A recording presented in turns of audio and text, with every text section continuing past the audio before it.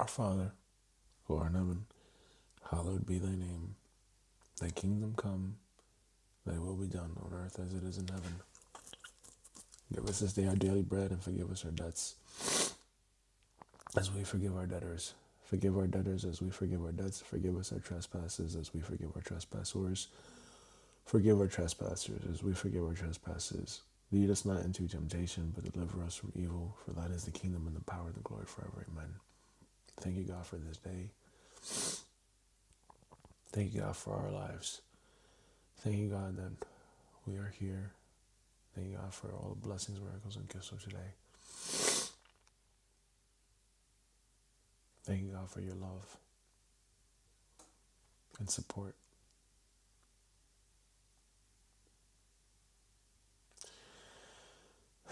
Thank you, God, for returning Soraya back to us as soon as possible. And thank you for ensuring that our family is together. Thank you.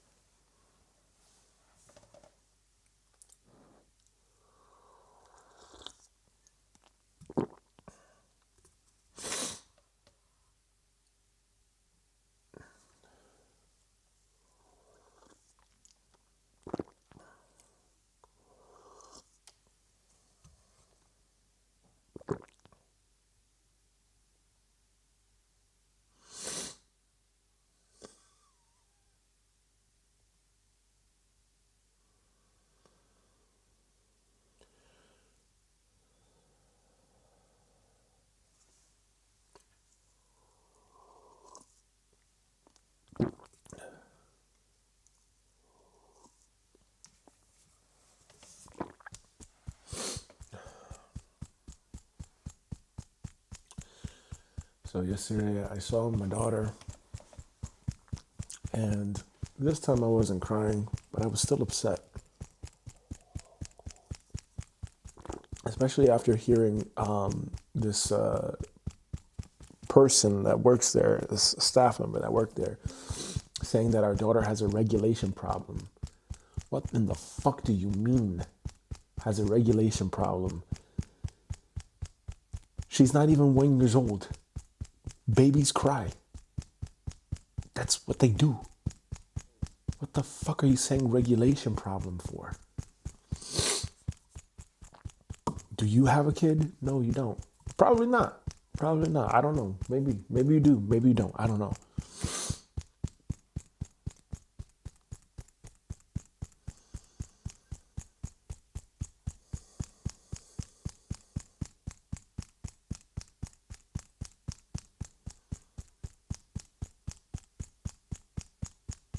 Or what if that's a mirror?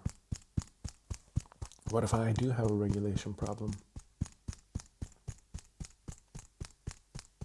And the only reason why I say that, not to sound selfish, even if it might, but the reason why I say that is because I have learned over the years, that if there's something in the outer world, especially the last 7 years, I've learned if there is something in the outer world that ticks me off and that triggers me, it's likely is because I'm in vibrational resonance to some degree with whatever is being said. So it's very likely that I have a regulation problem, and I'm just seeing the outer world give me a mirror or something like this.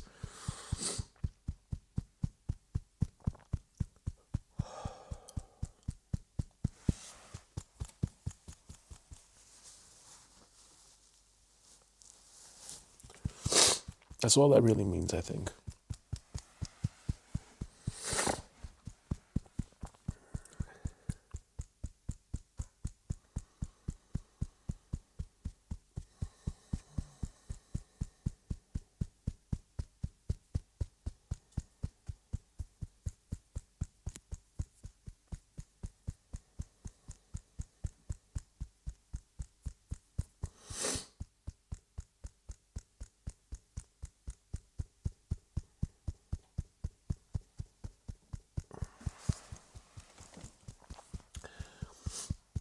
yesterday I came up with an idea to hold myself accountable. I need to put as many things into my, not as much, because that's another thing of putting all this pressure on yourself. But I need to put enough things on me to where I'm holding myself accountable. And if I don't do it, I don't do it. So it has to get done. And it came to me in addition to live streaming every day. And especially documenting my deep work and live streaming my deep work. It will be absolutely critical and essential to ensure that I also donate. I donate to charities, and I'm going to donate 1%. We have a grateful giving jar. I'm going to donate 1% of that every single time I do not ship a brick. And that's going to be my thing.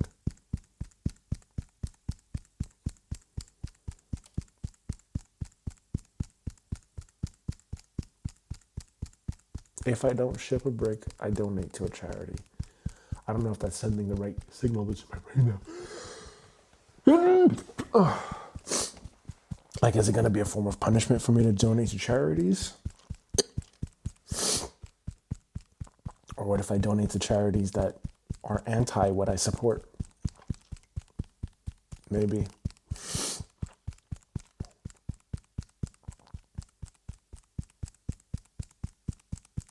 I'm not sure what's coming up for me right now. What's coming up for me is to just chant the Gayatri mantra or the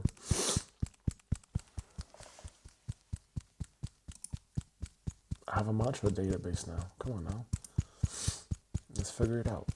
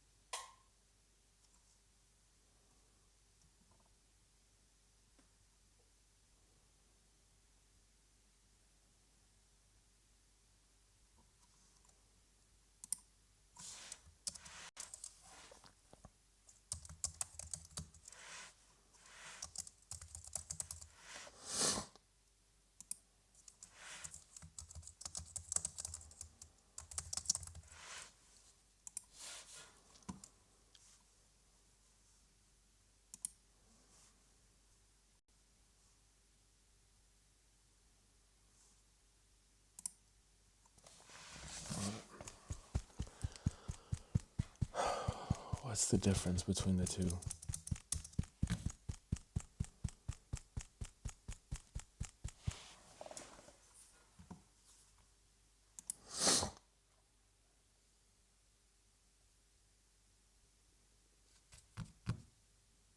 I have to really move with greater speed here. This is a fucking ridiculous.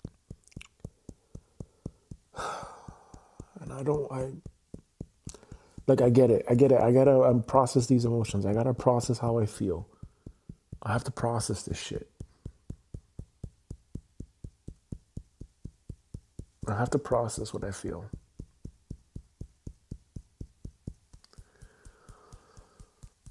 It gets tiring though to process this shit, to pay attention to this and to pay attention to how I feel. I'm choosing not to attach to it, right? Because otherwise I'm suffering. I'm creating my own suffering.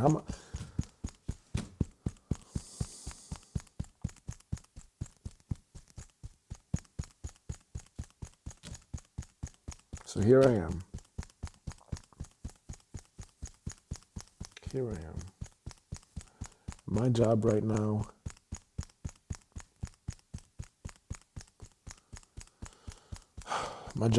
is to get into a good state, the best that I can.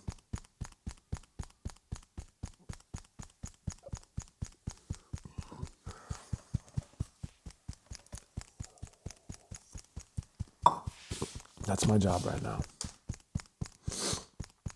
Get into a good inner state the best that I can.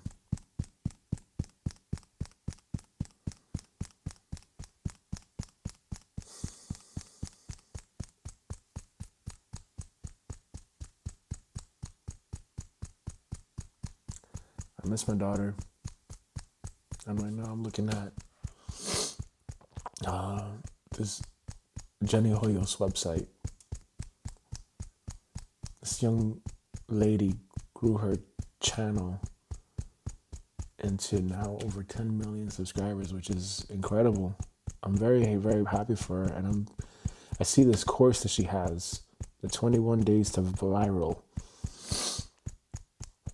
And I'm kind of just wondering to myself if I should be doing this course or not. I don't know. And it's been on my mind for a few days now, especially in the last 24, 48 hours that I have, now that I have a little bit of extra cash, a little bit. I'm thinking, should I get this or not? Will this be of service? Will this be of use? I don't know.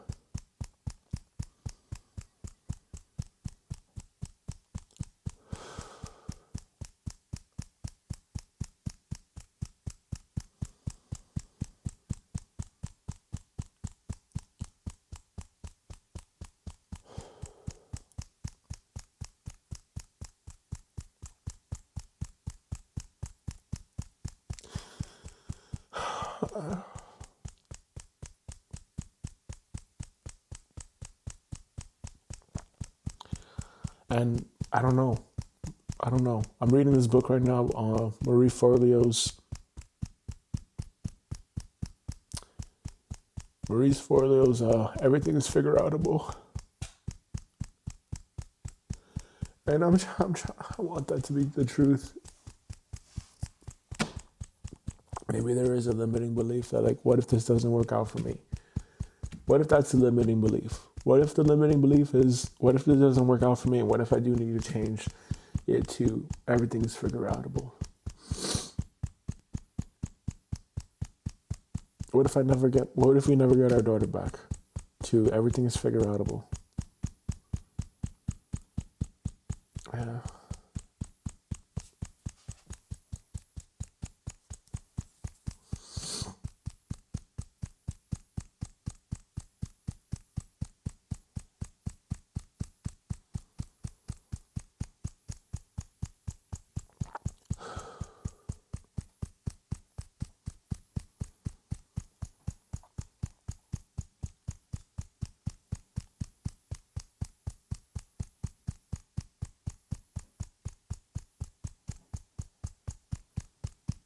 The thing that I did not want to have happen happened. When Soraya was born, she was born in Italy, preterm, 25 weeks. For 4 months, I didn't see her. I literally just wanted a little window of time, a little fucking window of time, a little window of time to be with her, to us, just the three of us, just me, Hema, and Mama. That's all I wanted. That's all I fucking wanted. And then what happens? And then she gets taken away.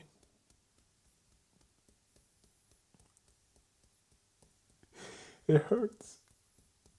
I'm hurting. And even though I'm hurting, I choose to feel better now. Even though I'm hurting, I deeply and completely love, accept, and forgive myself unconditionally. Even though I'm hurting, I deeply and completely love, accept, and forgive myself unconditionally.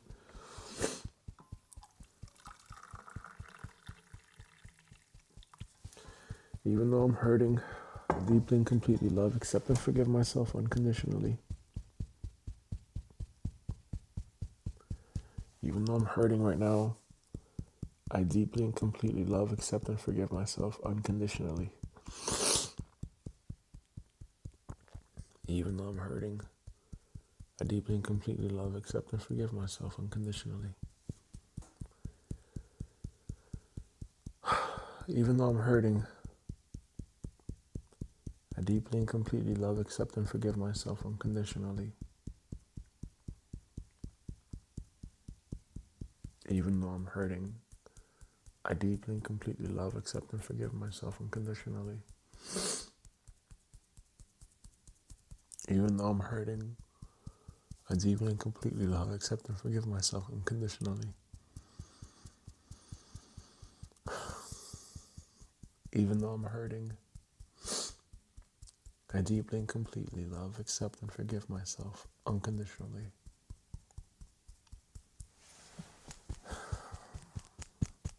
Even though I'm sad,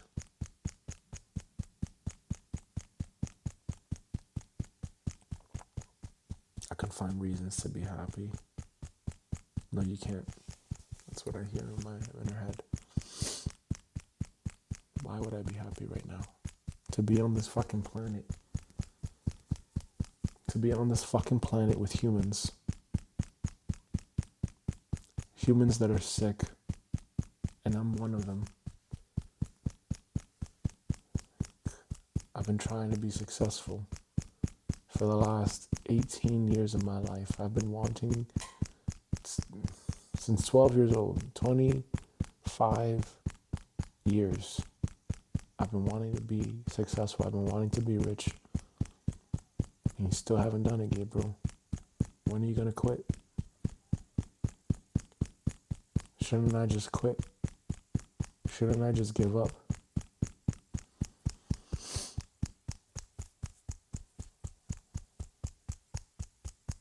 John Cena quit.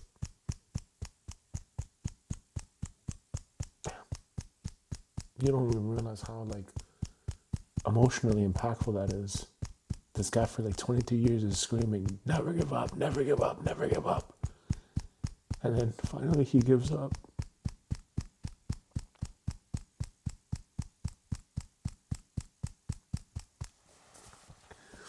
Finally he taps and he surrenders. And when I took Iboga in September. Iboga said, surrender and accept.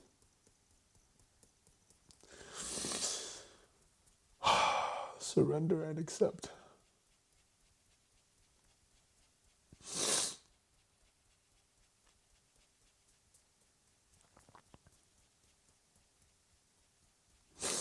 I surrender.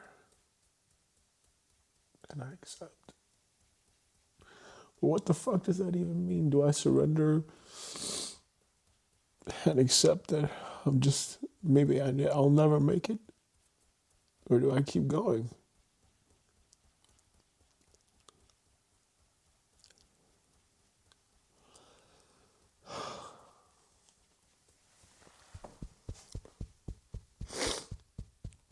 I gotta keep going. I want to keep going. I choose to keep going. I choose to keep going for my family now at this stage.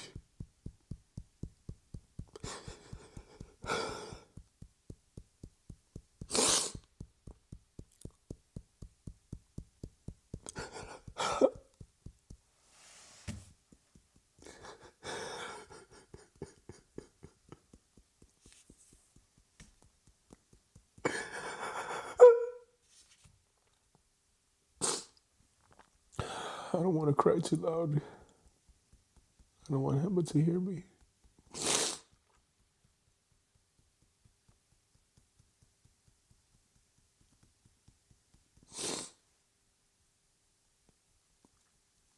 Alright, it's something else. This is something else. How the fuck do you do? How is this fucking legally possible? How is this legally possible? For saying no to a non-life saving surgery, the fucking chief ophthalmologist says, it's my legal responsibility. You don't have to. It's your legal right to say no, blah, blah, blah, blah, blah. Not gives us any fucking documentation, and then they fucking take away our kid. Every time we ask for written documentation, oh, just forget about it. We don't have to provide you with written documentation. Yes, you fucking do. You have to provide written documentation, you fucking cocks.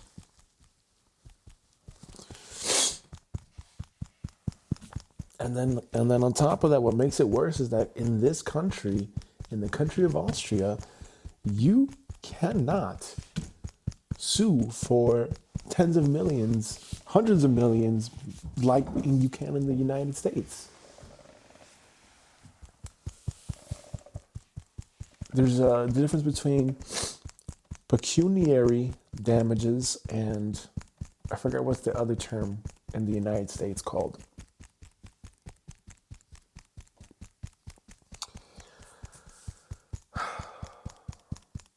And over here, the damages, you can only claim like up to like 50,000 or whatever. It's terrible. It is absolutely fucking terrible.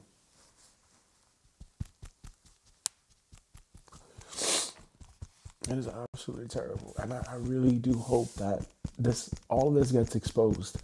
I hope that my wish, God, is for, I don't want necessarily anything bad to happen to the families of those people that are in these positions of fucking forced authority. But what I am wishing for and what I am asking for is that, hey, look, God, please remove these people from these positions if they are really truly harming people.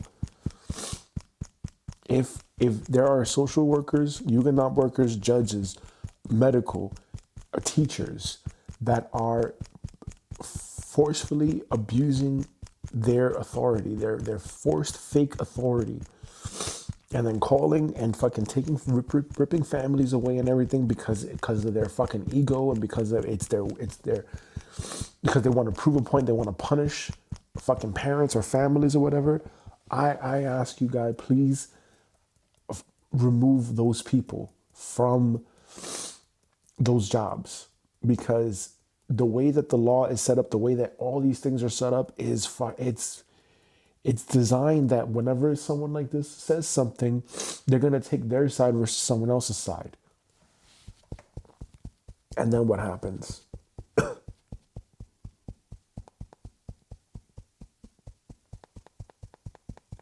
kids get taken away from their parents.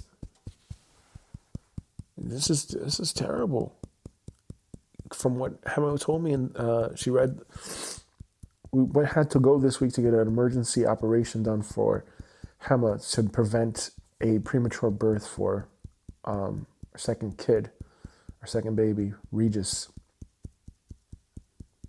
so that he stays in there long enough.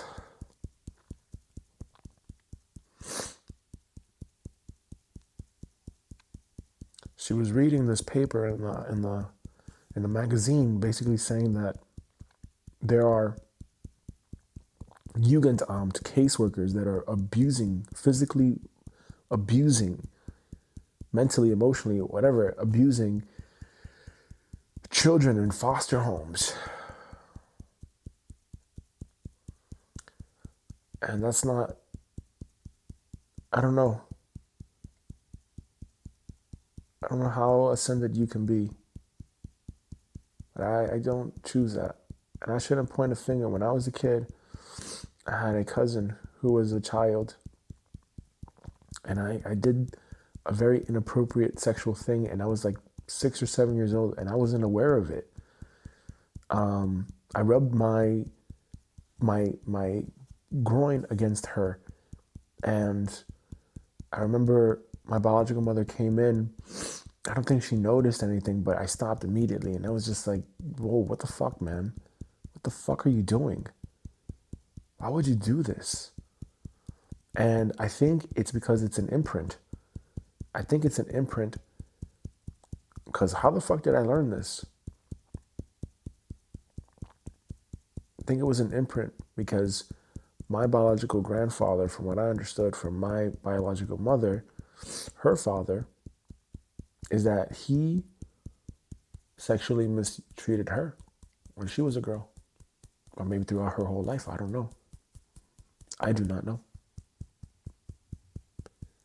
Probably grabbed her by the vagina, rubbed her vagina the wrong way, or I don't know, something. I don't know. I do not know. A lot of this stuff is traumatizing. There's a lot of people that have mental health issues. I'm probably one of them, honestly. I think we all have mental health issues to some degree, I think. And I think the thing is to address the emotions and to address how we feel and free ourselves from this.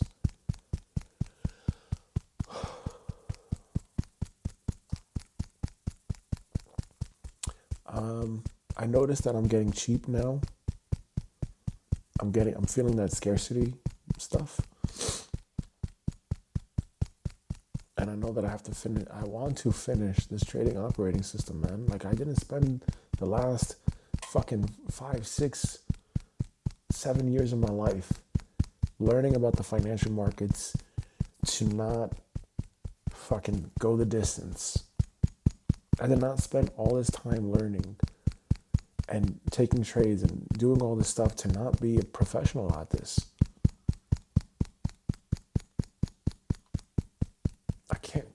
I don't want to quit. How am I going to teach my kids to hang in there and to persevere? Like John Cena quit. He tapped his last appearance, his last match. Do I want that to be me right now? Do I want to quit and to tap? And there was, for a time in the last 5 months, there was a period where I was just thinking to myself, I can't do this anymore. I cannot do this anymore. What the fuck am I doing? Like, I read, the book Alchemist, The Alchemist by Paulo Coelho. That's my probably my number one favorite book. And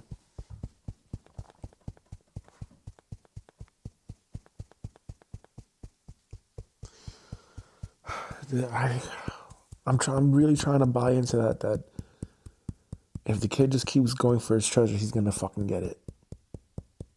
I'm trying my best.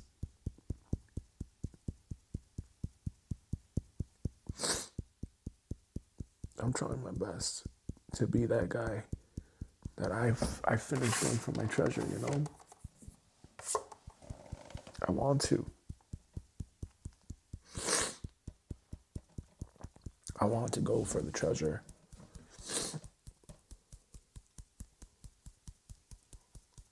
I want to go for my treasure. I want to get it.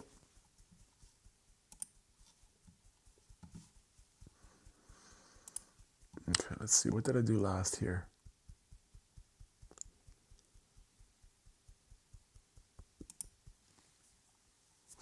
I gotta make an update to this daily stand-up right now.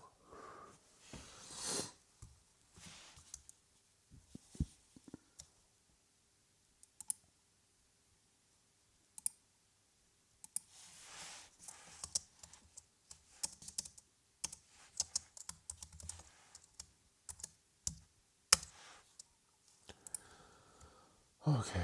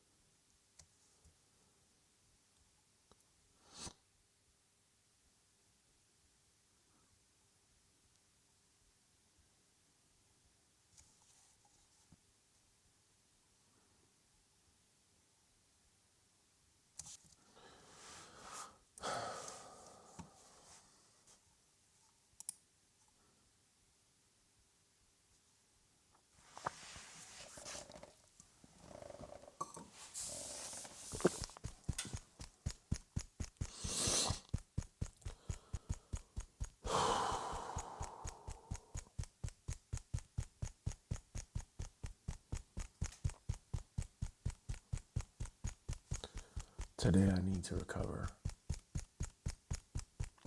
I'm mentally not doing so well.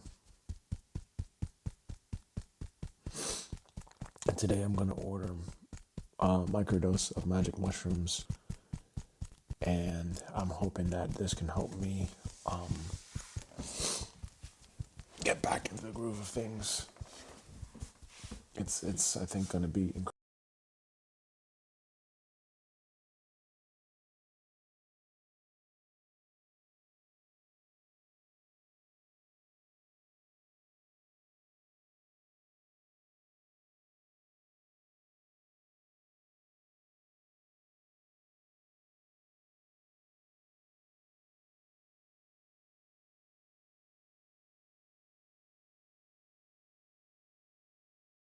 incredibly important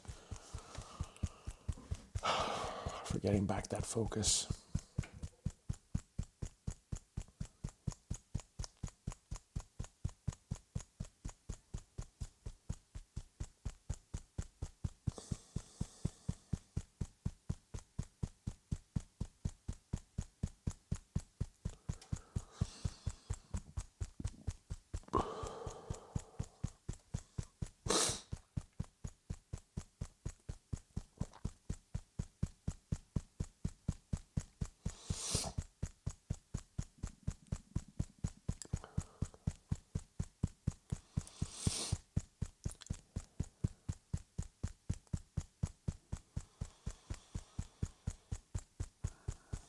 No, it was good.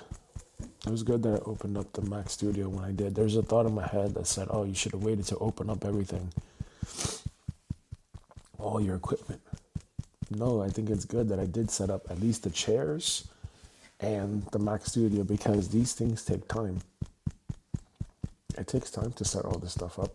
And the power cord, the power cable was the wrong power cable. So it was great that I did see that, because I was able to order a replacement power cable, right?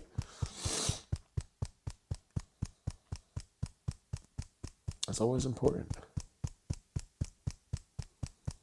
Having the right replacements.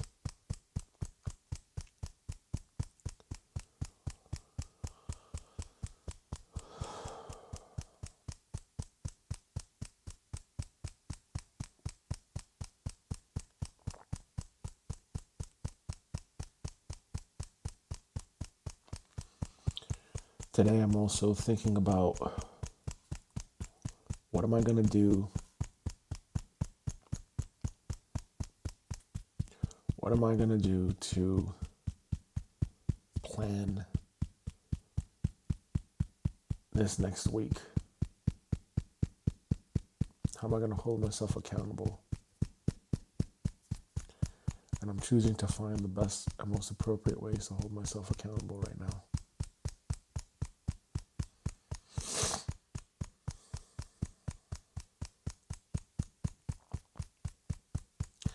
I've got magic mushrooms.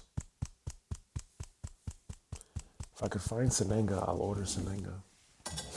But I think the shop that I like to get it from is out of stock. So I probably would just wait on that one. And I'll just check back in maybe every Friday or something like this until it's back in stock.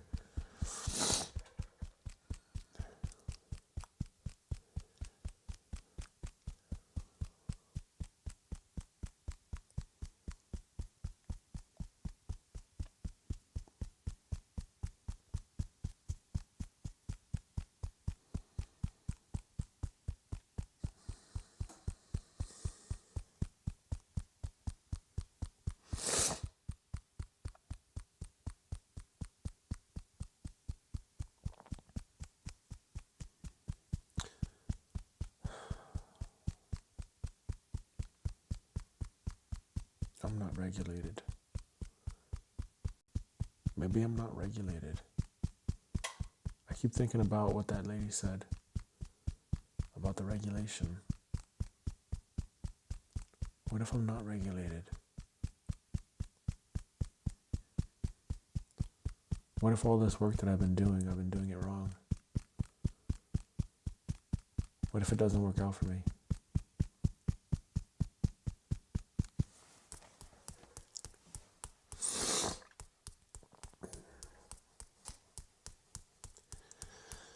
Even though I currently believe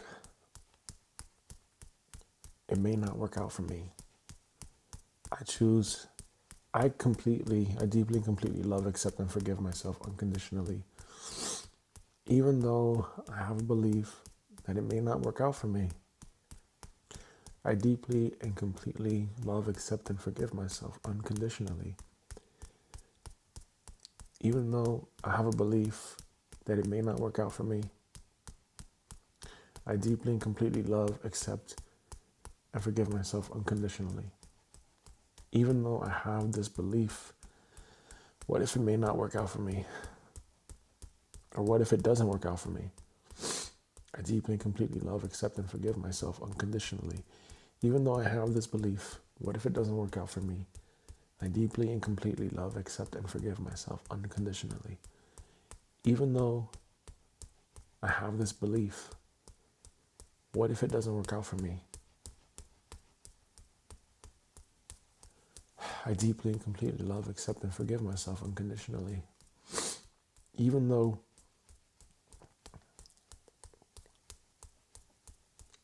I have this belief, what if it doesn't work out for me? I deeply and completely love, accept, and forgive myself unconditionally. What if it doesn't work out for me? What if it doesn't work out for me?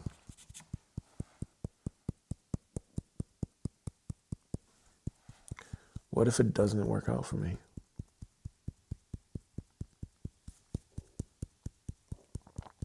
What if it doesn't work out for me?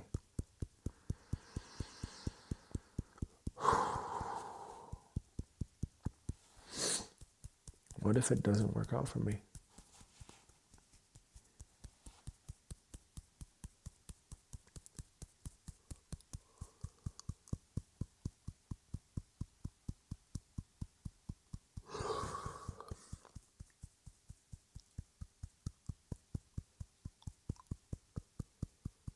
What if it doesn't work out for me?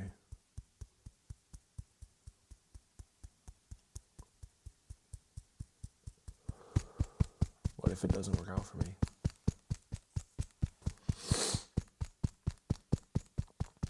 What if it doesn't work out for me? There's a new thought that's coming up now. How can it not work out for me? What if it doesn't work out for me? What if it doesn't work out for me? What if I fail yet again?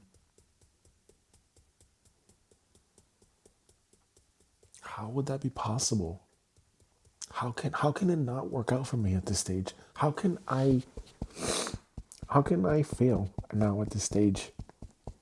How would that be possible? How would it be possible to fail at this stage? How?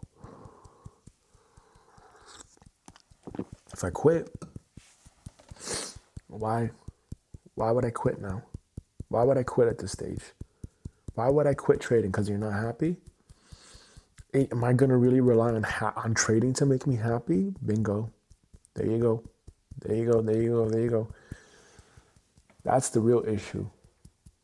I've relied on outer things to make me happy. There you go. That's it. Do what you love and the money will follow. How about you just do the fucking thing that is going to make money and then you figure it out and you figure out how to just be happy now without it? Because it's not going to add happiness to your life. It's what I do for a living. But that doesn't necessarily mean that it has to be a source of happiness. I think great if it is. And there are things that I enjoy about trading that I cannot get anywhere else. But maybe I just have to be understanding of my nature. Maybe I do have this nature where I may have ADHD or ADD or something like this, where I need to focus on a couple of different things at a time so that way I give myself the opportunity to weave what I learned from here, back into here, back into here, back into here, back into wherever. There was a book, Show Your Work, that I read in the last couple of weeks by Austin Kleon, and he said something like that. He said, showing your work.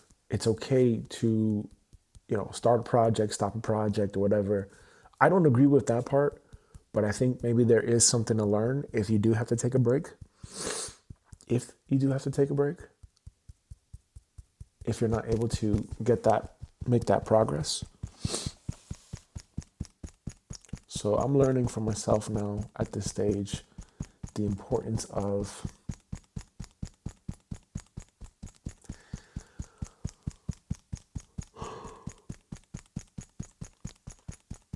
finishing what you started. There you go. Right. When I was in, there you go. There's a memory coming up now. When I was in high school, I played football. I played I played American football in high school. And there's this term, starters, right? You have your starters for your team. And the starters for the team are the ones that go in and they play the game, right? The starters. And these starters, they basically they can sometimes play the whole game, right? So the guys on the team that are like, they show that they're competent and they do the work or whatever and they're good, they usually will start, okay? And it's basically the guys that are new, that haven't had enough playing time, maybe even they suck. Those guys will go in, but only when the team is up by like 50 points. So let's say it's me versus you, and I'm on one football team, you're on the other football team. If let's say it's the fourth quarter and the last minutes of the game, and I'm up by 20 points, it's highly unlikely that you'll ever catch up. So if there's like a huge lead in scores or like points on the board, on the scoreboard, you will see from my team that I will probably step out and someone else will take my place so that they can get some experience playing the last minutes of the game. That's how that usually works. But if, let's say, we were evenly matched, I would stay in. And I'm bringing this up because I think there's a thought in my head, a belief in my head that I want to be a starter. And what I think that means in this case is like I want to have a strong start, and then let someone else come in to finish. And while that is true, I also have to recognize too where I am a starter and where I need to step out. At some point, obviously, I would want to have a team of people. I would want to have a system running so well. I would want to have a system running so well that I can sell lifepurpose.com. And at this stage, that's exactly what I'm going to do. My intention is to sell lifepurpose.com. I'm going to build it to sell it. And I'm going to have the right systems and everything. And that's my goal. That's my intention. That's my intention. So building a brand operating system would be highly applicable to everything else.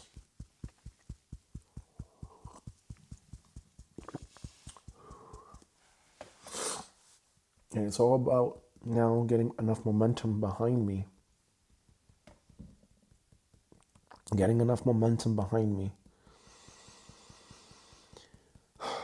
And traction. At this stage of my journey, I have to be visionary and operator at the same time, which fucking sucks ass. Can't just be visionary, I have to be operator. So it makes it very difficult.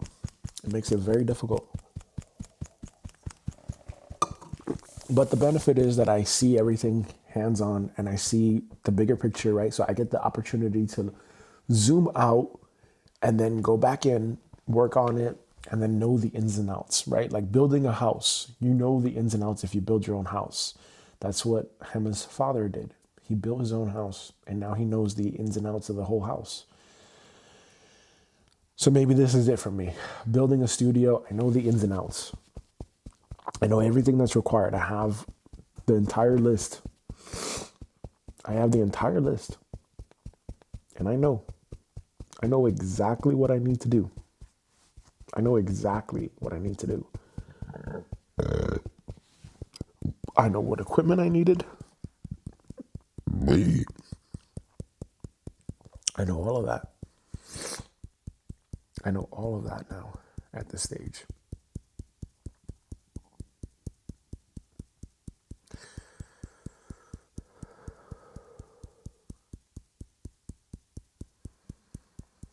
I know all of that at this stage now.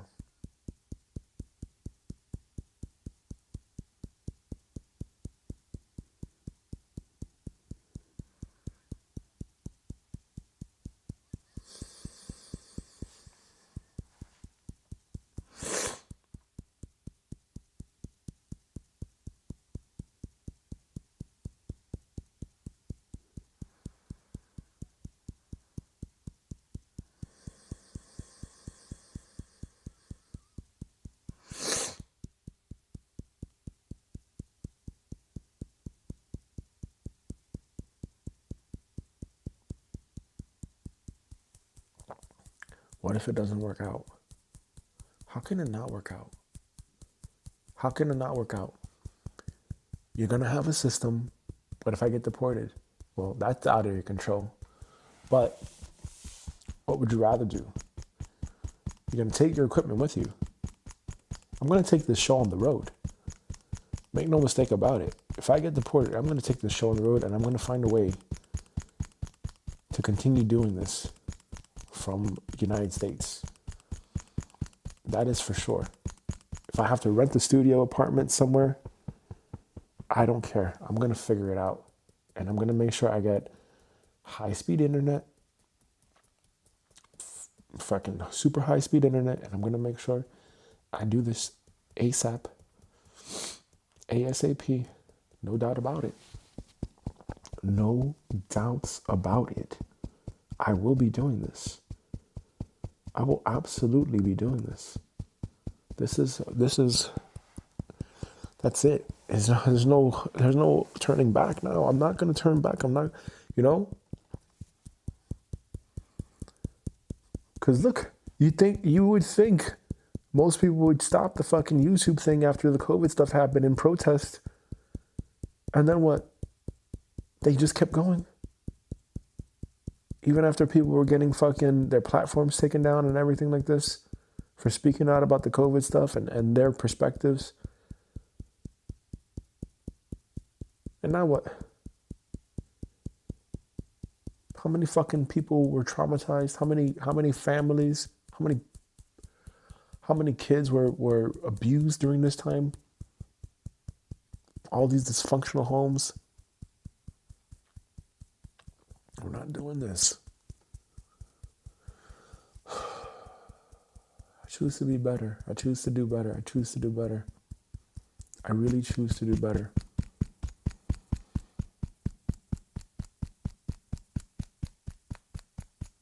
And that's not putting a judgment. That's not.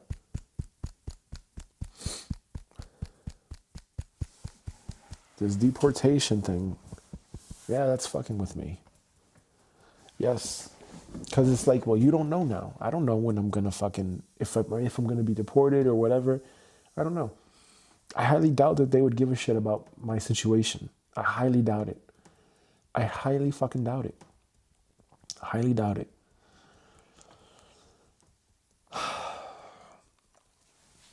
All these complications with immigration,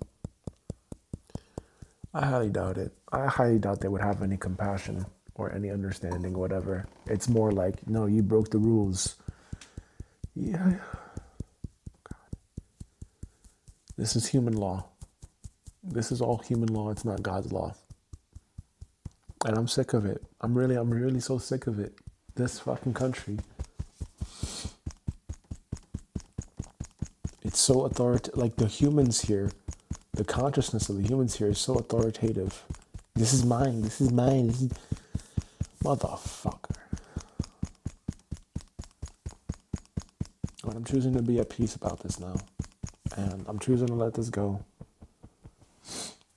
I'm choosing to go back to focusing on, hey, what am I going to do to hold myself accountable here? I got to make sure I stack the odds in my favor. I know I need systems. Systems for me now at this stage are incredibly important. Working the systems, executing the systems. This is very important. Becoming the type of person that just executes.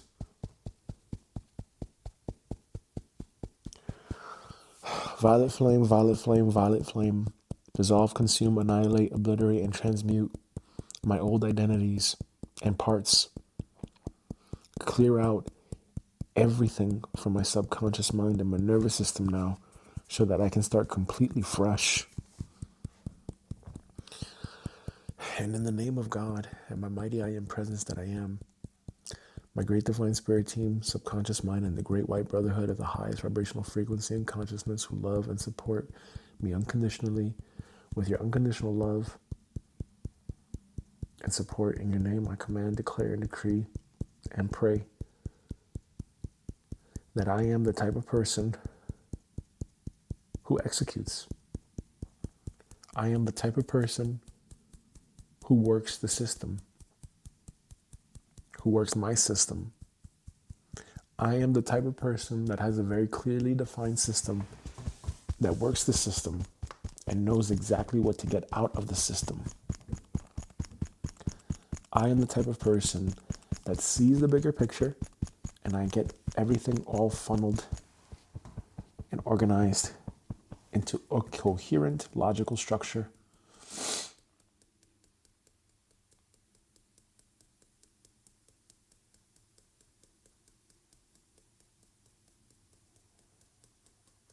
Coherent, logical structure.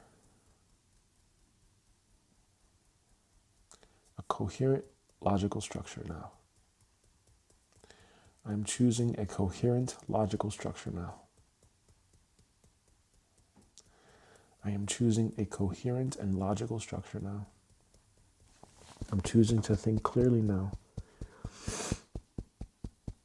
I'm choosing to think with a lot of clarity now.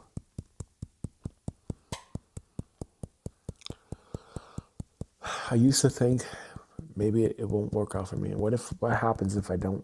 What happens if it doesn't work out for me? What am I going to do? That's now inviting another fucking thought. That's now inviting another idea. That's now inviting another possibility. I don't want that. When I was 17 years old and I learned about the stock market, I was very interested in learning how to trade the stock market. But I felt like I wasn't smart enough. Now I see you don't have to be fucking smart at all. You just have to fucking have the right system, work your system, and fucking have belief. Believe in yourself, motherfucker. Believe. That's it.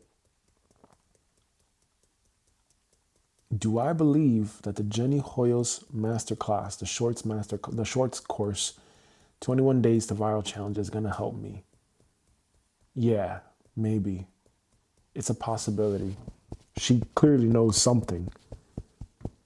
Even though what I'm seeing is a lot of visual, and now lately it's just her like putting on makeup and etc.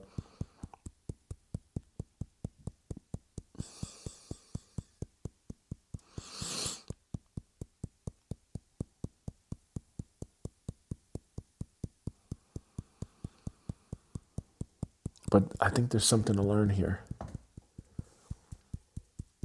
I think there is something to learn.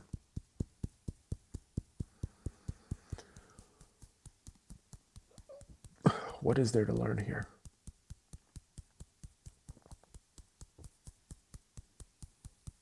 What can I do?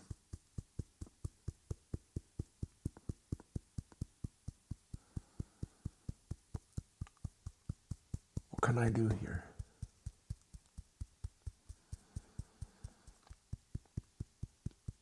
It's not enough to just have a camera on you. Anyone can get this equipment. Anyone can do this.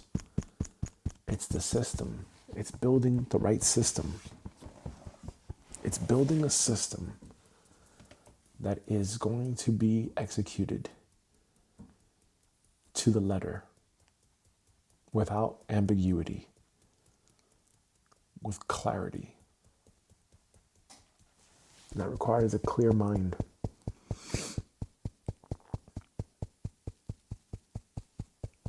There's no room for thinking, what if it doesn't work out for me? I gotta change that somehow. Just like I'm not focusing on goals anymore. I'm focusing on what are the cross points, what are the bottlenecks, what are the challenges that I'm up against, and how do I clear those challenges that I'm up against. That's what I'm focused on right now. That's my focus in life. That's my mission. My mission is to focus on those things. I'm not focused on goals. I don't care about goals anymore. Every time I have goals, it doesn't fucking work out. That's arbitrary. That's just me making shit up. I have to look at where I am right now, right? I have to look at my life. Where's my life? Where am I at in my life? Where do I want to be by the time I die? And how do I reverse engineer that process? That's what I care about. That's the long game for me.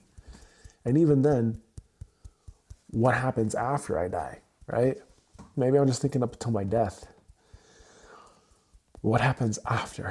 What do I want to leave behind? And that's the thing, getting back to the trading stuff. Like, I want to do this. I do want to do this. Even though I shake my head like this, no, I do. But I'm not going to rely on my happiness being attached to trading or YouTube or whatever, because what if I had moments where I'm not happy? Or happy with it and I'm attached to it? That's not going to work. That's not going to work. Hello, that's you relying on the outer world to validate you. That's you relying on the outer world to take care of you. That's you relying on the outer world to make you feel good. It's not going to work. It is not going to work. You got to change. You got to change. It's not trading's job to make you happy, Gabriel. It's not. It's not the job of the financial markets to make you happy. It's not the job of YouTube or a subscriber to make you happy. And that, I think, was my trap before. Do what you love and the money will follow. I think that's the fucking poison. That's a poisonous idea. How about you love yourself?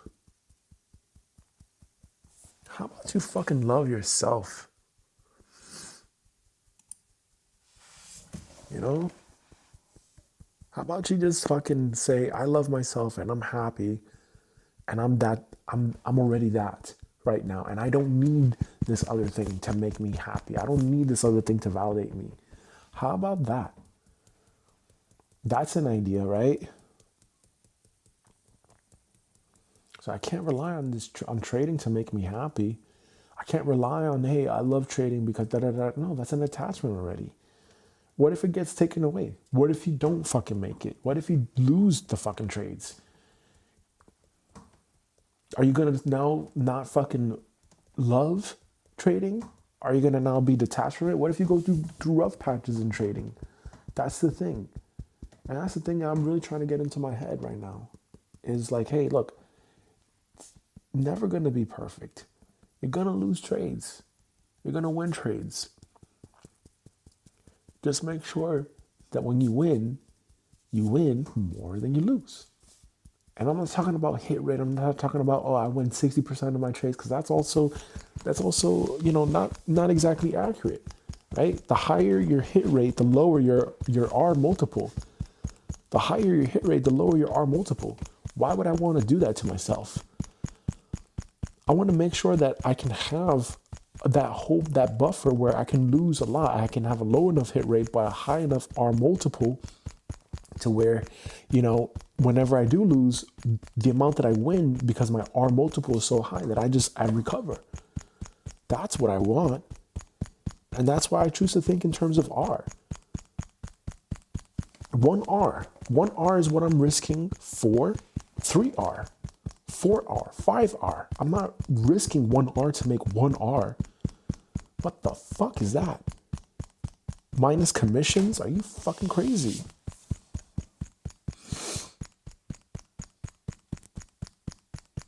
fucking crazy.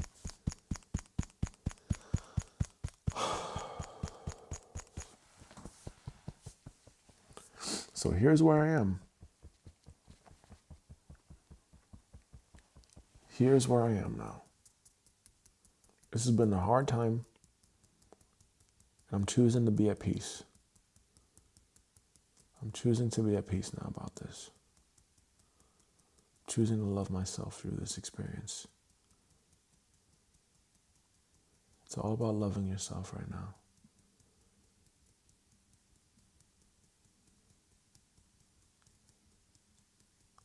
Choosing to love myself right now through this.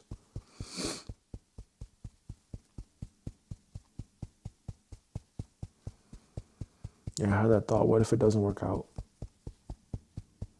What if it doesn't work out? How can it not work out, though? How can it not work out? Unless my hands get cut off, unless my fucking feet get cut off, unless I'm fucking put in prison, I'm gonna keep going here. I hear an inner voice saying that's not gonna happen. Okay, great. Great. God, don't let it happen. Don't, please, God, I'm telling you, like, I want to serve. I want to serve. I want to serve you, God. I want to serve. How much more do I have to fucking say this? I want to serve.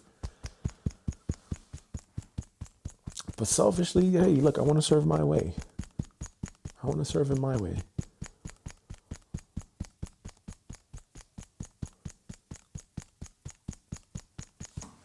How can I do this?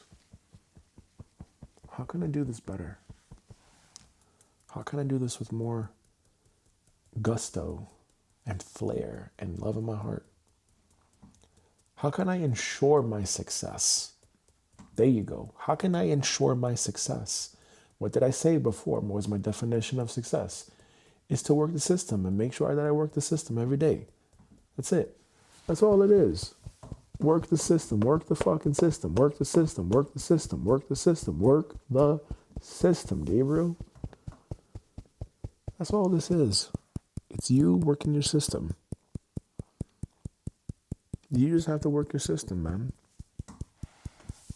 That's it. Work the system. Which means create the fucking system. Systems, not goals. Who said that?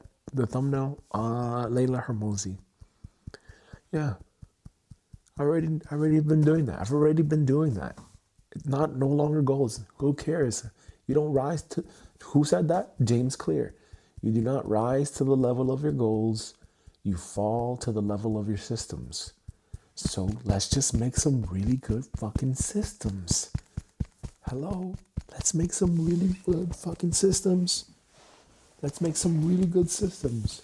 And let's make sure that our systems can take us to the highest of the highs. Why not? Gotta make it easy on myself here. We gotta make it easy on ourselves. Make the system. Finish the system, motherfucker. Please. That's it. That's all I'm thinking about right now. I've got the equipment. The rest of it is coming in. No excuses. The equipment is not the bottleneck. The equipment is not the bottleneck. I'm going to be ordering a microdose of magic mushrooms. I'm going to start microdosing mushrooms again. That's not the bottleneck. I'm going to work on processing this trauma. That's not the bottleneck. So let's go. Let's figure this out.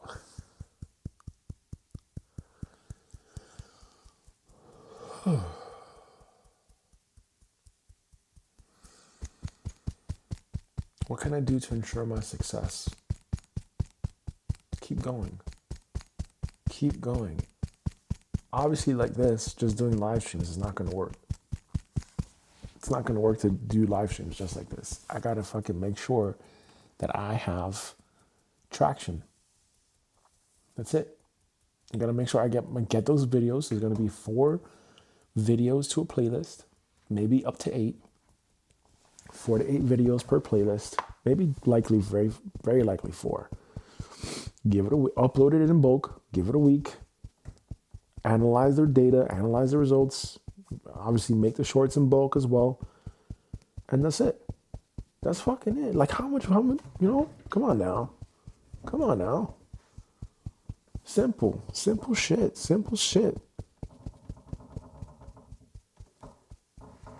It's fucking simple, man. Just do the thing. Do the thing. Do the thing.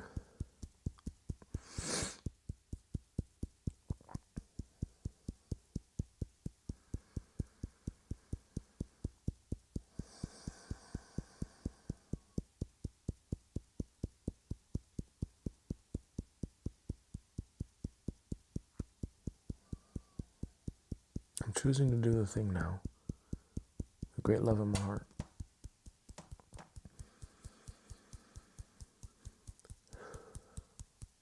What can I do to show up and to have great success? I no longer think, what if it doesn't work out for me? Even though I've thought about this idea and I've repeated this phrase over and over again, what if it doesn't work out for me? I let that go from my vocabulary and from my nervous system now. Even though I've thought, what if it doesn't work out for me? I let that go completely now. I move on. That's the old identity. That's not going to work for me now. What's going to work for me now is what's going to bring success here. What can I do to be successful? What can I do to be successful? What can I do to be successful? What can I do? Yes, that's it. What can I do to be successful? What can I do to be successful? What can I do to be successful? What can I do to be successful? What can I do to be successful? What can I do to be successful? What can I do to be successful? What can I do to be successful? What can I do to be successful? What can I do to be successful? Come on, motherfucker. Come on. I am EFT tapping on the phrase, what if this doesn't work out for me? And now I'm tapping on what can I do to be successful. I want you to tell me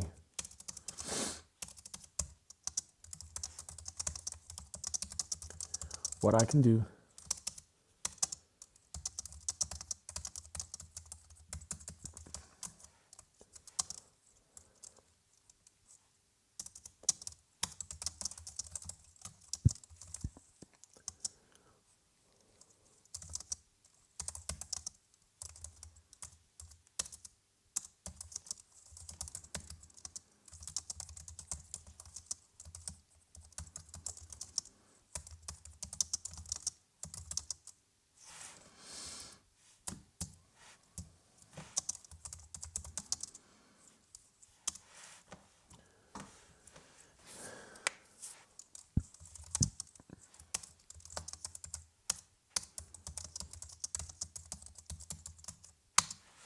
Yeah. What can I do to be successful? Obviously, change your beliefs, yes.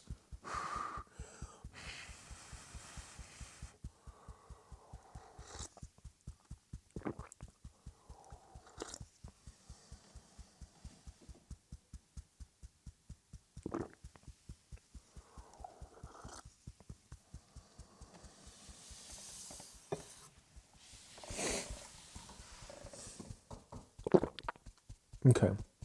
First, reframe the EFT question. This matters. What can I do to be successful is too vague for the nervous system.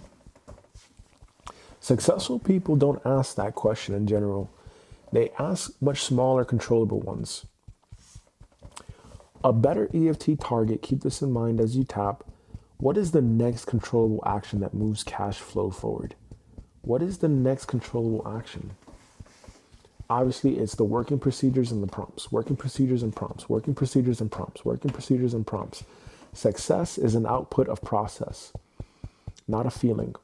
Success is an output of process, not a feeling.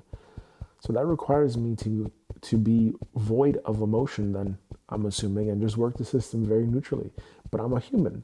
So if I'm human and I have emotions, what's the next best thing? Hire other humans that are not attached to do the work for me. If I don't have the cash flow, what's the next best thing? AI agents. That's what I'm working on.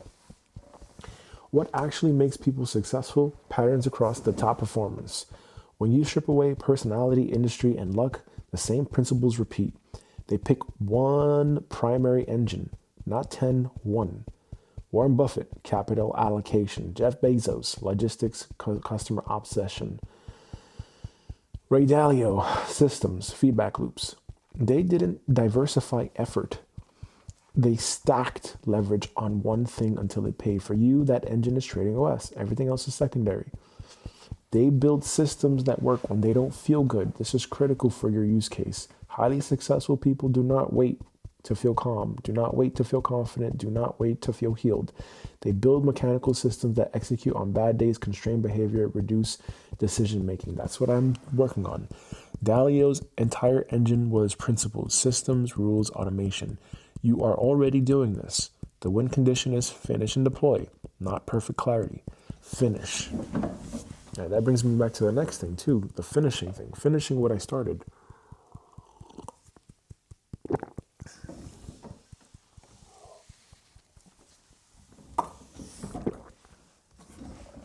Even though I made myself a starter, I choose to be a finisher now.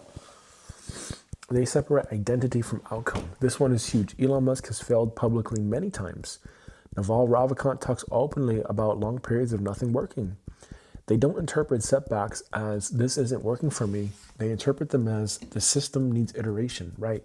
I'm attaching to that. I'm attaching my identity to that versus this isn't working for me versus the system needs iteration. I need to think systems. When you ask, what if this doesn't work out for me? The correction is, if it doesn't, I iterate, not collapse. Yeah, that's what I want. That's what I want to think. What if it doesn't work out for me? There we go. Great. Give me an yes. Give me an EFT script then to remove the thought, what if it doesn't work out for me, and focus in on the systems.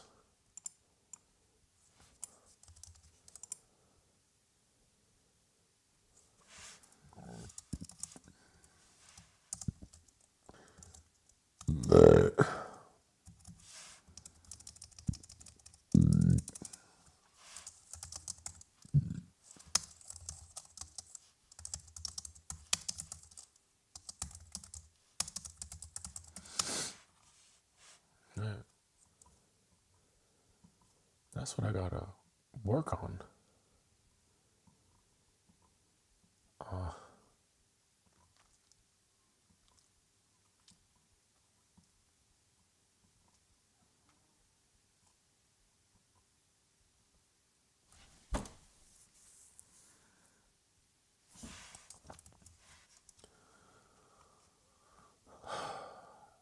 They interpret them as this system needs iteration. When you ask, what if it doesn't work out for me? The correction is, if it doesn't, I iterate, not collapse. What you specifically need to be successful, no theory. Ruthlessly narrow the goal, not financial freedom, safety, justice, vindication. The real goal for the next phase, get trading OS to the point where it produces predictable monthly cash flow. That's it. Everything else stabilizes after that. Yes, that's right. Let's get our fucking focus back here. Define success in binary terms. Successful people avoid fuzzy goals. For you, success is strategy tested, rules coded, risk constrained, trades executing, journal feeding back, money hitting the account, not vibes, not insight, not healing milestones, binary outcomes calm the nervous system, work in bricks, not visions. This is where most people fail. Successful builders ask daily, what is the smallest brick that if laid today makes the system more real? Examples: one strategy fully defined, one automation connected, one back test validated, one deployment checklist completed. Momentum beats inspiration every time. Momentum beats inspiration every time. Use emotion as fuel, not a compass. Every top performer says some version of this. Anger equals energy, fear equals signal, doubt equals information. None of them are allowed to steer. The compass is the system checklist, not your mood. Commit to time, not outcome. This is almost universal among the wealthy. They say, if I give this 2 to 5 years of consistent, intelligent effort, it has to work. You're compressing this timeline, but the principle still holds. Your real commitment is show up, execute, iterate, protect your energy. Do not quit early. The most honest answer to your EFT question, what can you do to be successful? Finish one system that makes money instead of trying to fix your whole life at once. Finish one system that makes money instead of trying to fix your whole life at once. That's it. Not healing harder, not understanding more, not thinking better. Shipping beats insight. A final EFT compatible truth. Use this if it resonates. Even if this doesn't work out the first time, right? There you go. What if this doesn't work out for me? Even if this doesn't, that's the thought. That was the original thought, right? What if this doesn't work out for me? To now, even if this doesn't work the first time, I will still be okay because I know how to build systems and that skill compounds. Even if this doesn't work out for the first time, I will still be okay because I know how to build systems and that skill compounds. Even if this doesn't work the first time, I will still be okay because I know how to build systems and that skill compounds. Even if this doesn't work the first time, I will still be okay because I know how to build systems and that skill compounds. Even if this doesn't work the first time, I will still be okay because I know how to build systems and that skill compounds. Even if this doesn't work the first time, I will still be okay because I know how to build systems and that skill compounds. Even if this doesn't work the first time, I will still be okay because I know how to build systems and that skill compounds. Even if this doesn't work the first time, I will still be okay because I know how to build systems and that skill compounds. That belief, not certainty, is what separates people who make it from people who burn out. Here's a clean, so I asked for a EFT script on what if it doesn't work out for me. The correction here is, if it doesn't, I iterate, not collapse, right? Don't put your self-worth into the fucking system. You are independent from the system. Yes, you created it with your state of consciousness, but now at this stage, that's not going to serve. That's not going to serve anybody. So the best thing to do is what? The best thing to do is to say, okay, this is the system. Where did the system fail? Stop taking it personally, right? I used to take it personally. I used to take my success personally versus just saying, hey, the system failed, right? There's a difference between extreme ownership, right?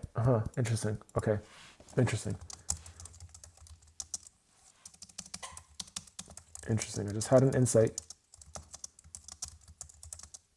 and it was about from Jocko Willink versus saying you used the example from Elon Musk earlier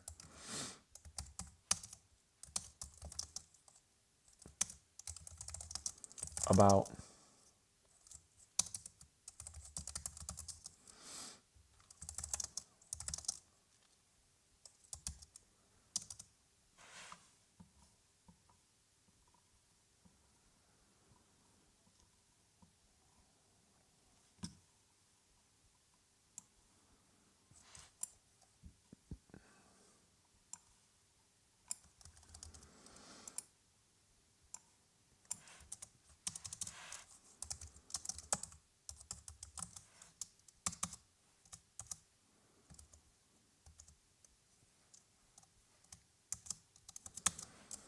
so in my head, I'm thinking maybe I was taking things personally and taking extreme ownership that it was my fault versus maybe I should be thinking the system isn't doing what I need it to, what I want it to do. It needs what is the iteration it needs to work. How should I be thinking about this now?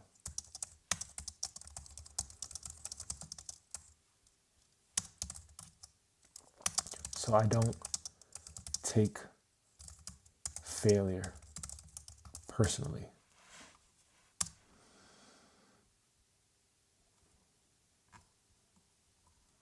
Right. Getting back on focus now. That's it. Getting back on track here.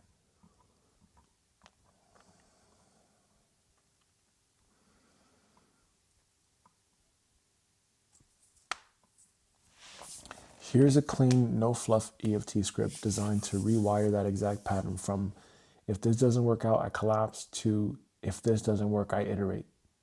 Right? Because the question I asked myself was, what if it doesn't work out? Versus what can I do to be successful? What can I do to be successful is I need to change my belief. That's it. I need to change my response to this. Right? If it doesn't work out, I adapt.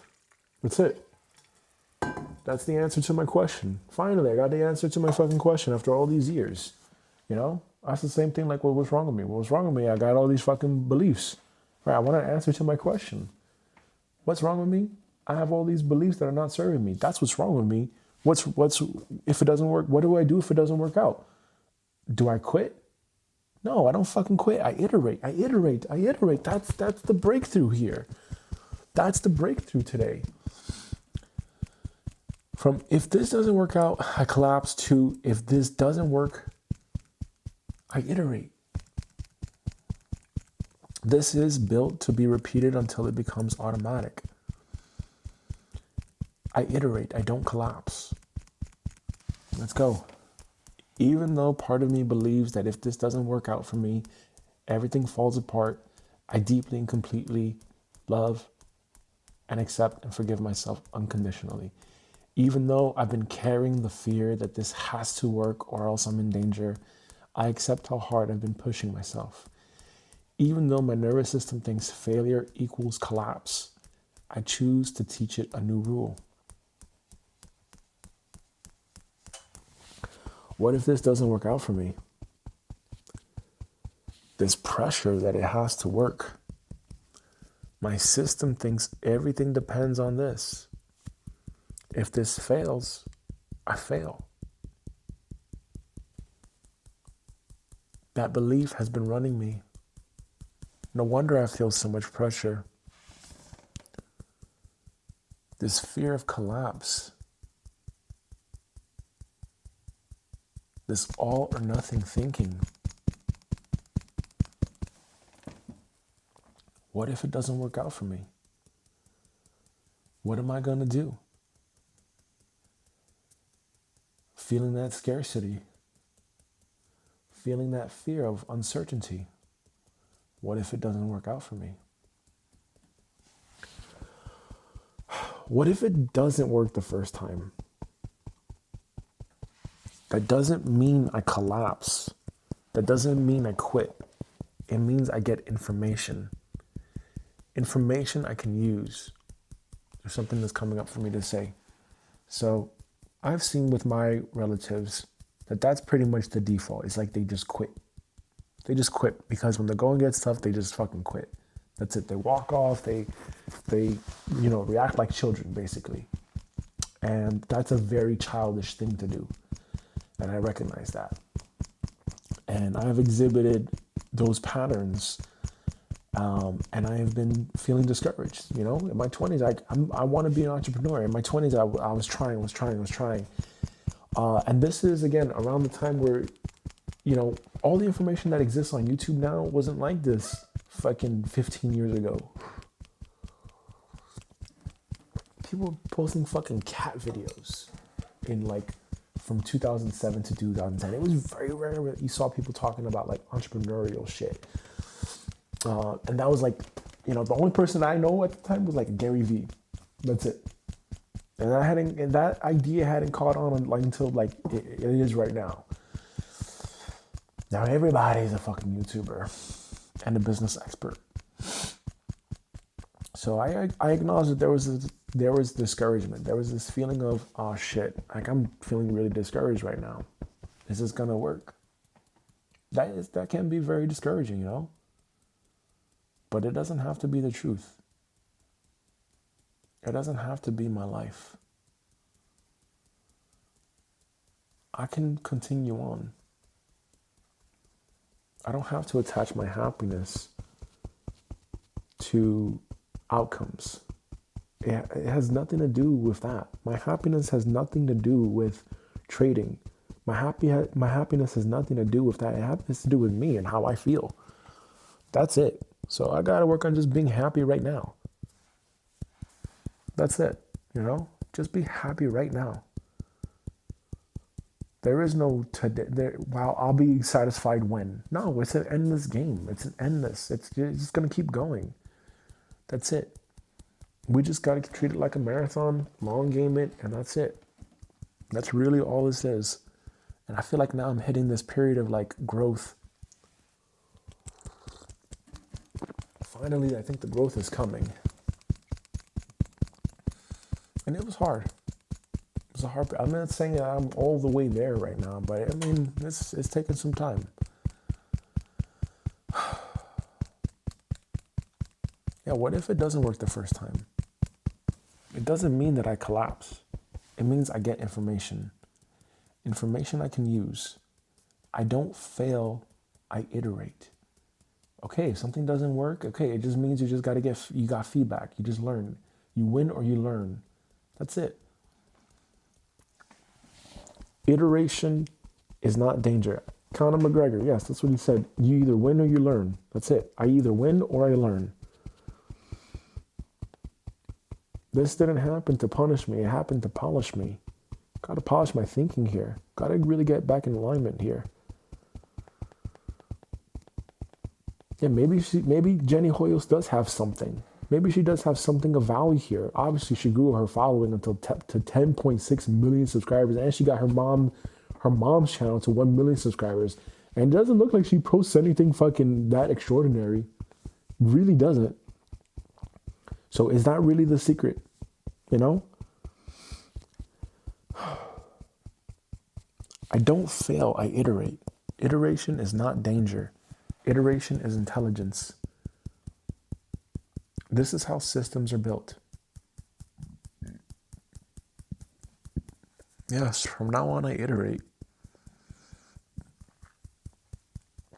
It's not me. It's me creating something that has to take on a life of its own. There's that separation. I'm choosing to see myself separate from that thing. Yes, I'm working on it. Yes, I'm doing that for sure. 100% for sure. But I'm not going to take this thing fucking personally.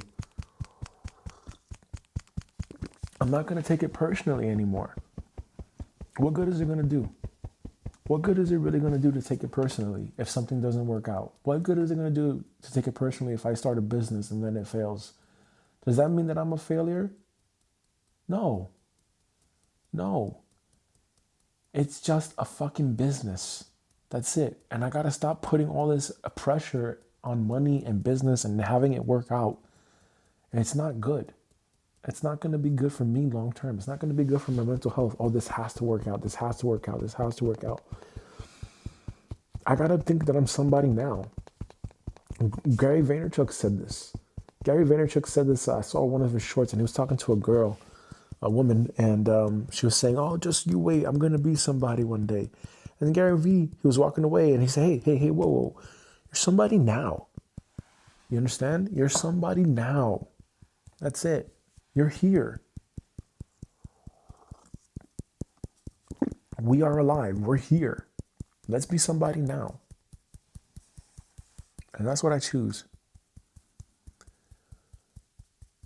And to be somebody now doesn't mean that, hey, I'm a failure because I didn't get this fucking system going by the time I said I was going to get it going. I wanted to get it going, you know?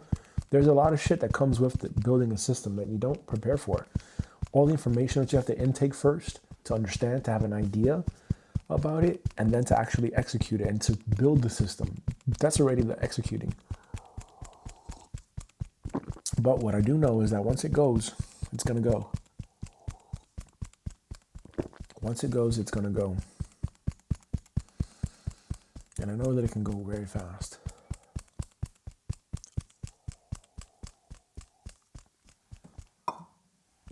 That's one thing I know.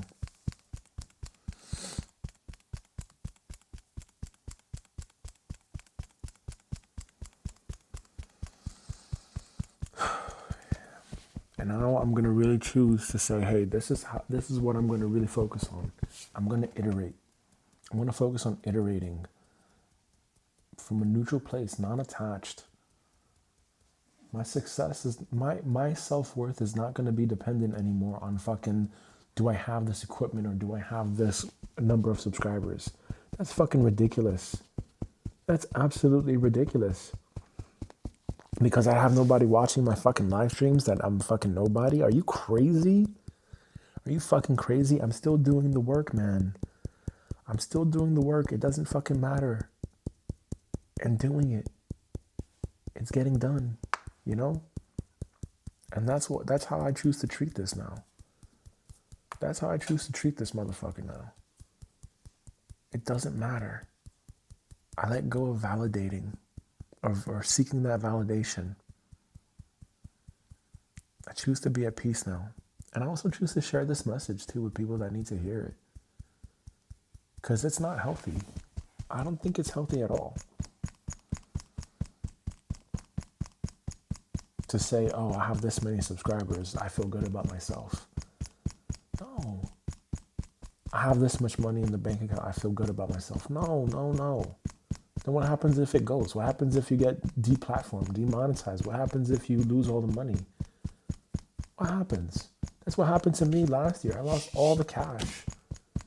I lost all the fucking cash that I had saved. All of it gone. To fucking legal fees and everything. I had to buy a used car. Fuck. You know? Fuck. I'm not doing that to myself. I'm letting this go now. Not attaching my happiness to what I do for work. I'm happy just because I'm somebody now. And I choose to be happy right now. And have my business work around my life. Not the other way around. Fuck no. I am the type of person who iterates. I am someone who iterates. I don't bet my worth on outcomes. I bet on my ability to adjust. If something doesn't work, I calmly refine it. I stay standing. I stay thinking. I stay in the game. I give myself permission to stay in the game. I give myself permission to go long game here. I used to think, what if it doesn't work out? Now I just think, I need to iterate. That's it. If it doesn't work out, I iterate. If it doesn't work out, I iterate. If it does not work out, I iterate. Even if this version doesn't work, I'm still safe. I still have options. I still know how to build. I don't collapse. I iterate. That's my nature now. This belief is locking in. I iterate. I iterate. I iterate. I iterate. If it doesn't work out, I iterate. If it doesn't work out, I iterate. If it doesn't work out, I iterate. If it doesn't work out, I iterate.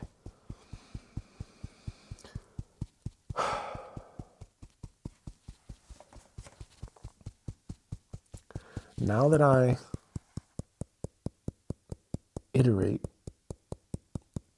I no longer attach my identity. Now that I iterate, I no longer attach my identity. Now that I iterate, I no longer attach my identity. Now that I iterate, I no longer attach my identity to outcomes. Now that I iterate, I no longer attach my identity to outcomes. Now that I iterate, I no longer attach my identity to outcomes. Now that I iterate, I no longer attach my identity to outcomes. Now that I iterate, I no longer attach my identity to outcomes. Now that I iterate, I no longer attach my identity to outcomes. Now that I iterate, I no longer attach my identity to outcomes. Now that I iterate, I no longer attach my identity to outcomes. Now that I iterate, I no longer attach my identity to outcomes. Now that I iterate, I no longer attach my identity to outcomes.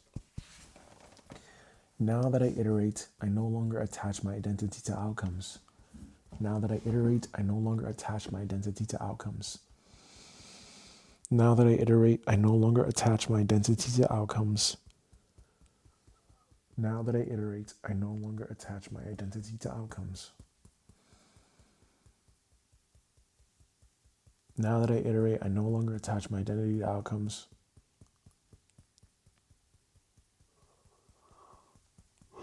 Now that I iterate, I no longer attach my identity to outcomes. Now that I iterate, I no longer attach my identity to outcomes. Now that I iterate, I no longer attach my identity to outcomes. 1, 2, 3, 4, 5, 6, 7, 8, 9, 10, 10, 9, 8, 7, 6, 5, 4, 3, 2, 1. Now that I iterate, I no longer attach my identity to outcomes.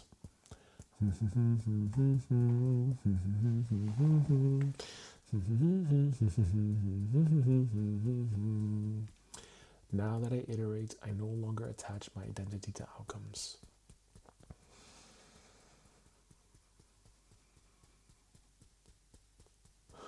Now that I iterate, I no longer attach my identity to outcomes. Now that I iterate, I no longer attach my identity to outcomes. Now that I iterate, I no longer attach my identity to outcomes.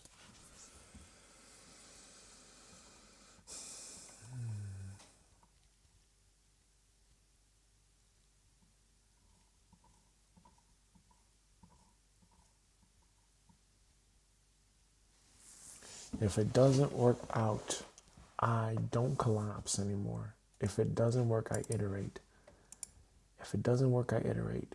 If it doesn't work, I iterate. Because everything is figure outable.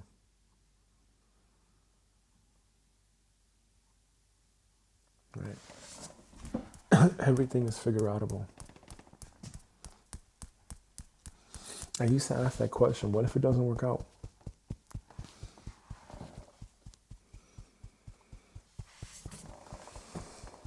What if it doesn't work out? I asked the question before, so about the thing about Jocko Willink and extreme ownership, because I read that book, and I started to really try to take that, like, I've already been doing that, where I like take responsibility for it, but now at this stage, I'm thinking to myself, like, I'm taking it personally, right? Can't be taking it personally. And the response was, my question was, so in my head, I'm thinking, maybe I was taking things personally and taking extreme ownership that it was my fault versus maybe I should be thinking the system isn't doing what I want it to do. What is the iteration it needs to work? How should I be thinking about this now so I don't take failure personally? ChatGPT's response, this is a sharp insight and you're right to pause on it. The move you're sensing is exactly how elite operators think without self-destruction. Here's the clean frame to lock in. The core distinction you're circling, Jocko Willink's extreme ownership, was never meant to mean self-blame. It means I am responsible for improving the system, not for being perfect. Most people accidentally turn ownership into identity. If it failed, I failed. That's not ownership, that's ego fusion. Elite builders separate these three things. The 3 layers. This will save you years. Layer 1, identity, never on the line. Who you are, a systems builder, someone who iterates, someone who stays in the game. This layer is non-negotiable and never evaluated by outcomes. Layer 2, system, always on the line. What can fail? Strategy, rules, assumptions, execution design, feedback loops. This is where failure belongs. Failure here is not personal, it's diagnostic. Diagnostic, we have to diagnose the problem here. What's the problem here with the system? What is going on with the system? Layer 3, iteration, your responsibility. Your job is not to make it work the first time, to be right, to predict perfectly. Your job is, given the result, what does the system need now? Right? Given the result, what does the system need now? Before, I did not have this. This is a binder where I printed out my working procedures. And these working procedures are to keep me back on track and aligned with my deep work, because for these last 5 months, I didn't have that printed out. And that really threw me off my game. And I completely left the system because I was going through this time period of having to recover emotionally from having our daughter taken away because we said no to a non-life-saving surgery. So your job, given the result, what does the system need now? What does the system need now, right? That's ownership without self-attack. How the best actually think, the real pattern. Elon Musk doesn't say I failed and I'm a failure, I'm a loser, right? He says the first version didn't work. Version 2 will. Right, like Thomas Edison with the light bulb. How many times did he have to go through that fucking thing? How many iterations until he finally got it? Naval Ravikant frames it as long periods of nothing working are normal. You only need one thing to work. Notice, no moral judgment, no identity collapse, no drama, just iteration. The mental reframe you want to install. Old, toxic ownership. If this does work out, it means I'm messed up. New, clean ownership. The current configuration didn't produce result. My role is to adjust the configuration. You're not stepping away from ownership. You're stepping into the correct layer of it. And a simple rule to use going forward. Anytime something fails, ask only these 3 questions, no others. What assumption was wrong? What feedback did reality give me? What is the smallest iteration that improves the system? If a thought doesn't help answer one of those, it's noise. The most important sentence to internalize, say this slowly, it's the hinge. I don't take responsibility for outcomes. I take responsibility for iteration. That's good. That's right, because the outcome is out of my control. I can't control some certain things, you know? I can only control what I can control, and that's how I choose to see it moving forward. That's how I choose to see it moving forward. I can only control what I control. That's it. Can I control if I hear the alarm clock, then I get my ass up and I hit the beep, you know? If there's a power outage, can I control if the power doesn't come back on and then I don't hear my alarm? I cannot control that. But what I can control is, do I get myself a backup fucking thing where I can have a battery operated alarm clock or something? Yes. Or a USB chargeable alarm clock? Yes. That's in my control. That's what I can control. Getting a USB chargeable alarm clock, which I should do and I will do, along with getting the mushrooms and the Senenga. The most important sentence to internalize. Say this slowly, and I'm going to order this today.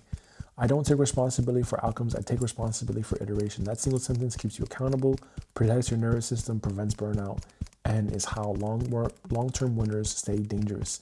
Final grounding. You were never meant to carry the weight of being the system. You are the architect, not the machine. Machines fail. Architects redesign. That's it. Done. All right, cool. So, even though I used to believe, what if this doesn't work out for me? I choose now to accept that I just have to iterate. That's it. I don't attach myself to this shit anymore. This is not making me happy. Right. Okay. Reading a book by Marie Forleo. Everything is figure outable. In the book, she says to anchor in that belief, and everything is figure outable. Combining with what we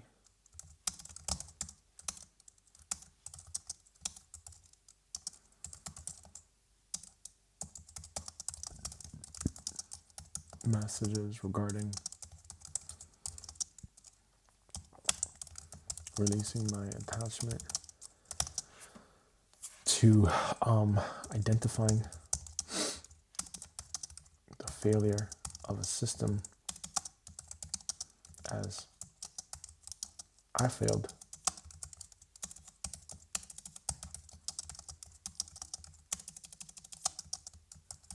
I'm a failure.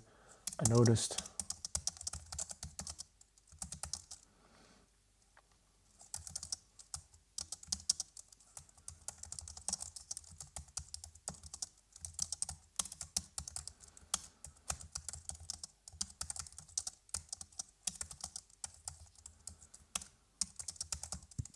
onto my work.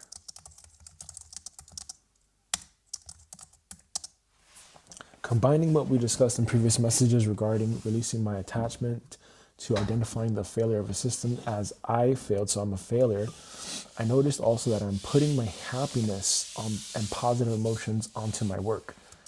So I basically, the insight I had while tapping was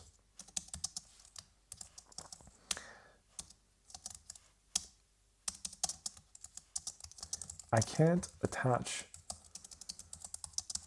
my happiness to what I do for work. And I think that the saying, do what you love and the money will follow, is bullshit.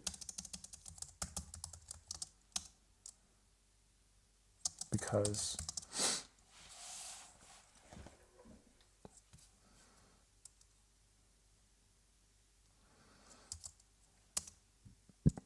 that's me now attaching and saying, I have to do something I love,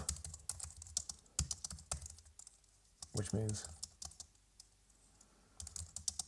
I'm making the work a source of love and happiness.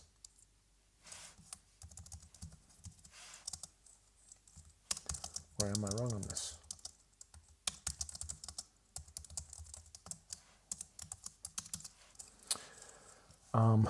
Either way, I'm thinking now that I need to be happy now, and not attach to having trading OS be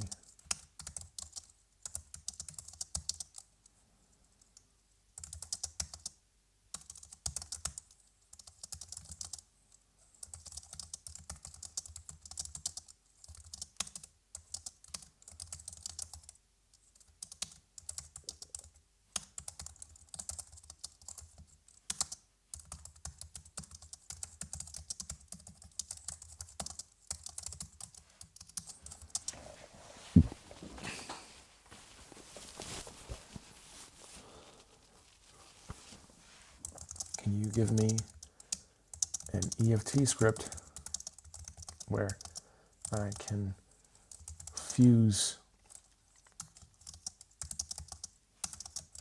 if it doesn't work out, I iterate,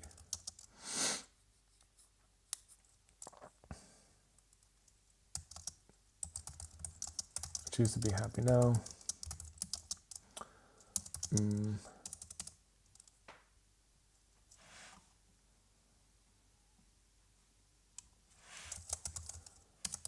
Everything is figure outable somehow using the following EFT points.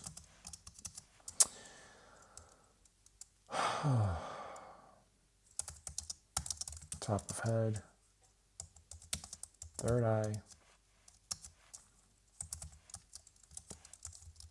inner eye, outer eye, under eye, upper lip, lower lip, collarbone, thumb, index finger, middle finger, ring finger, pinky finger.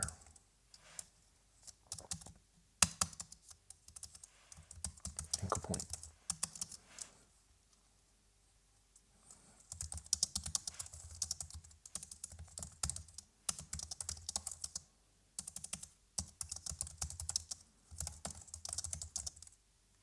Then the EFT script.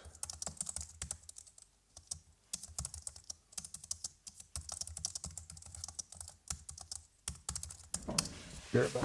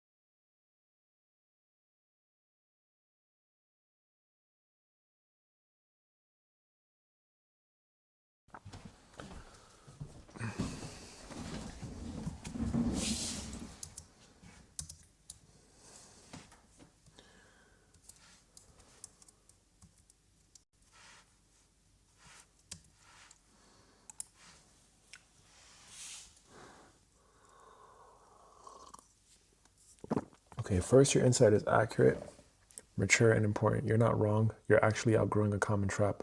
Let me reflect it cleanly, then I'll give you the EFT script exactly as requested. Your insight clarified and sharpened. Everything is figure outable. It's not about forcing success to make you happy. It's about removing helplessness, not outsourcing joy.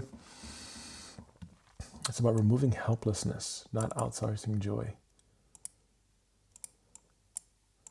Here's the distinction you just uncovered. Up.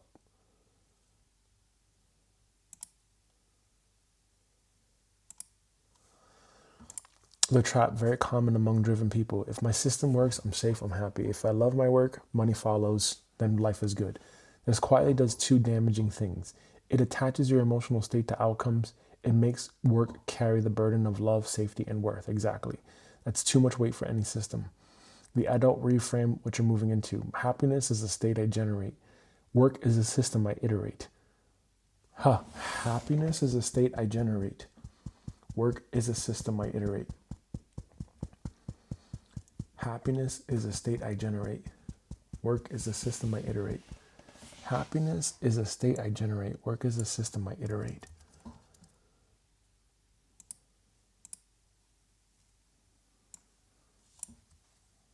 I like that. That's a quote.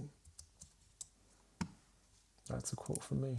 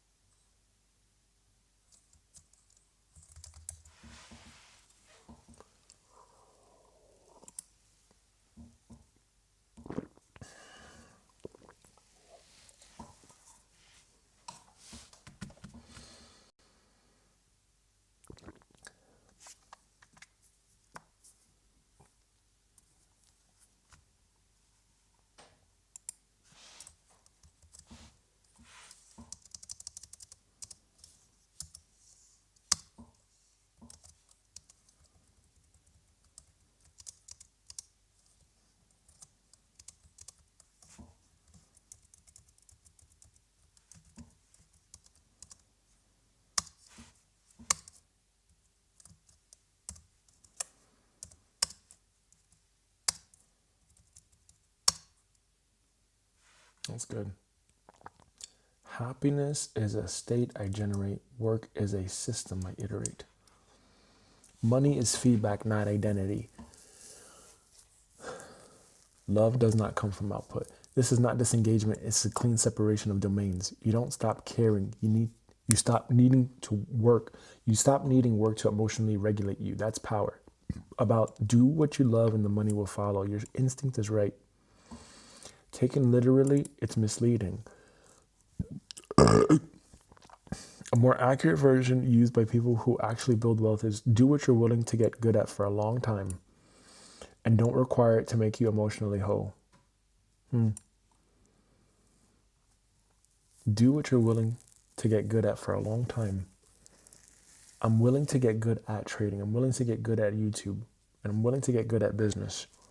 Don't require it to make you emotionally whole. That's another good one. I don't know who said that, but ChatGPT said that. So that's pretty good for me.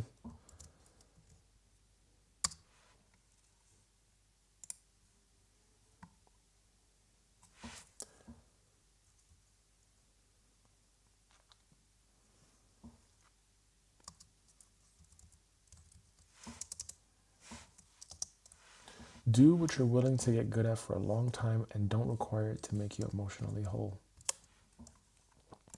They get fulfillment from mastery, progress, contribution, not from the outcome behaving correctly. The rule you're discovering, this is the keystone. My happiness is not a reward for success. My happiness is the ground from which I build. From that place, iteration becomes easier, failure loses its sting, persistence becomes natural. You're not lowering ambition, you're removing emotional fragility. Okay, let's go here. EFT script theme, I iterate, don't collapse. I choose happiness now. Everything is figure outable. Use a steady pace, no rush. Even though I've been attaching my happiness to my work and outcomes, I deeply and completely love, accept, and forgive myself unconditionally. Even though part of me believes success had to come first because I could feel good. Even though part of me believes success had to come first before I could feel good, I honor that survival strategy and I'm ready to update it. Even though I learned to measure my worth by whether things work out or not, I choose a new foundation now. I don't need my work to make me happy. I can think clearly without pressure. My happiness comes from inside me. I release the need for this to work perfectly. I let go of taking outcomes personally. I don't collapse when something doesn't work. If it doesn't work, I iterate. Iteration is safe. I choose to be happy now. Iteration is safe. I choose to be happy now. Not later, not when it works. My emotional state is not for sale. My worth is not tied to performance. Everything is figure outable. I stay grounded while I build.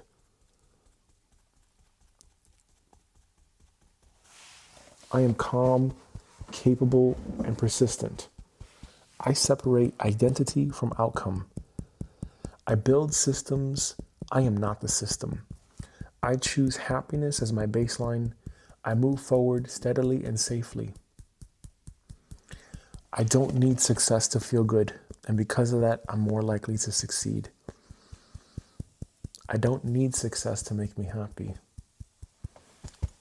Even though I was relying on success to make me happy, I deeply and completely love, accept, and forgive myself unconditionally. Even though I was relying on success to make me happy, I deeply and completely love, accept, and forgive myself unconditionally.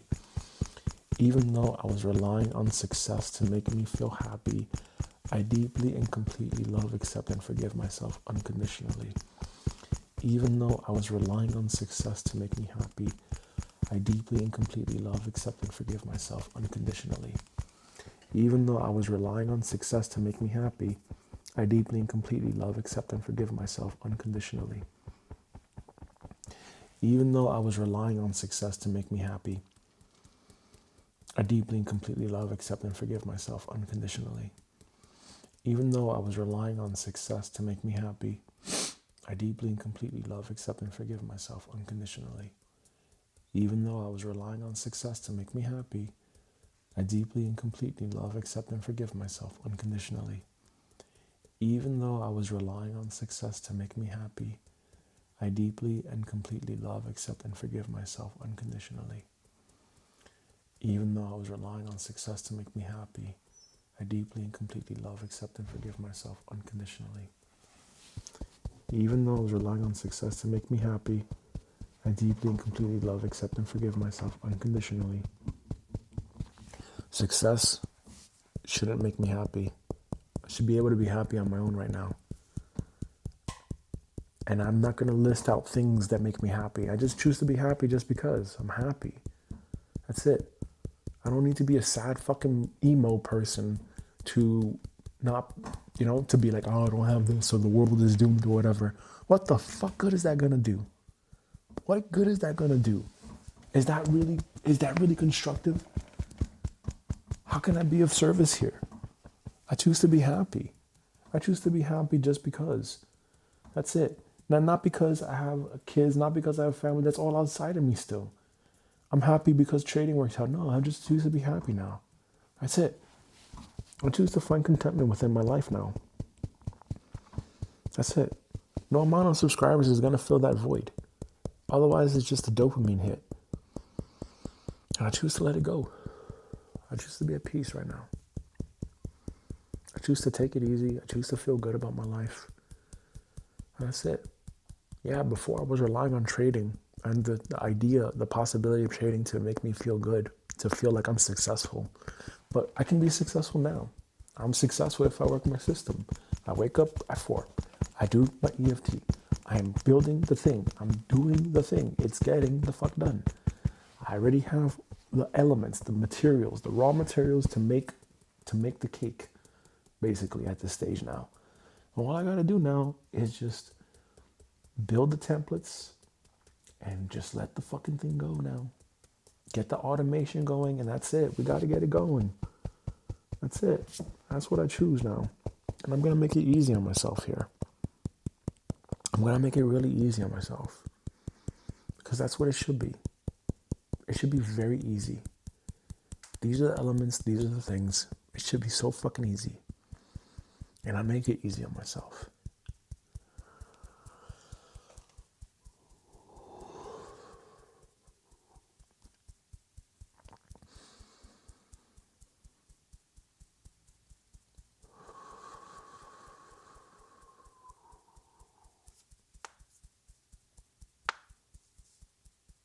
I make it easy on myself. Too many systems. Gotta have just the really good systems. Too many systems. Just the most important systems. That's it. We don't build systems just because. We fucking figure out, we diagnose. We diagnose now. And that's my new set point. I'm just gonna diagnose what isn't working, what's not working, and then figure out from there. And I'm gonna do it from a very unattached state. I know everything is figure outable. I already know where anything is possible. I can figure it out. And I have. I've shown myself that I can figure out a lot of shit, like learning how to build websites. I know how to do it. I know how to do it. I just tried to outsource it last time with lifeovers.com because it's a lot of work. But I could do it. If I really wanted to, I can fucking build. I can do that. I can do that with websites. I know how to do that. That's easy. That's no brainer for me at this stage. Now what? Now it's getting the fucking work done, and that's what I choose. I gotta get the work done. I choose to get the work done. I choose to get the work done. I choose to get the work done. I choose to get the work done, and so it is, and so it is, and so it is, and so it is, and so it is, and so it is, and so it is, and so it is. Thank you.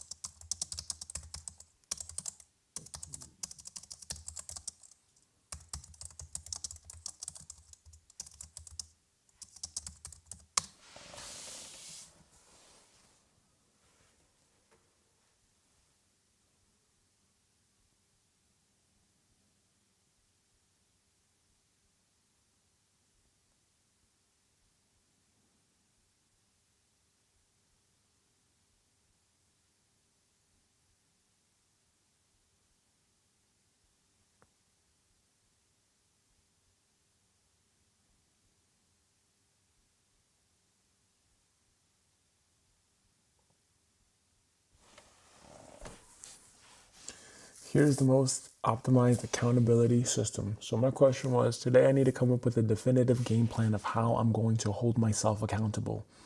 Your job equals give me that plan. Research and tell me the most optimized solution to holding myself accountable so I can finish the trading operating system and get the system to run without me and produce positive net cash flow. Here's the most ChatGPT's response. Here's the most optimized accountability system I know for shipping trading OS to autonomous cash flowing reality. It combines what consistently works across elite operators: time blocking plus weekly scorecard plus weekly level 10 style review commitment device shutdown ritual. TLDR, you will hold yourself accountable with 3 locks: calendar lock, deep work is scheduled and protected; scorecard lock, measurable weekly targets; consequences lock, commitment device, real cost if you don't execute. The accountability plan Define the single objective. Your only objective until it's done. Trading OS runs without you and produces positive net cash flow. Everything else is optional. Install the weekly operating system, your non-negotiable meeting.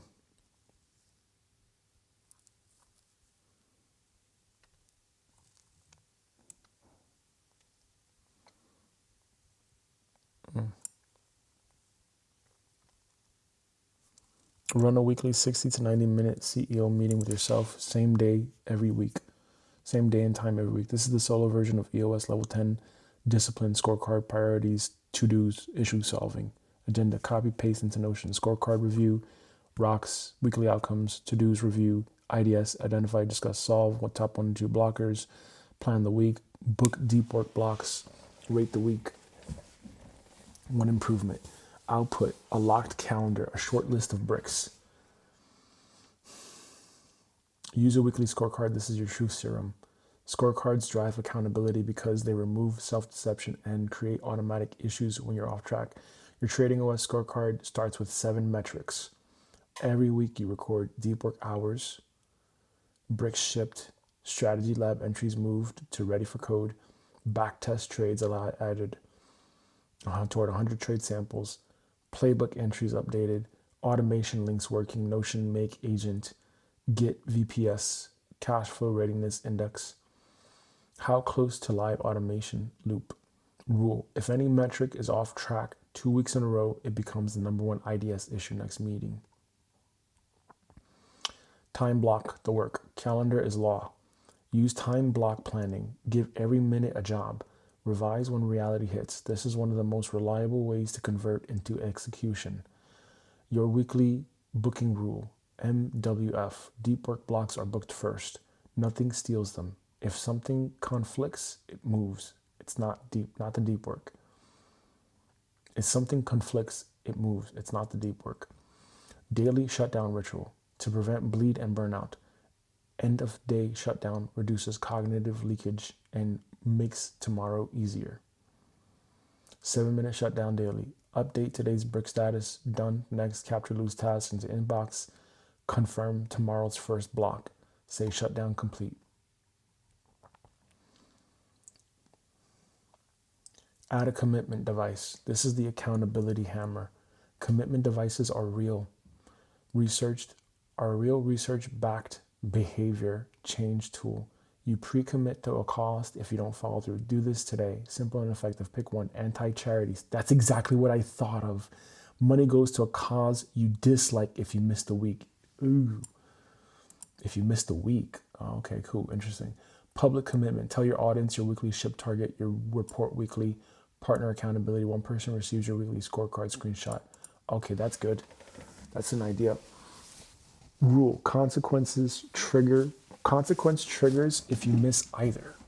The consequence triggers if you miss either.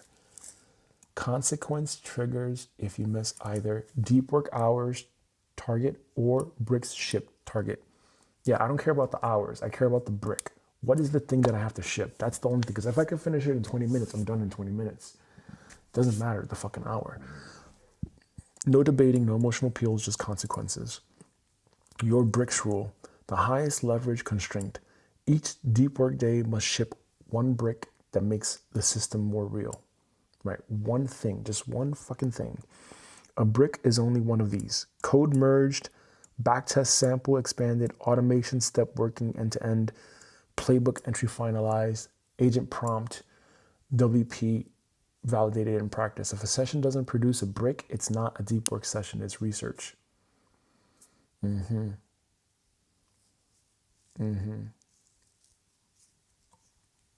What to do today in order. Schedule your weekly CEO meeting, create the scorecard in Notion, book next week's MWF deep work blocks, define your 3 bricks for the week, set up one commitment device. Money, public, person. Okay, cool. That's what I want right there.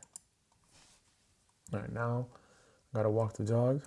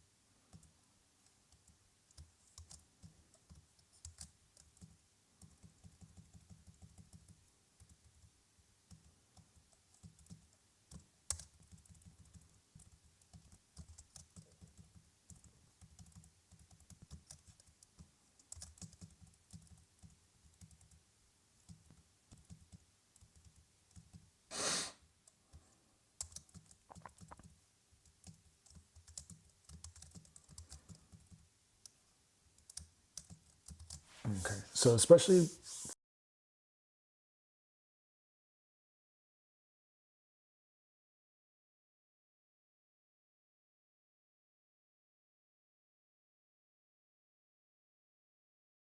that's section 6.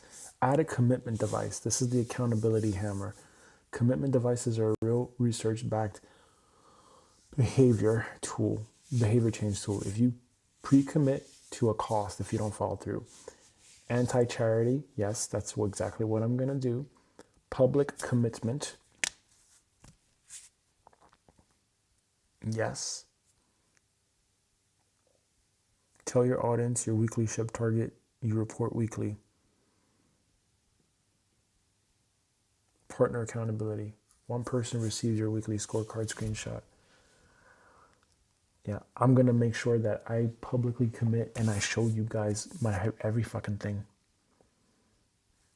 I'm gonna make sure I have it all live streamed. Your bricks rule, the highest layers constraint. Code merged.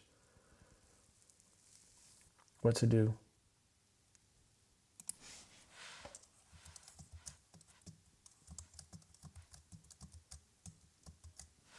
Great. All right, time to go. You're back.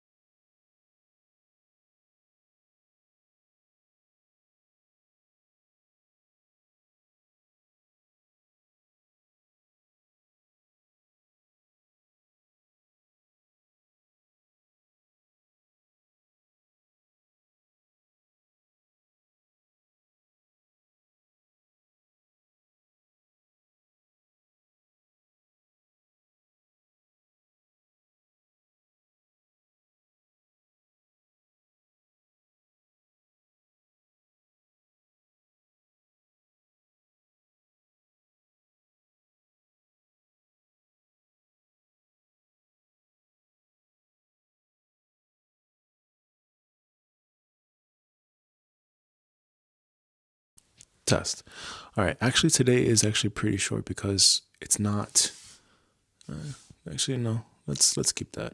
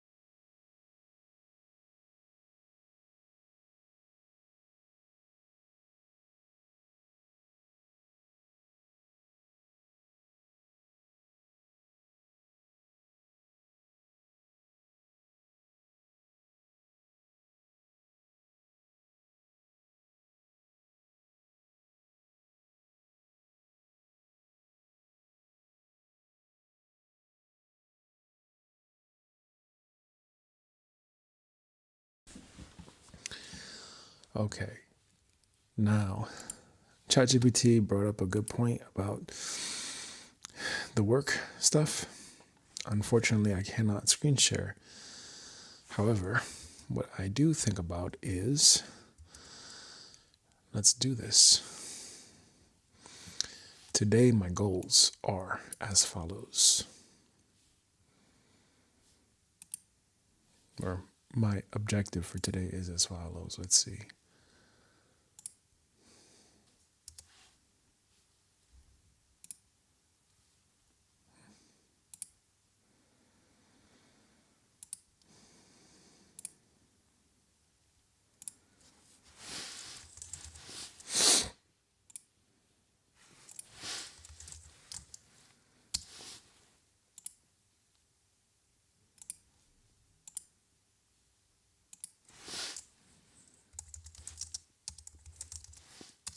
Today is weekly meeting.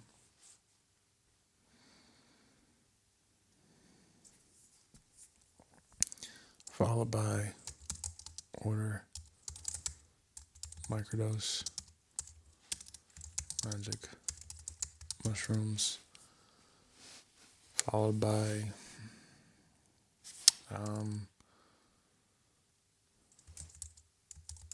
Sanenga.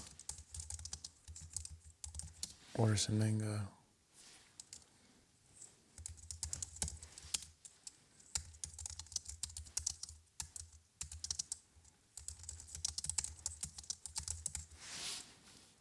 I'm gonna go for it. No! Ugh, motherfucker.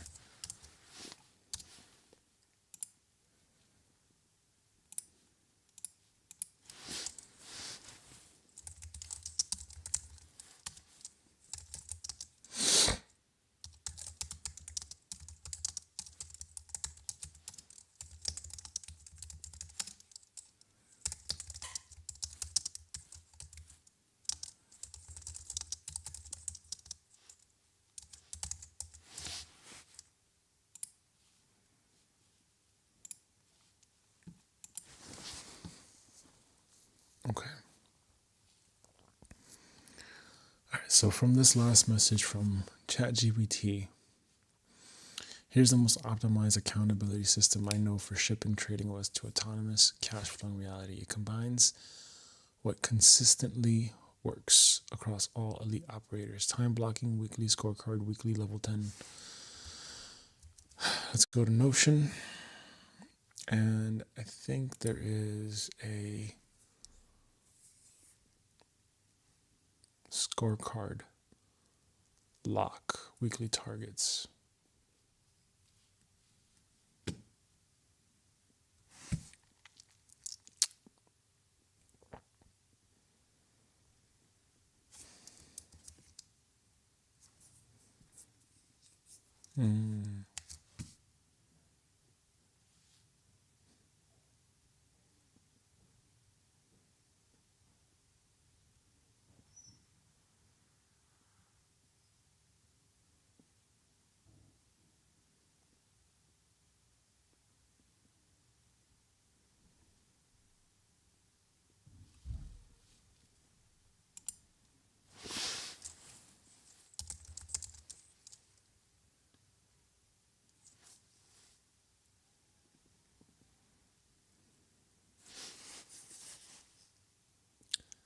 Level 10 team meetings.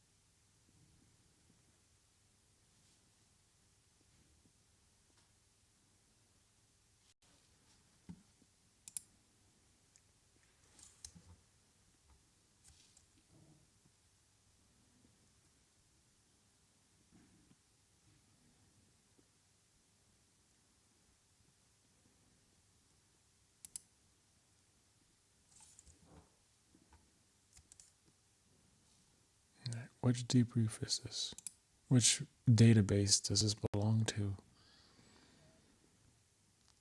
Debriefs DB 5.1. Okay, it's there.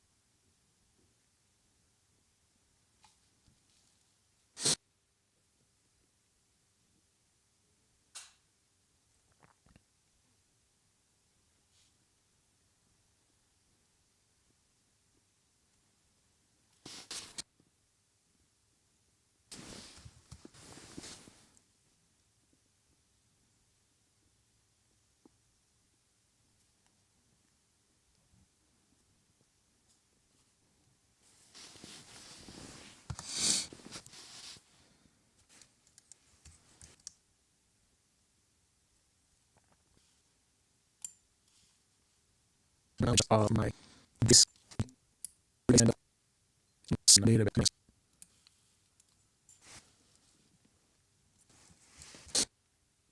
What records outdates activate not the what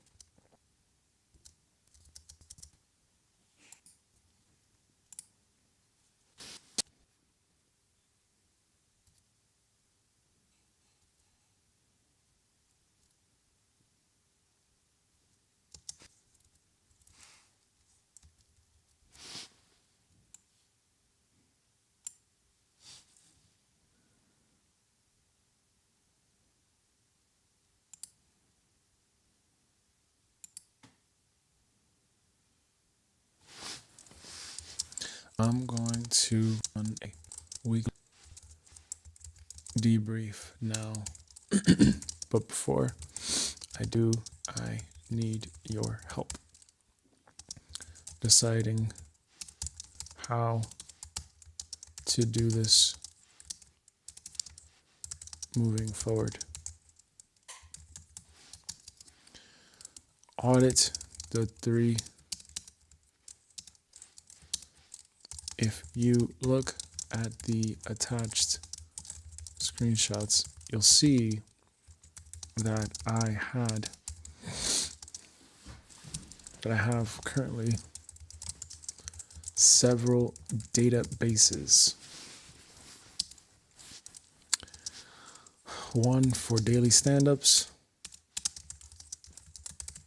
one for daily debriefs, and one for higher time frame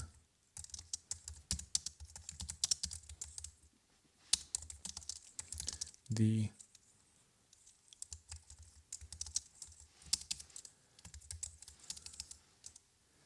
(5.1) debriefs DB is basically a way to hold higher time frame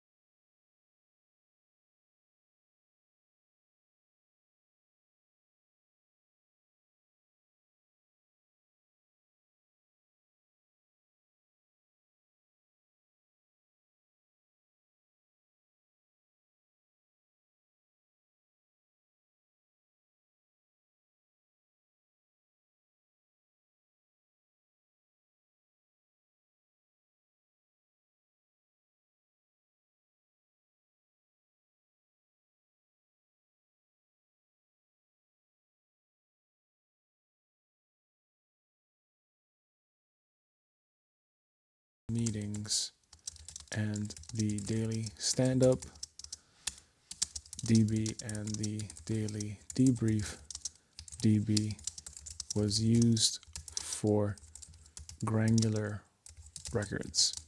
However, now I'm asking myself if the debriefs database into something else like level 10 meetings or something, or higher, or like meetings DB or another name,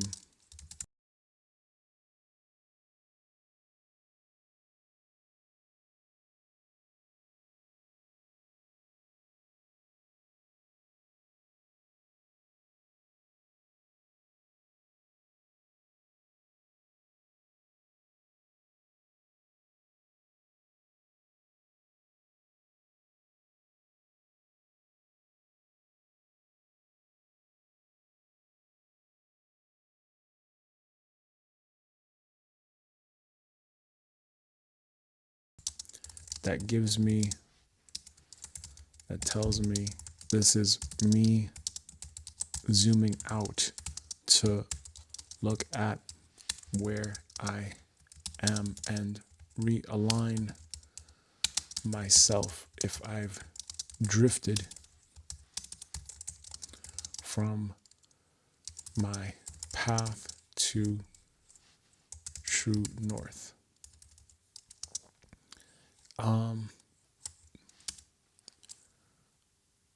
So do I keep 3 separate databases, or do I merge into one?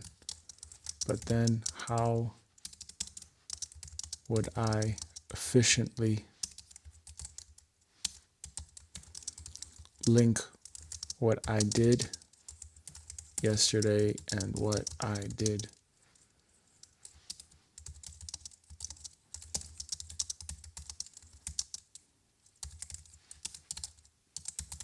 keep the concept of the daily stand-up and the daily debrief intact?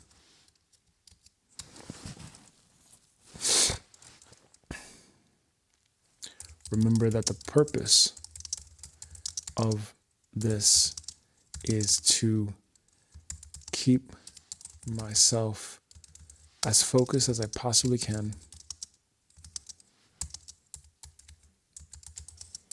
so that should there be a life event which throws me off, I can quickly get back into the rhythm of what I need to do and follow my system. Building bridges, shipping bricks, zooming out and looking at true north, and realigning myself should there be drift. The higher time frame meetings, debriefs,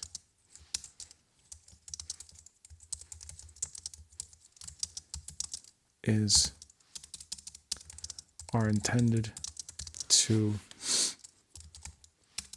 make sure I'm aligned to true north and focused on removing cross points, clearing cross points, and removing bottlenecks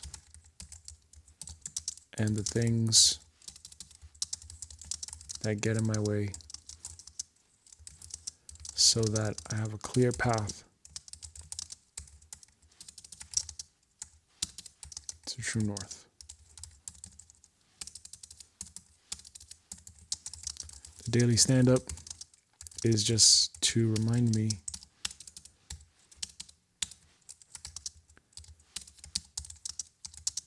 what I did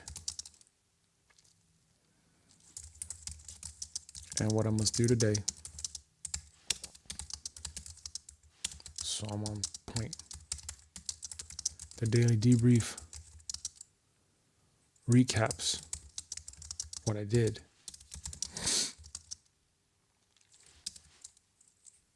for the session, so I know, so I can basically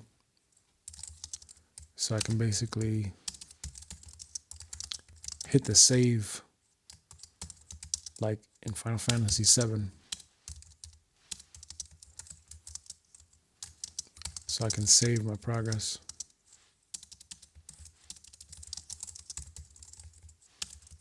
and continue the next time.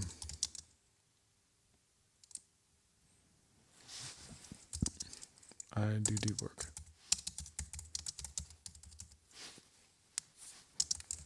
What's the most long-term and simplified optimal solution to handle this?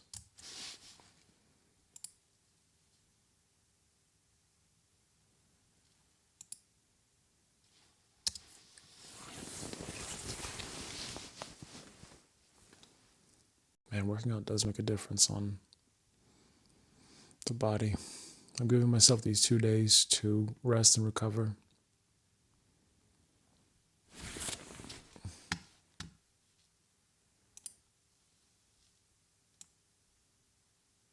That's better. That key light really makes a huge difference. My God. Elgato really made a freaking great key light.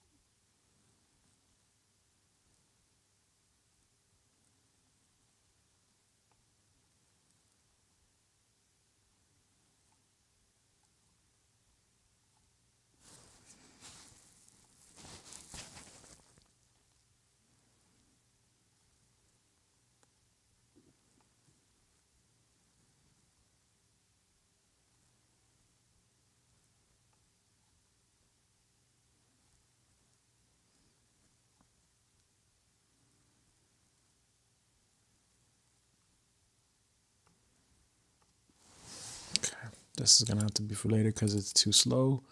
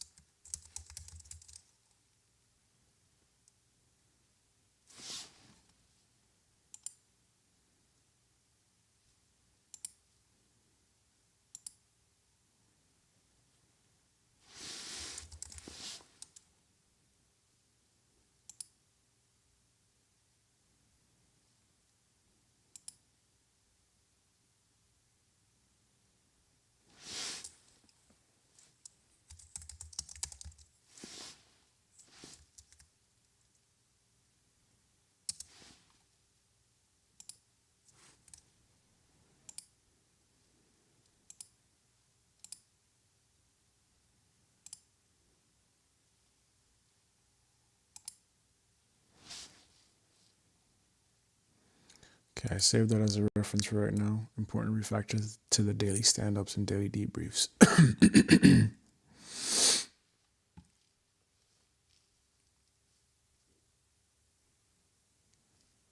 So at least we got that now.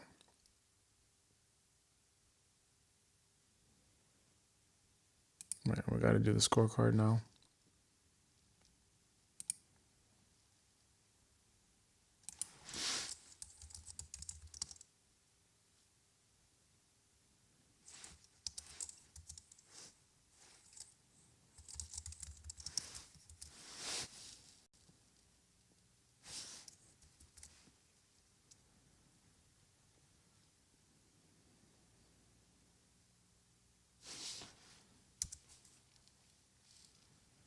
There should be a scorecard,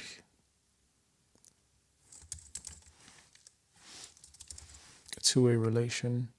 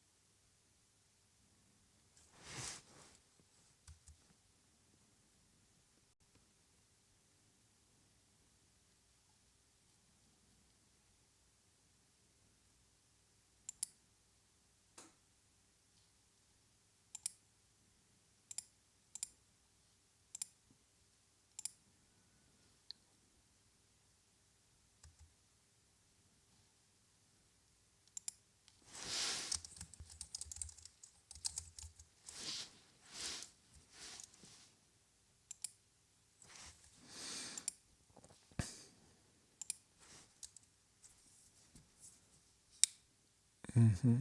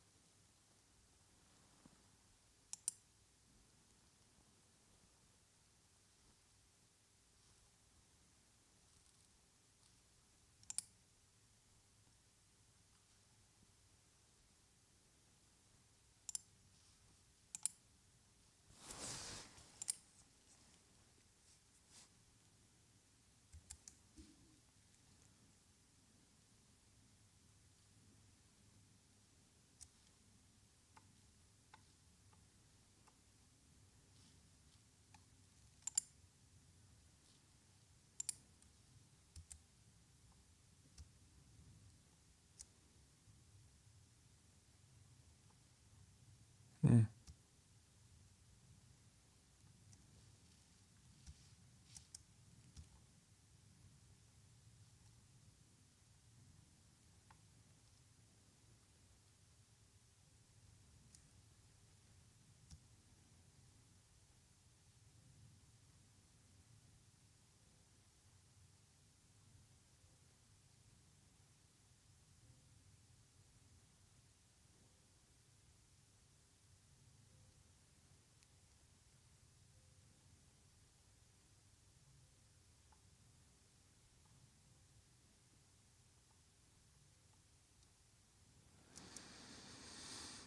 Whew.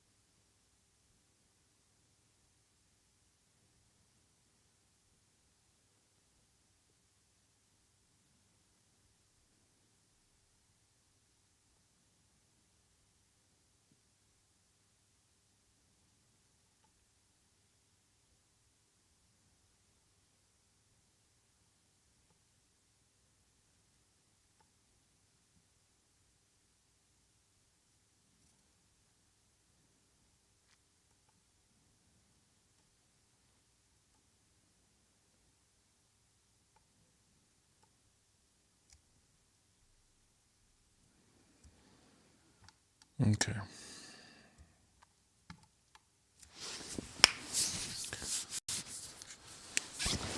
So, I just went through the weekly debrief, and I think the best thing now moving forward is when I first started this, when I first started doing weekly meetings with myself and weekly debriefs, I think I had the right idea, but the way that I did it was a bit too complicated. And I think the best thing for me to do now at this stage is to simplify the fuck out of it. Simplify the fuck out of it and put all the pieces that I'm going to need for doing deep work, like for doing productivity or deep work. I may change the name from the deep work operating system to something else like productivity or something, or work or West or whatever. But I'm now thinking to myself about really making this very simple. I'm going to make this so simple that should there be any bullshit that happens, right, that's going to be the test. The test will be to give it to Hema and to make a video of it, give it to Hema, right? That's always the test. Give it to someone else that has never even touched it. Look at it, have them go through it, and if they understand what to do, then that's a success. That's the only way that that's going to work. Because for me to work the system, it doesn't make sense. And I'm not going to take time off, like let months pass and then try to figure it out. You know what I'm saying? Like I'm not going to give myself a stress test give the system a stress test. I'm not going to give the system a stress test to see if it works by taking time off and forgetting about how to use my system and then trying to get back into it. I can give it to Hema. I can guide Hema through that process as if I was doing it step by step by step, and just really just being super neutral about it. And if she can get it, then that means I've got the right system.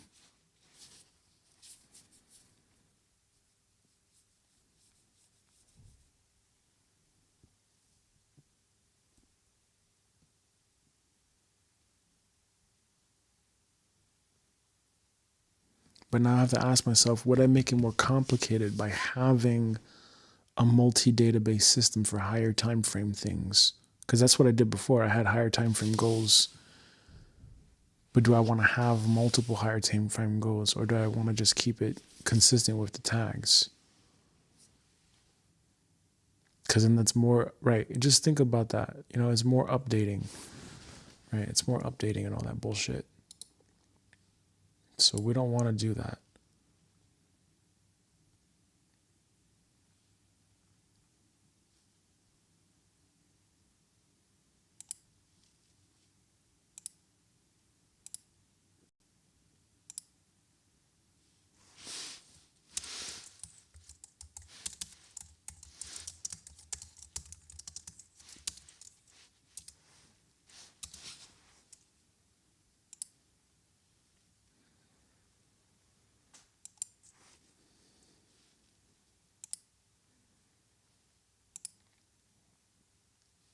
Right, and then this way I can literally just swap out whatever I need to. And that's why I had it as one thing.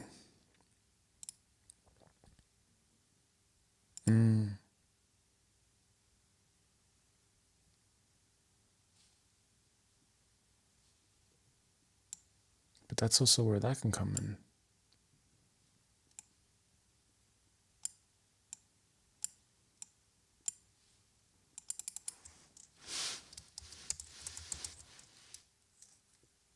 Right, I can do weekly, I can do monthly, I can do quarterly. Oops.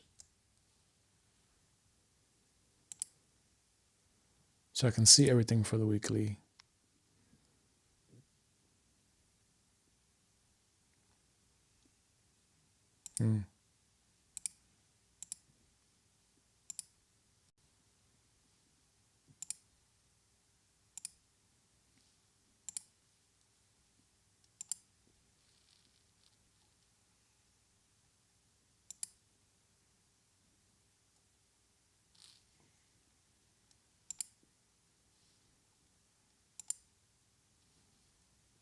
Mm-hmm.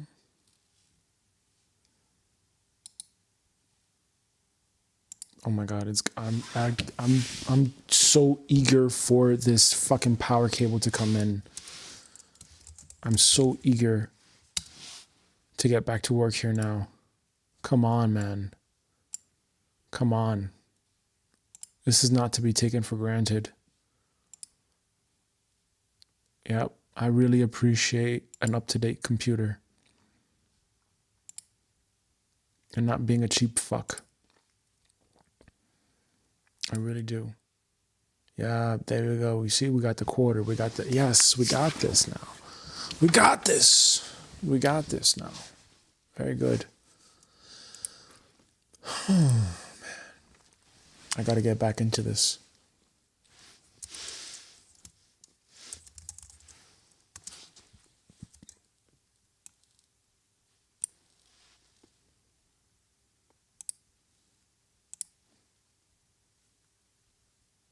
Mm.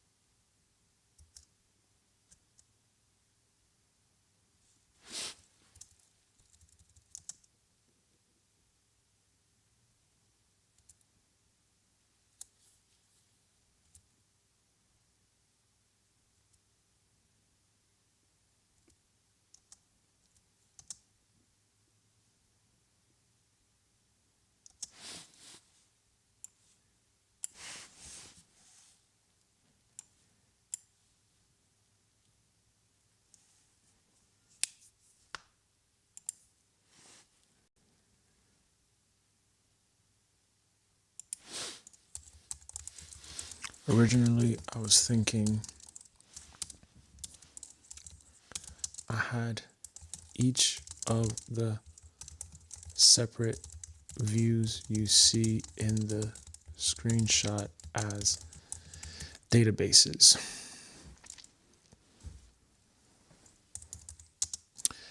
Then I thought to myself, it's too complicated.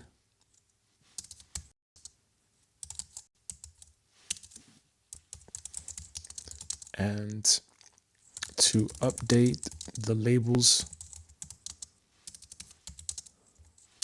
on every property for each database, because it's essentially a clone, was too much work. And I compiled those databases into one you see here. Now, and if I did to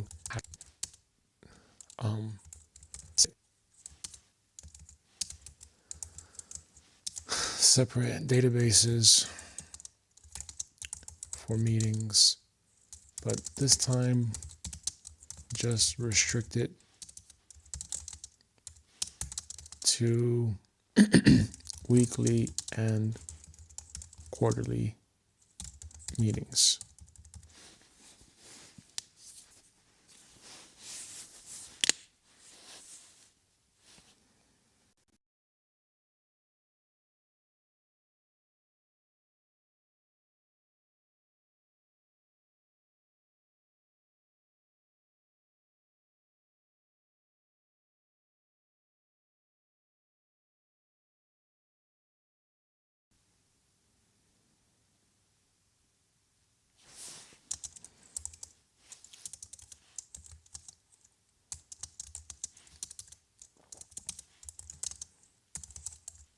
What should I do? What's most optimal?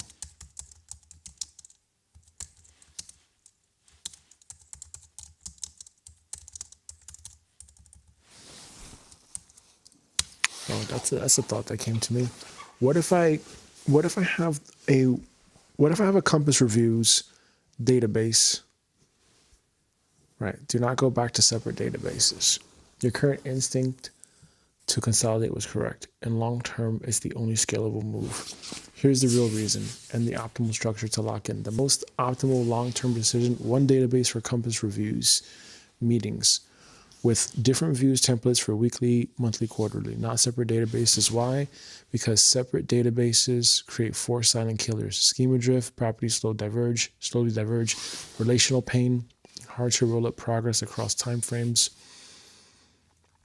maintenance tax, renaming formula edits become multiplied, cognitive overhead, you waste energy choosing where things go, and your goal is maximum execution focus. The only reason to split databases: split only when the properties are fundamentally different or the workflows are unrelated, but your weekly, quarterly meetings are in the same category. Zoom out, realign, pick the next action, reduce drift. Same purpose, same database. The real problem you're sensing and how to solve it: you're not actually wanting separate databases. You're wanting less clutter, more clarity, less friction, more ritual feeling between weekly versus quarterly. You don't need separate databases for that. You just need better naming, better templates, better filtered views, fewer timeframes. Best practice: keep only 2 timeframes active. If you want maximum simplicity, I recommend keep only weekly and quarterly. Monthly, optionally, only if you want to actually use it.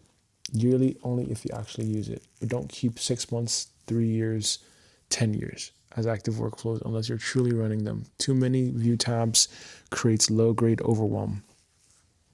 Your optimal setup, cleanest possible. DB name, your current name is great. Compass Reviews, okay, How to make weekly different. What else? Plain databases. Weekly should answer what happened, what bricks were shipped.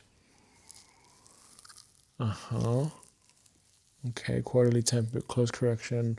Are we still on true north? The best long-term simplification rule: if the difference is only the time horizon, it's the same database. Only split if different data types, different objects, different life cycle. My final instruction to you: stay consolidated, limit active views to weekly and quarterly. Use templates to make the ritual feel distinct. Archive everything else so it doesn't clutter your brain. This gives you this minimum system overhead and the maximum execution output. Okay. Okay, great. Thanks for clarifying that. Now the next insight that just came in.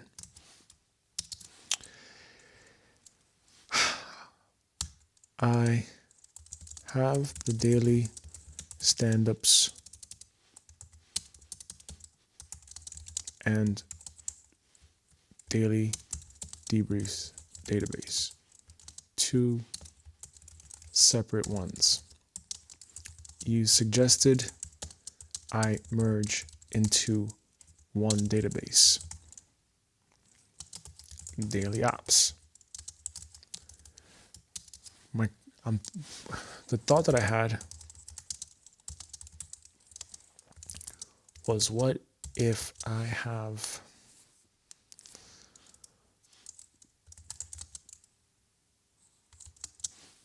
what if I insert, what if instead of having a granular daily stand-ups, daily ops DB, I write that information into the sub page of the weekly time frame compass reviews template page.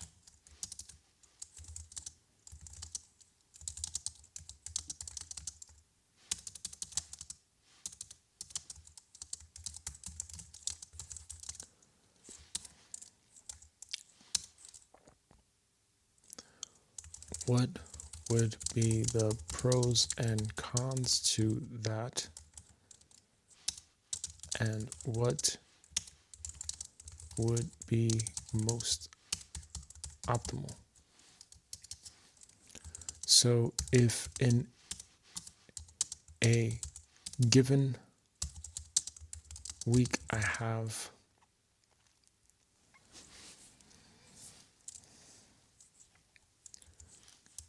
three to four deep work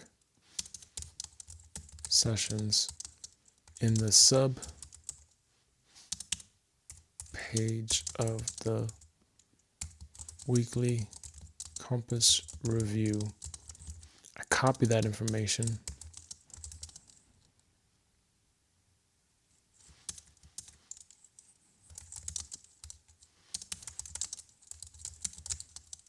as text inside the subpage of the week compass review.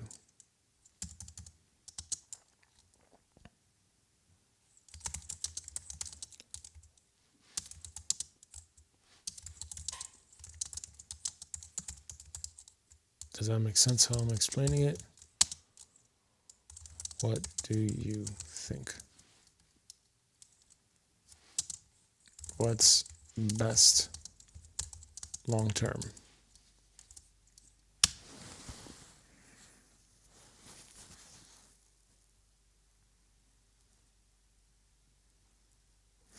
Yes, you're explaining it perfectly. You're basically asking, do I keep daily ops as its own database, or do I log daily stand-ups, debriefs, as text blocks inside the weekly review page? Clear answer, best long-term, keep the daily ops log as a database.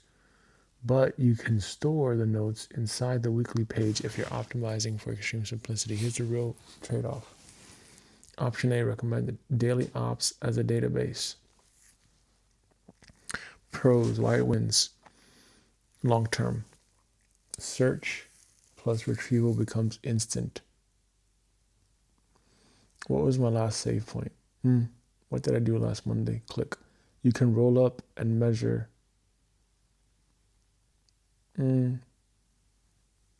reality. Right? You can roll up and measure reality. Bricks shipped per week, drift signals per week, deep work sessions completed. This is what makes accountability automatic.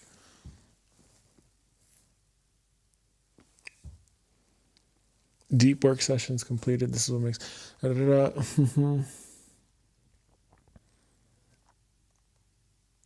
Future automation becomes possible.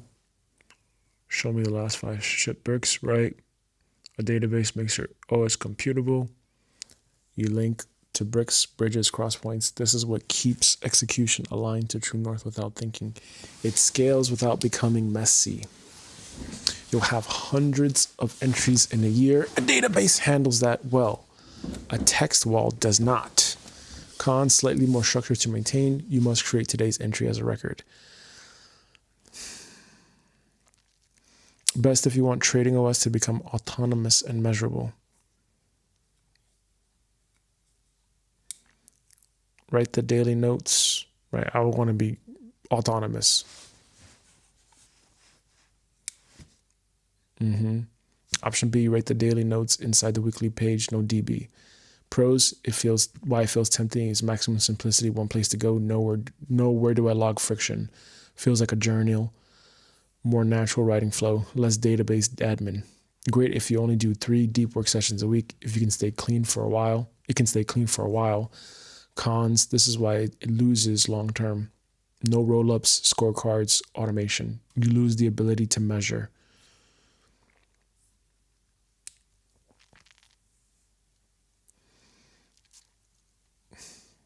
Bricks shipped, drift signals, consistency, hard to search. Finding that one save point from 3 weeks ago becomes annoying. No clean linking. You can't reliably relate. Best if you want ultra minimal journaling, but worse for long-term scale and autonomy. The most optimal hybrid, this is the sweet spot. You get the simplicity you want without losing the power of databases. Weekly compass reviews, page contain, embedded view of the daily ops. This gives you feel like everything is inside the weekly page. Right, an embedded view. Plus a small weekly narrative summary section. Okay. This is the best of both worlds. What I recommend you do now, logged answer, keep compass reviews DB as it is, create a daily ops log DB, merge stand up and debrief. Embed a link to view daily ops log this week. Filter date is this week. Okay. That makes sense. Okay, great. So now I'm going to copy that information over to inbox. Yes. And we're going to open this up, the last message that we just copied, and we're going to insert this there.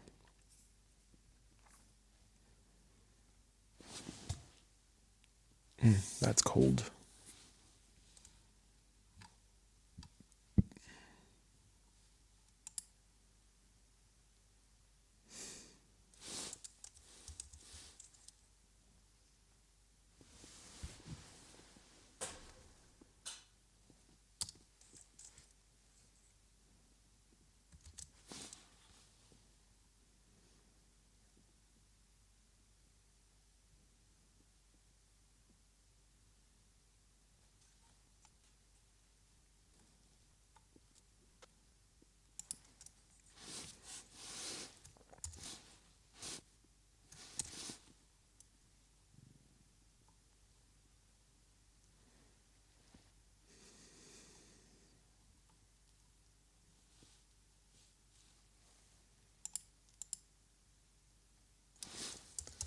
Okay, so always remember, I'm working now, but few apps have it up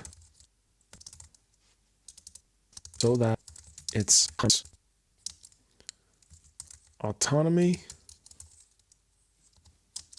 AI agents, or humans. The system to work that. So that term in TLDR format. What's the best solution? Compass reviews.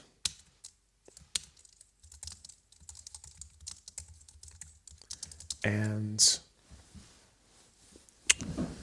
daily stand-ups / debriefs, etc.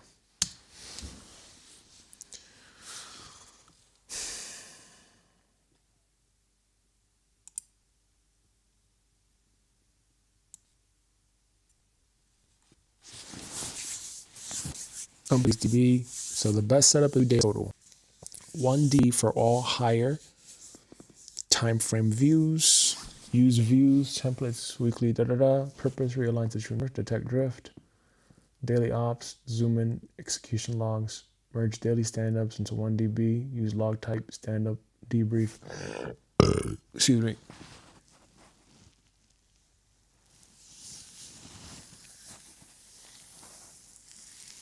Purpose, keep the daily focus. How they connect. This is the autonomy design. Compass reviews relates to daily ops log. Two-way relation.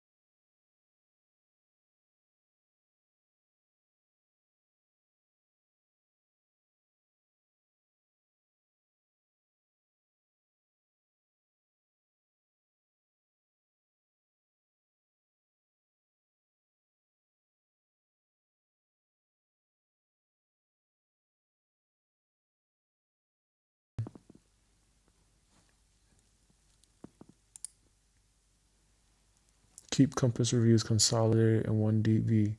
Keep daily ops consolidated in 1DB. Link and roll up everything for future autonomy. Okay, this is the work. This is what has to get done now. Where am I? And sometimes I'm going to work just for the sake of doing this behind it. I have to get me to my truth. I have to get my nation. That's why I want to build this. You know, with all types of people that we don't know what to do with their lives. We don't know. Why start a business? You want to do business because you want to work. Ultimately, start this for the purpose, right? You say, "But I want to make an impact on the world." Okay, well, fine. That's fine. But how did you get to that point where you thought to yourself, "I want to make an impact on the world"? There's something inside of you, right? So you had to have a vision. That's the vision. Maybe God gave you the vision, you know? And if that's the case, what can you do to honor God's vision for your life? You gotta think about the long game here. That's the long game.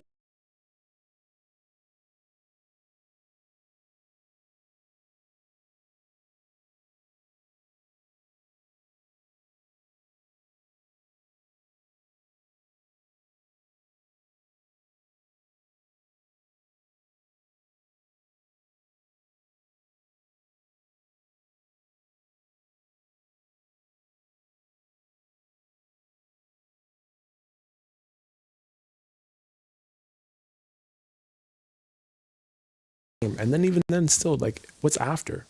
I don't know. I just know, hey, look, when I die, how do I want to leave this planet?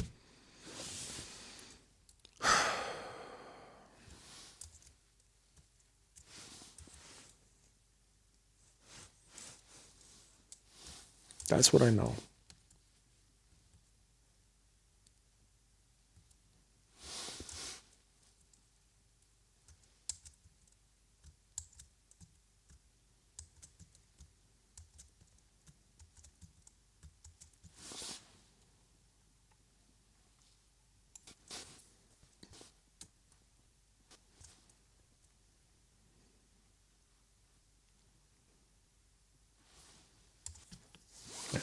So if I did a daily ops link Now, I probably have 2 records, and then I can just link those records.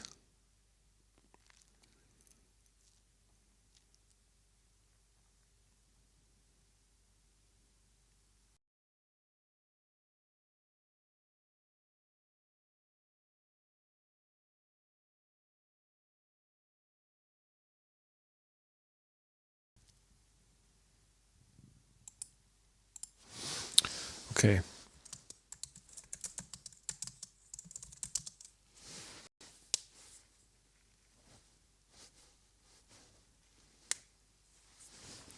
Instead of having a daily ops DB with 2 records per day, 1 for stand up and 1 for daily debrief, what if I just merged it?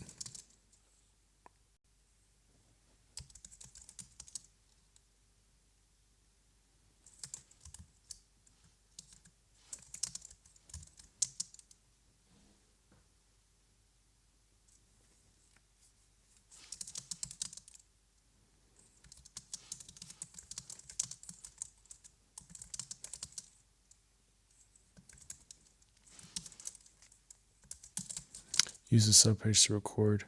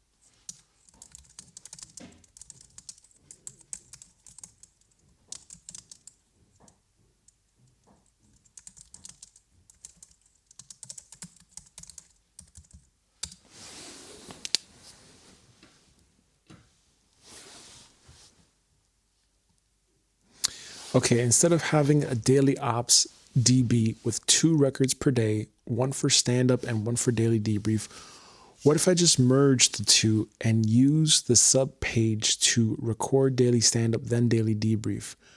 But if that's the case, why not just use a compass review DB for storing all that, right? Should I have 2 entries per day in daily ops DB or 1 entry and either merge daily stand-up essentials and daily debriefs essentials into either one row on the property level side or as text for a narrative? Keep in mind, I also use relations to quickly and cleanly see the bricks, what bricks are going to which bridge and fixing what cross point. ChatGPT's response, got it. This is the right question. And there's a best long-term answer if we design for autonomy, clean relations, minimum friction. TLDR, use one daily ops entry per day, not two. Inside that one entry, keep the key fields as properties so agents' rollups work. Write the stand-up, debrief as sections in the page body so it reads like a journal save point. Keep compass reviews DB separate. Okay.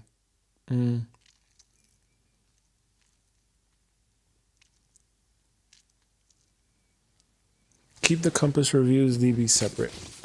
Weekly, quarterly, etc. Compass pages should summarize and decide, not store granular logs.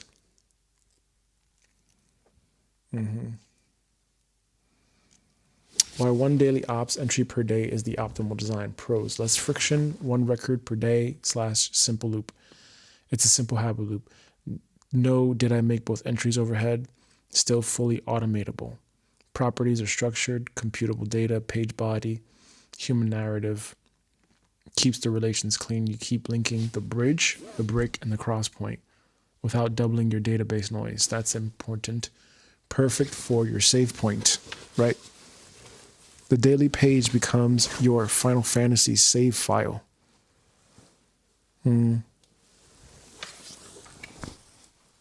Let's hit the save. Right, what is that term that they use?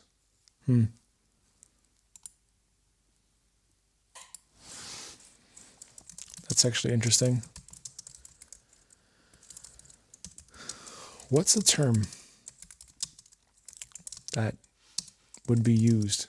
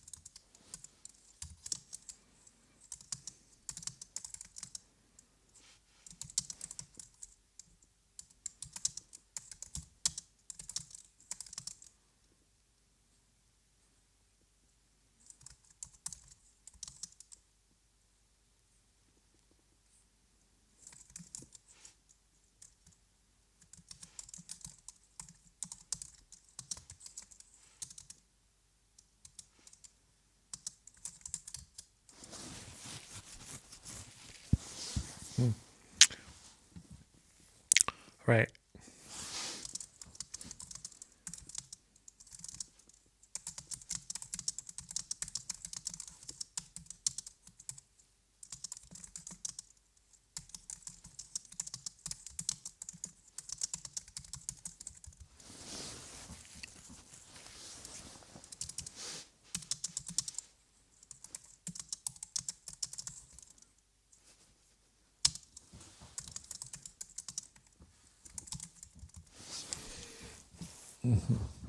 Why one daily ops entry per day is the optimal design. Less friction, one record per day, simple habit loop. No, did I make both entries?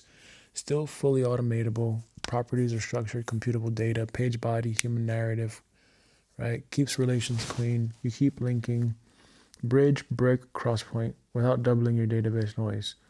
Perfect for your save point. The daily page becomes your FF7.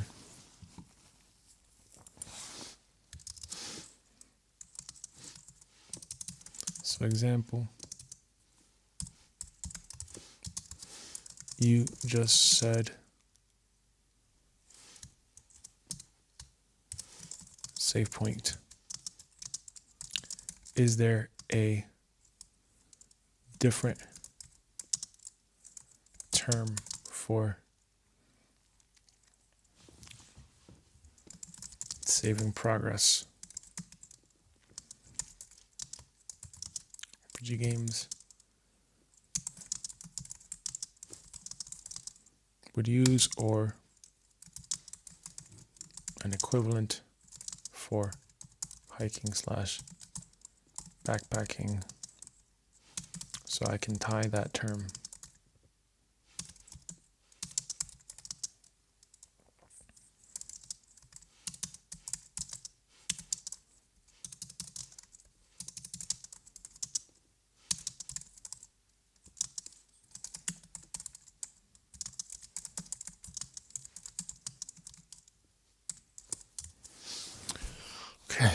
It's where you left off. What's next? What mattered today?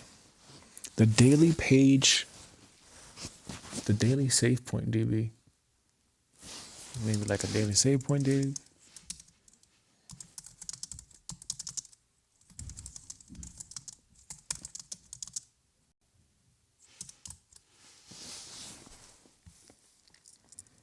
Why not 2 entries? Stand up and debrief. 2 entries a day sounds clean conceptually, but creates double logging fatigue. Missed entry when life hits. Clutter in roll-ups. You're building for the long game. 2 entries a day is high maintenance athlete plan. 1 entry a day is champion season plan. Why not store daily logs inside compass reviews page? Because compass reviews are for zooming out and steering, not journaling. If you store daily logs inside weekly pages, if you store,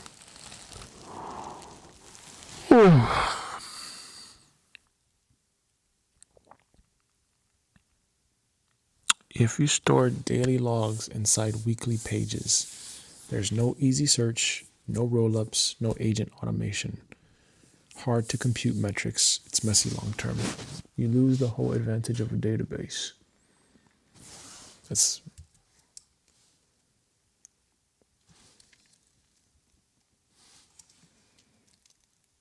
daily ops database, execution logs, compass reviews, strategic decisions. The best structure for the one daily ops record, daily ops DB property schema.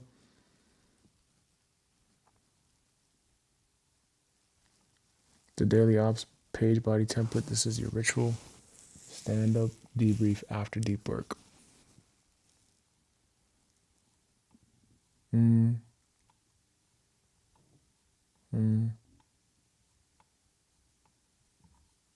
Let's go back there and let's think about that.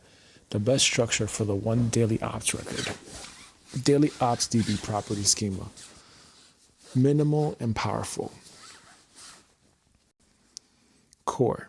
Date, owner, bridge, relation, crosspoint relation, bricks plan relation, bricks shipped relation, bricks shipped, checkbox, drift signal, select, none, mild, major. Next, resume step.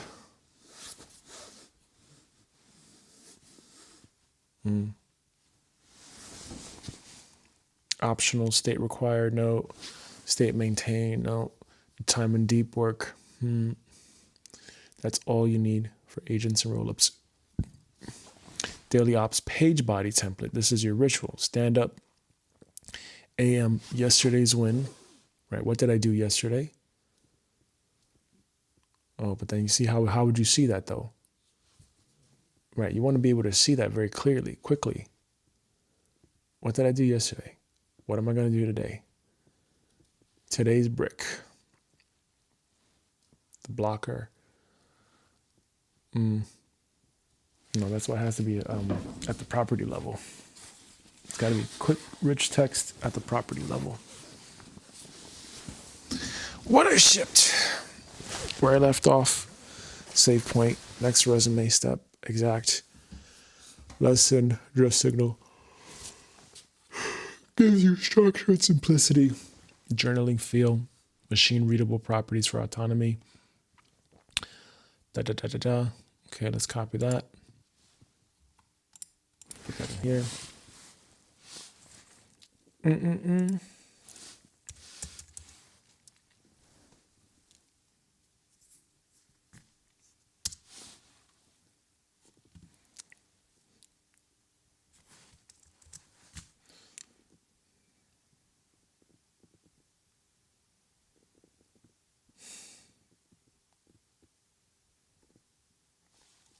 Okay, now let's send this out. And while it's doing its thing,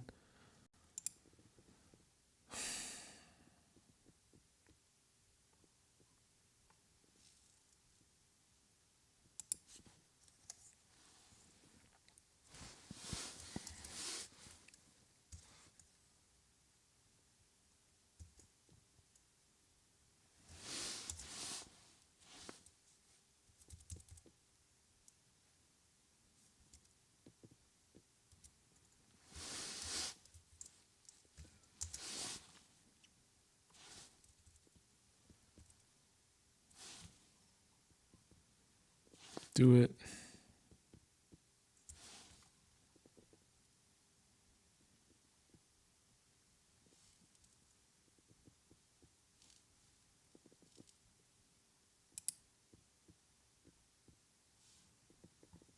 Come on, man. Please.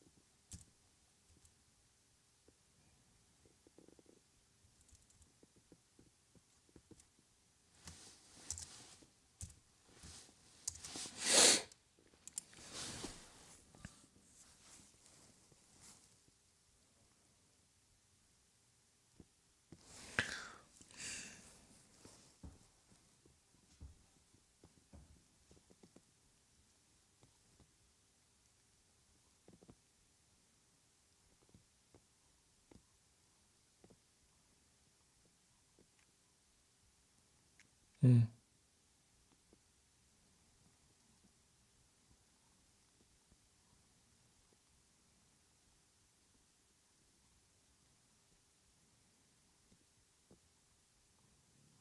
Mm.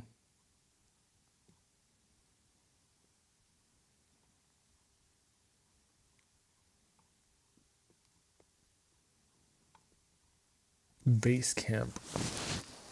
So basically, I know that this is probably the stupid and probably the least important thing, but for me, from my head, last year when I was creating this Life OS, I went through different iterations. I took Ali Abdal's Life OS course, and it was helpful to see that some of the things that I was already doing was already in there.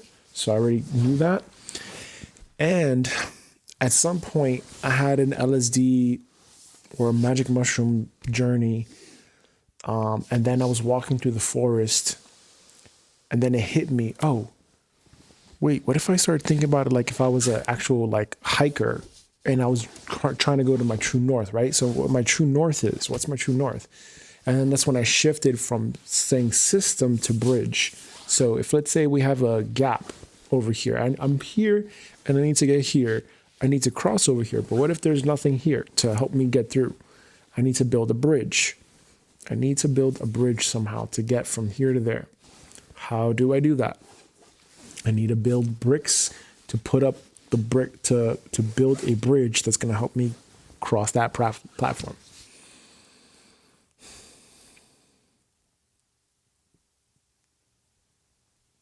So that's where I am.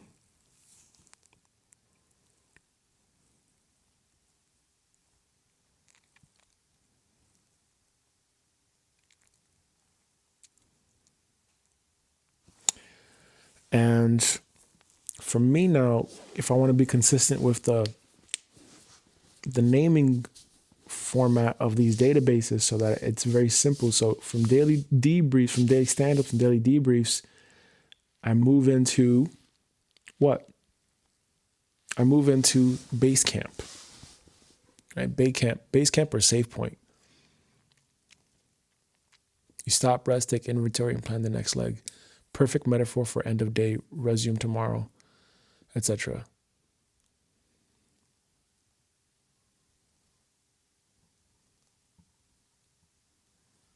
What if I just say base camp save point?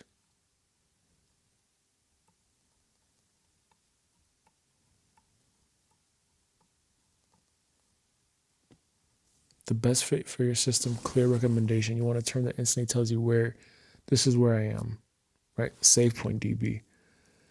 It instantly tells you where I resume, works emotionally and operationally, scales to agents and humans later, fits your existing metaphor stack. Best overall name, save point DB. This is the cleanest, highest signal choice. If you want more LifeOS terrain flavored, daily base camp.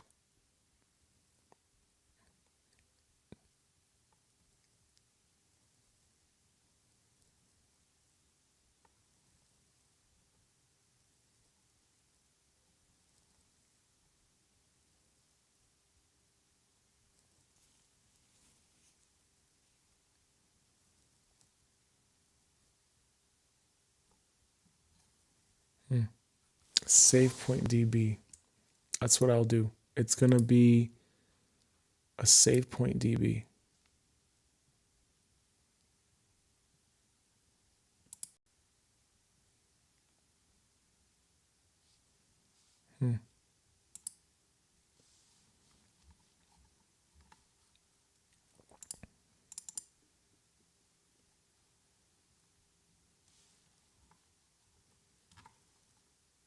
Save point Basecamp DB.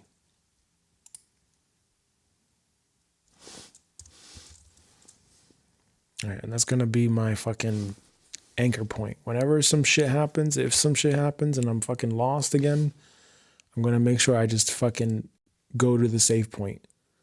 Where did I save off last? That's actually a really good metaphor.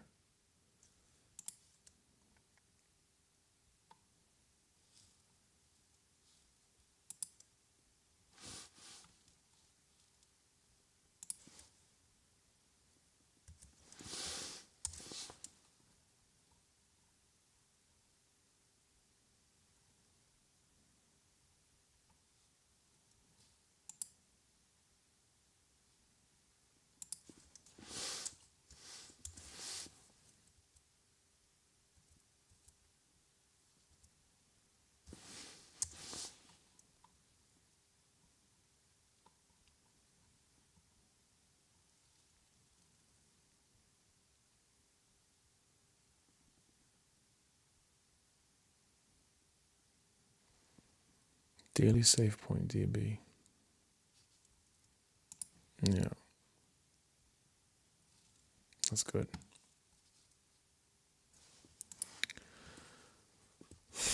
All right. That'll lock in that.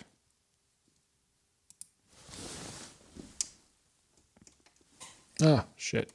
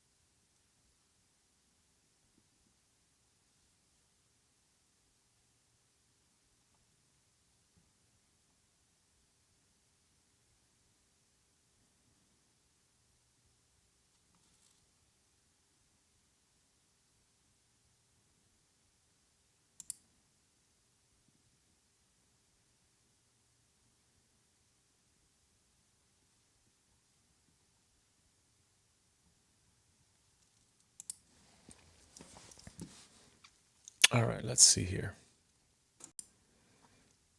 Okay, so that got done.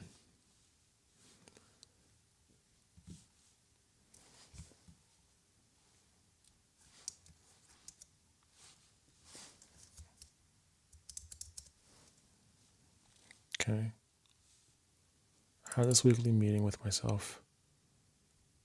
And what has to be true this week? Yeah, he's still not done.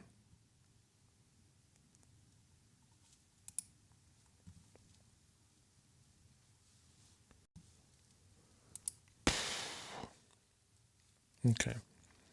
So just to review this, debrief title, weekly debrief. Previous debrief was January 5th. By January 30th, 2026, Deep Work OS has been fully refactored. That's the cross point. That's the deal right there. What are we supposed to do? Deliverables, parent debrief.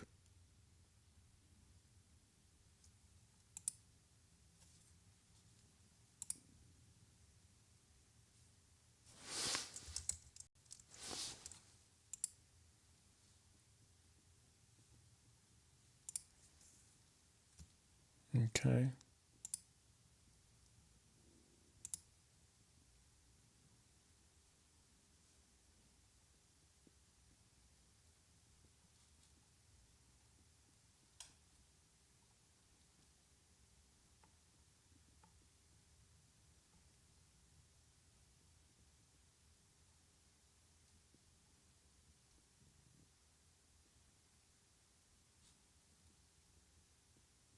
Yes.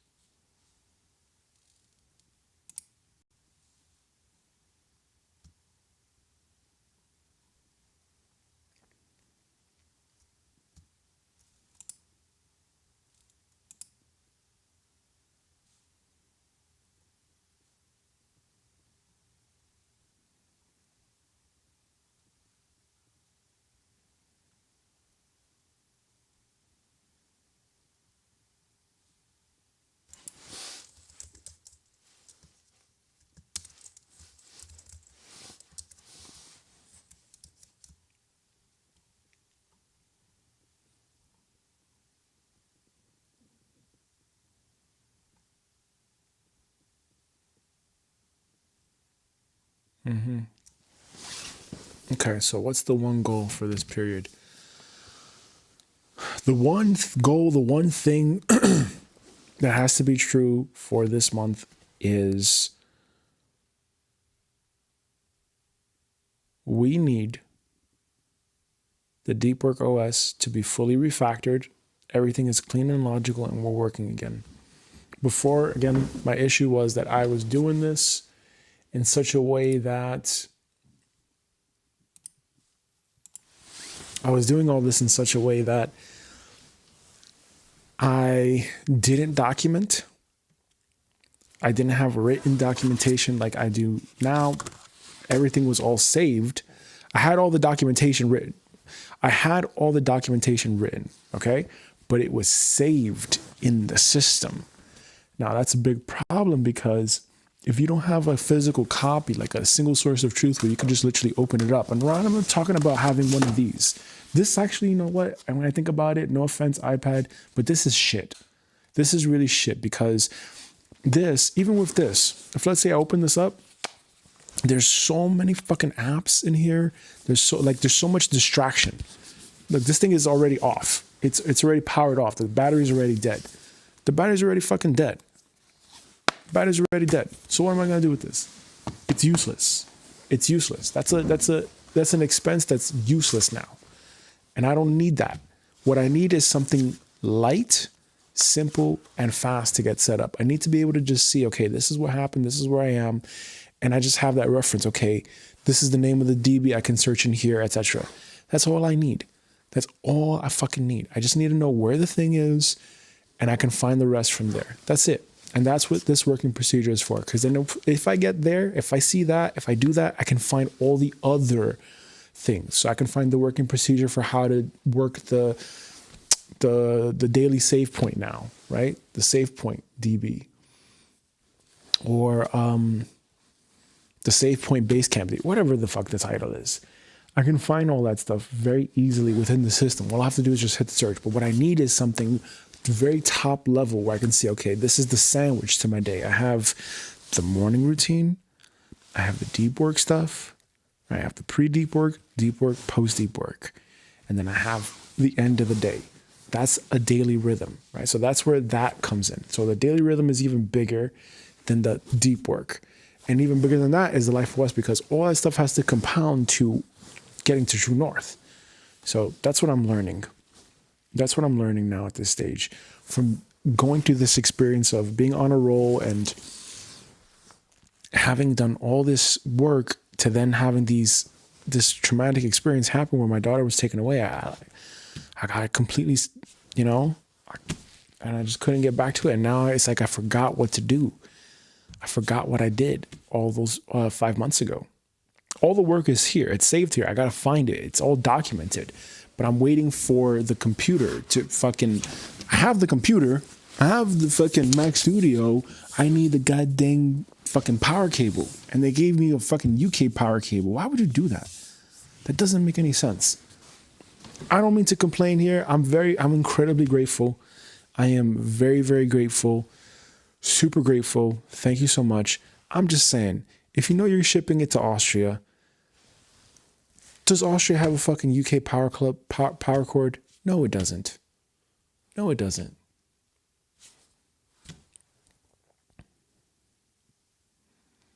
So that's frustrating. But it got done. I ordered one from Apple Store. And now I gotta wait for it to come in. But as soon as it comes in, you bet your fucking ass we're gonna go back to this. You bet your fucking ass. There is no other way. There is no other way. At least, hey, I did a review, a meeting with myself this week. And this is what it is coming up. I know that this week we've got the rest of the equipment coming in. This week I'm supposed to have off. This is the 4th week that I'm supposed to have off. I have off every 4 weeks in a deep work cycle. And that's kind of like my bridge between, okay, this is what I did before, this is what I'm doing now. So I've got that 4th week off. This is my 4th week off, technically. So where am I at now?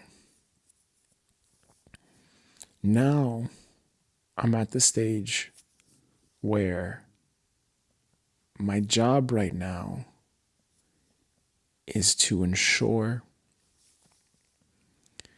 that the equipment comes in, I set it up, and I start streaming the work that I do on screen. I have to be able to show the work that I do on screen.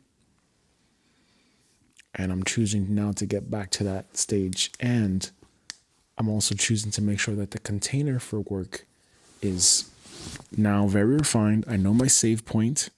Where did I leave off in the game?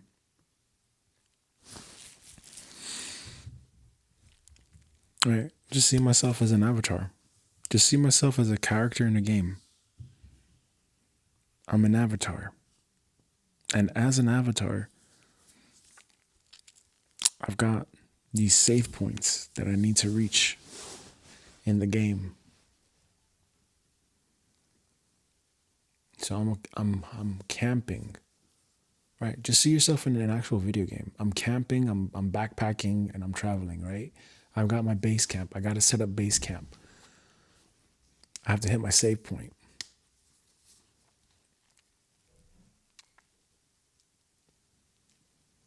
I've got to hit my save point. Because once I hit my save point, it's going to be really easy.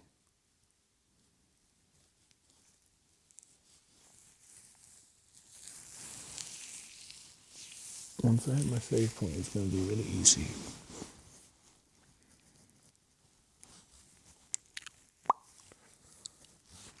Once I hit my save point, it's going to be really easy. Because I know where to leave off. It's all on one row, one record. This is what happened. This is what I did. Done. Done. And I'll be able to see that very cleanly. I'm going to roll it up into the weekly. I'm going to roll it up into the monthly.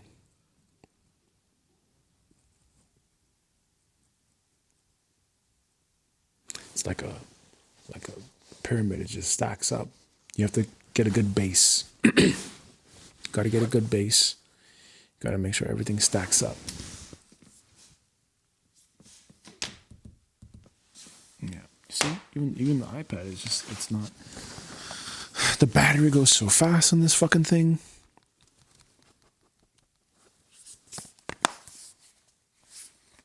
Not the most useful.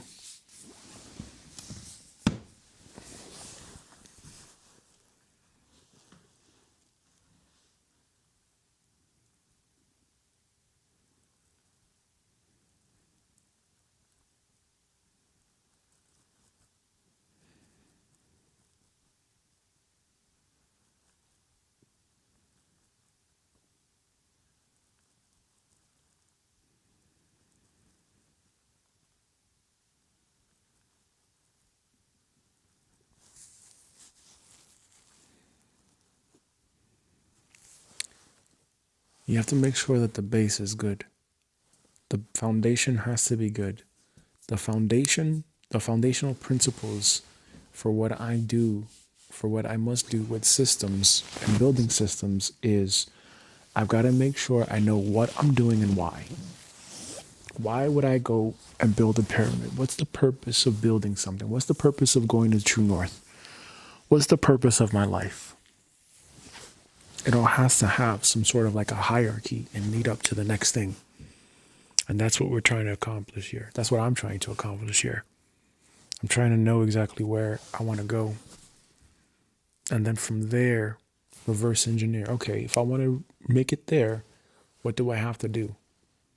That's what I'm thinking about constantly. Well, if I want to get there, what do I have to do right now? Because having goals, I think that for me doesn't work. Maybe it works for other people, but for me, I don't think that works. I think what's more appropriate is to say, okay, this is my life right now. There's an obstacle. I want to fulfill my purpose. I want to make it here, whatever. But there's this obstacle, or there's a gap, right? I cannot get from here to here. I have to build something to get me across, and that's a system. That's a bridge. I have to build this thing and get across to the other side. If I want to go from here to here, how do I get from here to here? I build the bridge, walk over, and doom. Okay, the walking is the execution. Building the bridge is the bricks. I got to build the foundation or whatever. Build the bricks, walk across, go down. That's how I have to do it.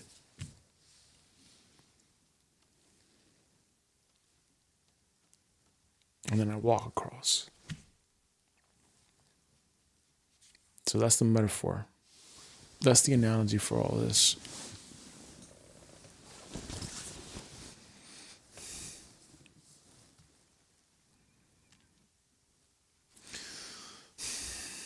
Afterwards,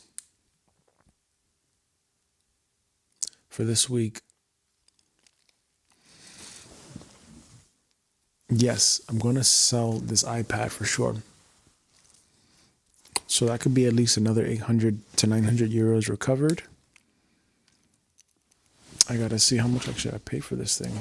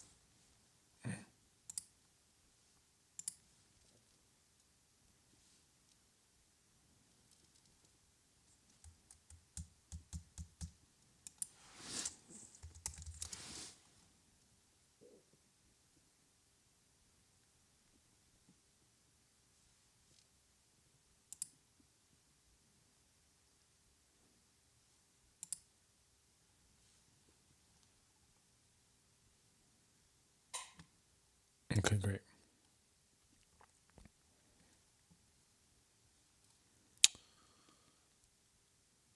October 14th.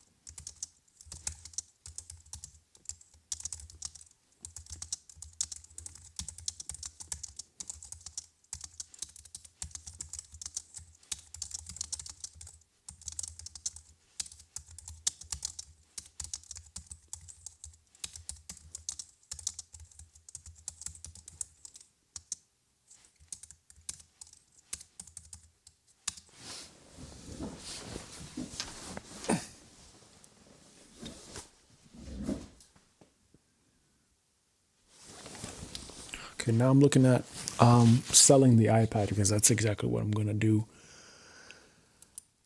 Original cost, yes, $15.98. Yes, that's true.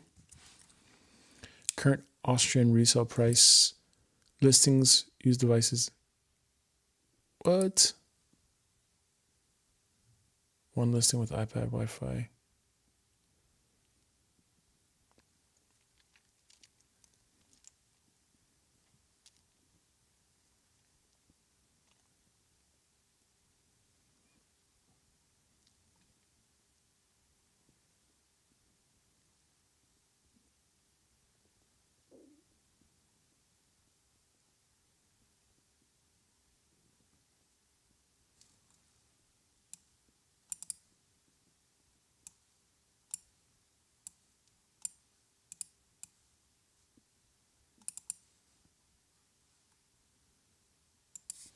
Damn.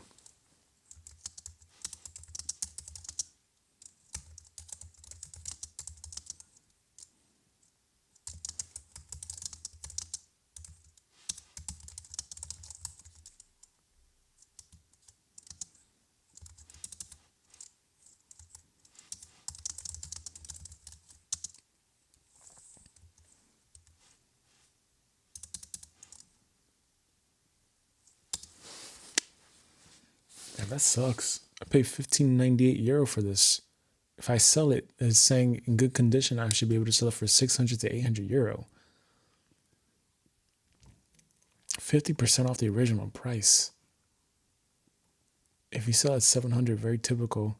56% off. What the fuck? Practical pricing advice. List at 850 to 900. Expect to sell close to 7 to 800 below. You're discounting aggressively for speed. Oh my god. You're not getting screwed. This is standard consumer electronic depreciation. Oh my gosh. So is it ever wise to pay retail or even buy new electronics?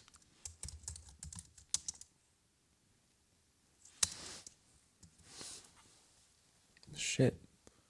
If I'm selling this for, well, I could say, yeah, because I mean, my thing was to definitely sell at like $9.99. Pay $15.98 for this. Fuck. That's €1,600, bro. Short answer, sometimes yes, often no. Here's a clean decision rule, so you never second guess this again. The truth about buying new electronics, when it is wise to buy new.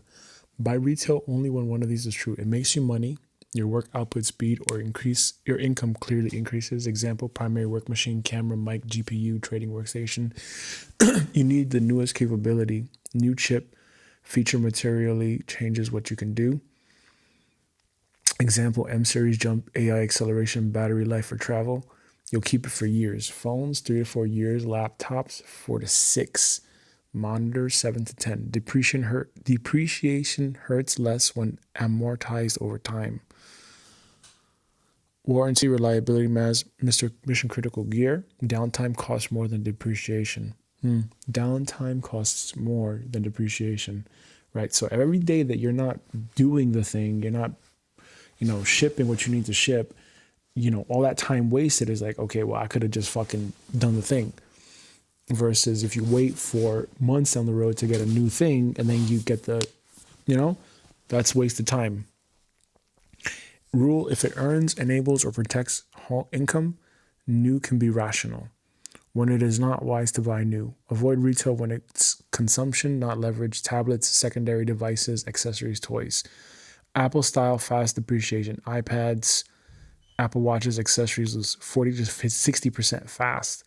Non-essential or backup gear. Second screens, travel devices, nice to have tech. Right, that's why I ordered a second monitor retail. You don't need latest gen. One to two generations back is usually 90% as good. If it doesn't change your earning power, buy it used or skip. Right? If it doesn't change your earning power, buy it used or skip.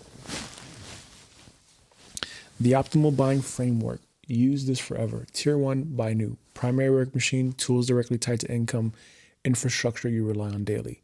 Tier 2, buy refurbished, lightly used tablets, secondary laptops, phones, cameras, etc. Right. That's why I got this phone. I got iPhone 12 mini for 200 euros because I'm not going to spend fucking 700, 800 euros on a phone and then it's going to, not going to do that. So I'd rather just get refurbished.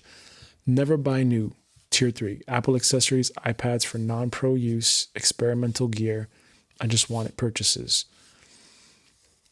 The reframe. This removes regret. Paying retail is not dumb. Paying retail is for paying retail for consumption is, right? So if it's not for the cross points of the bottlenecks, never buy it new. Always buy it used. You didn't make a mistake. You just bought a tier 2 device at tier 1 pricing. That's a learning, not a failure. One sentence to lock this in. I buy new for leverage, use for utility, and never new for consumption. Okay, well then I guess I wouldn't sell it then.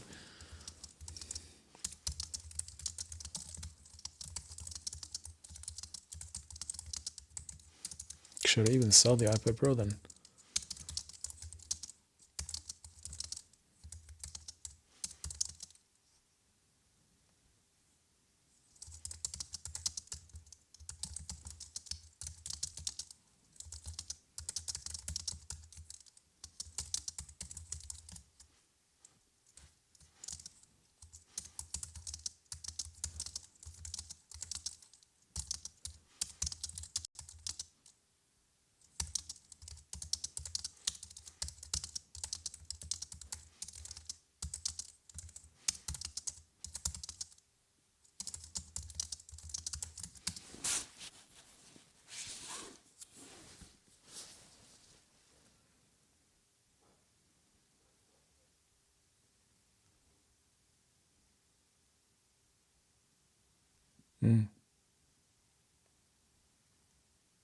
Short answer, don't let it sit unused. Either use it now or sell it now. Hold it for the kids later is usually the worst option financially and practically. Here's the clean way to decide. The decision rule. Use this, no overthinking. Keep the iPad if all are true. You will actually use it weekly in the next 60 to 90 days. It clearly improves your workflow or life quality. Notes, reading, sketching, planning, travel, kid logistics, etc. You're okay accepting the sunk cost and treating it as a utility, not an asset. Then keep it and use it guilt-free until it dies. Sell the iPad, if any are true. It's mostly sitting idle. You keep thinking, I should use this, but don't. It does not materially help trading OS or daily life. You're keeping it for the kids someday, then sell it now while resale value still exists. Why? Keep it for the kids later is usually a trap. Let's be blunt. In 3 to 5 years, the battle will be worse. iOS support may be limited, resale value near zero. Kids don't need ProMotion Cellular Apple Pencil Pro. You'd be handing them an overpowered, fragile device when 100 to 250 used iPad or Android tablet would be perfect. Okay, yeah. And you could buy that later with cash you keep with liquid now. Financially, selling now at 700 euros and buying a 200 euro kid tablet later is a net win. The emotionally clean framing, right? Right. Don't store tech as a symbol of guilt, maybe later sunk justification costs. That creates low grade mental drag. Use things or liquidate them. Idle objects cost attention. My recommendation for you specifically, based on everything you said, your focus is trading wedge, cash flow, simplicity. The iPad is not core leverage. You already felt the depreciation sting. Sell it now unless you deliberately choose to integrate it into daily life starting this week. No someday. If a device doesn't earn, enable, or delight me now, I convert it back into cash. Fuck. That's a good point too.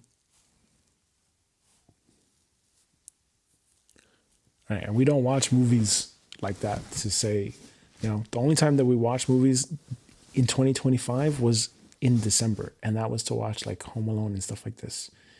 And if I keep this MacBook Pro as a personal device for the family, then I don't think there's any need for this device anymore.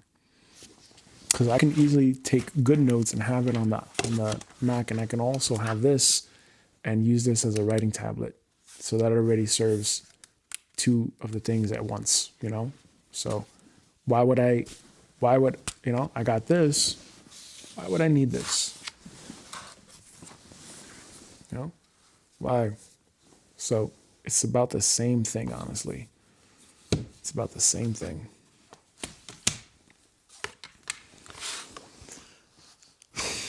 Okay.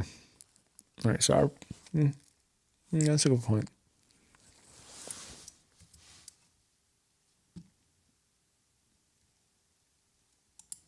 That's frustrating, but that's a good point.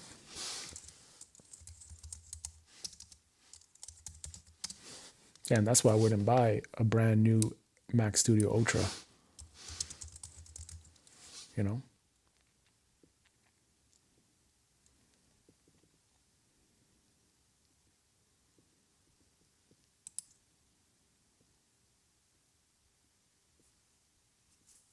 Holy shit, the price went up significantly here. That's interesting. The price of the Mac Studio, I bought it for 2,700 euro just a couple days ago, and now the price went up to 3,000 euros. That's ridiculous.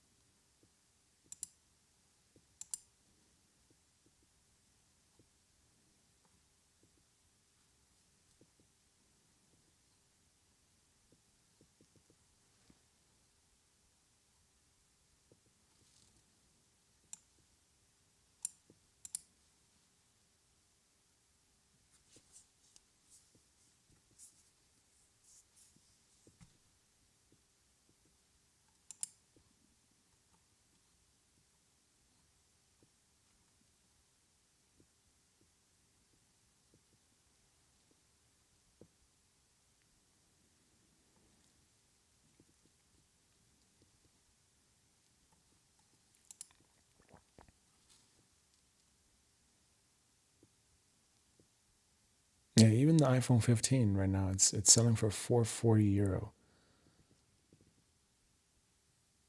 iPhone 15, 440 euro. And then another, right, even when the next one comes out, you're going to have the next one.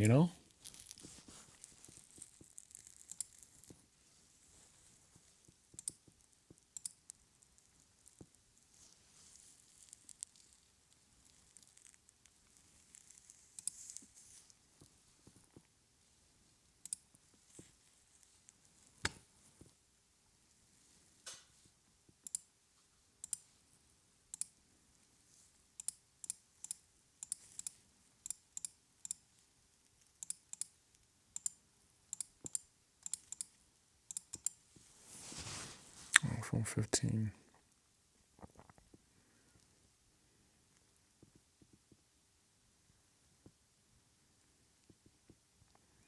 Yeah, the next upgrade I would get is probably the iPhone 16, to be honest. And that'll be like later on.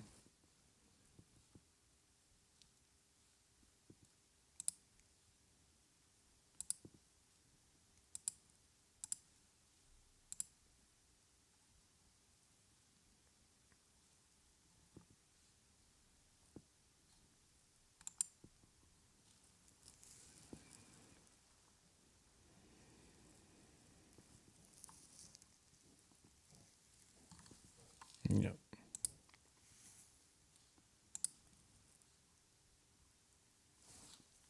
The newest one is iPhone 17, I think, right?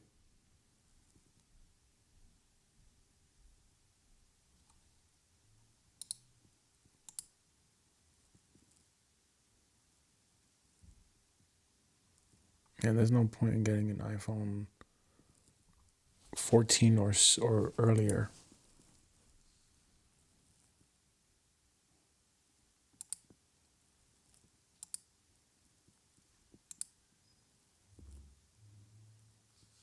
Yeah, and I'm not paying 1,200 euros for that. Fuck that. Fuck that. Wait until the next model comes out and then you get the old one.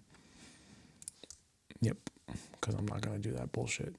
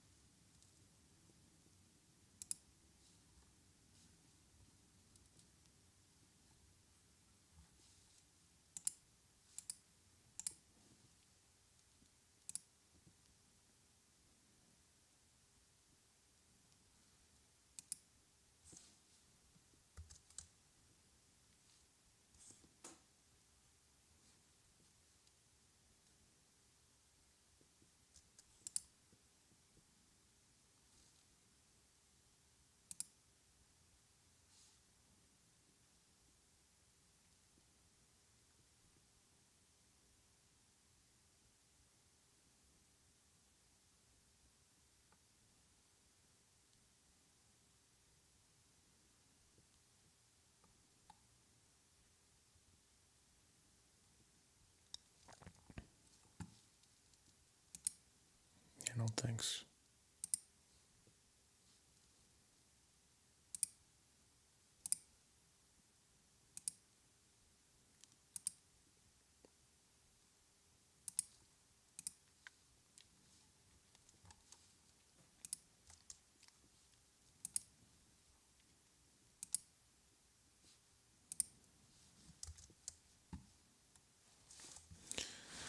All right, that's done. Order microdose magic mushrooms. Let's do it.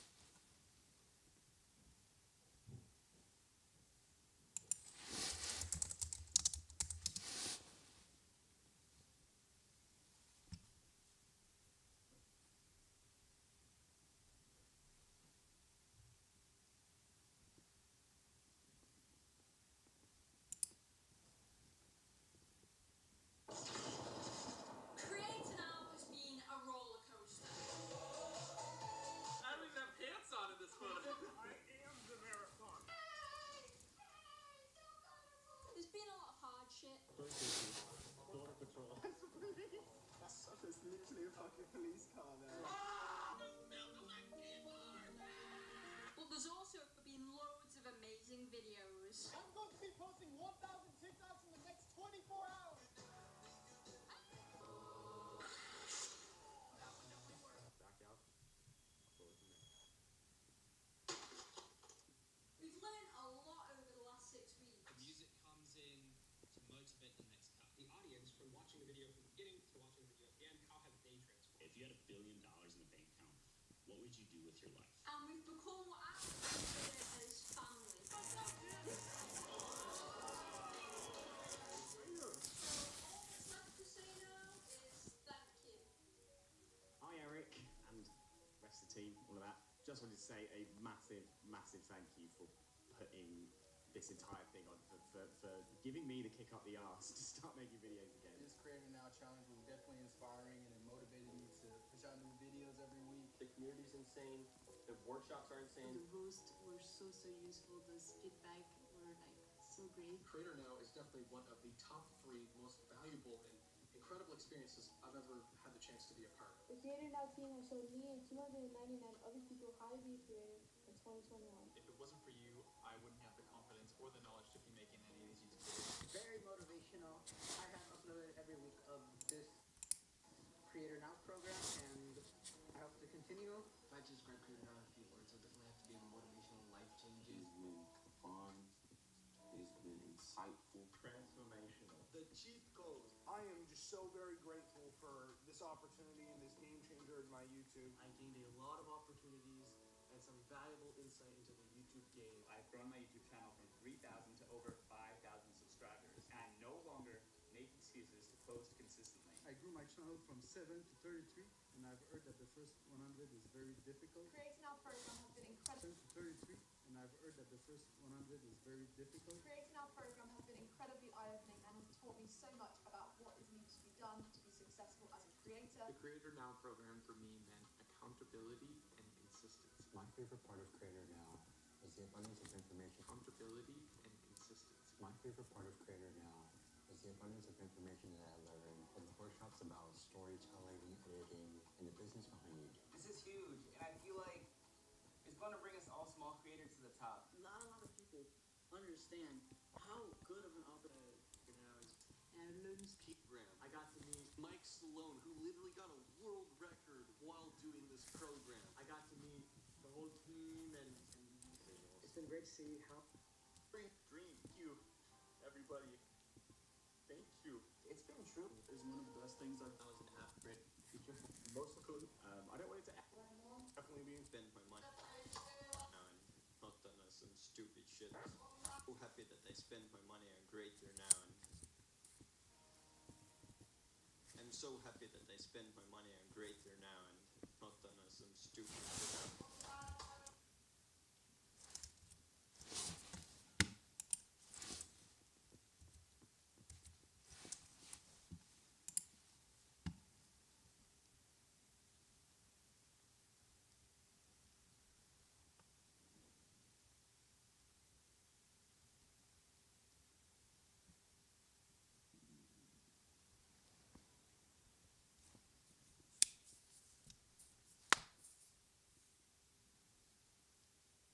Oh, right. That could be.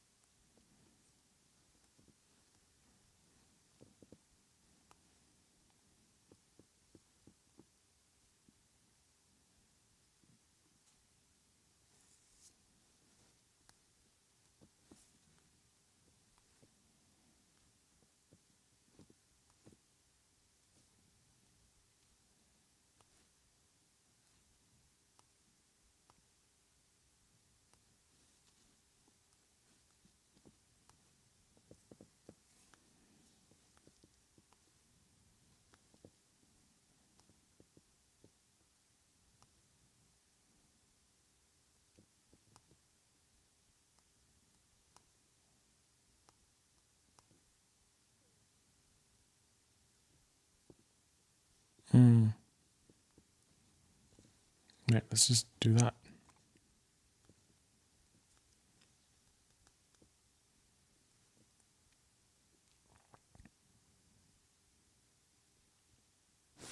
Bingo.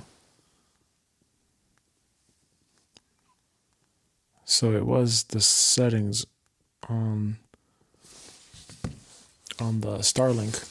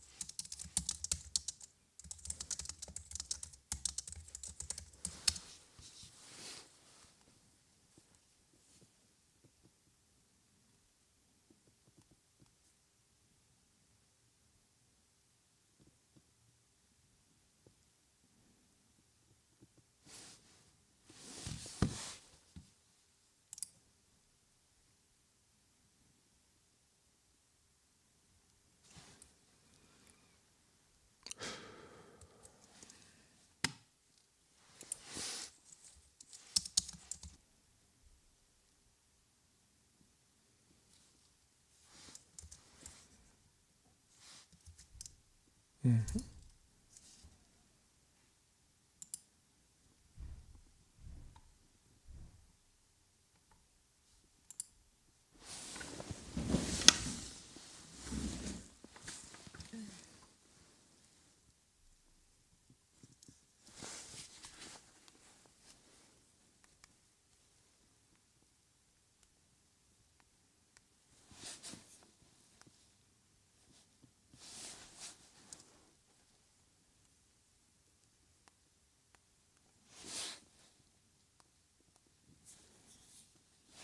Because in that way, you're not able to go to.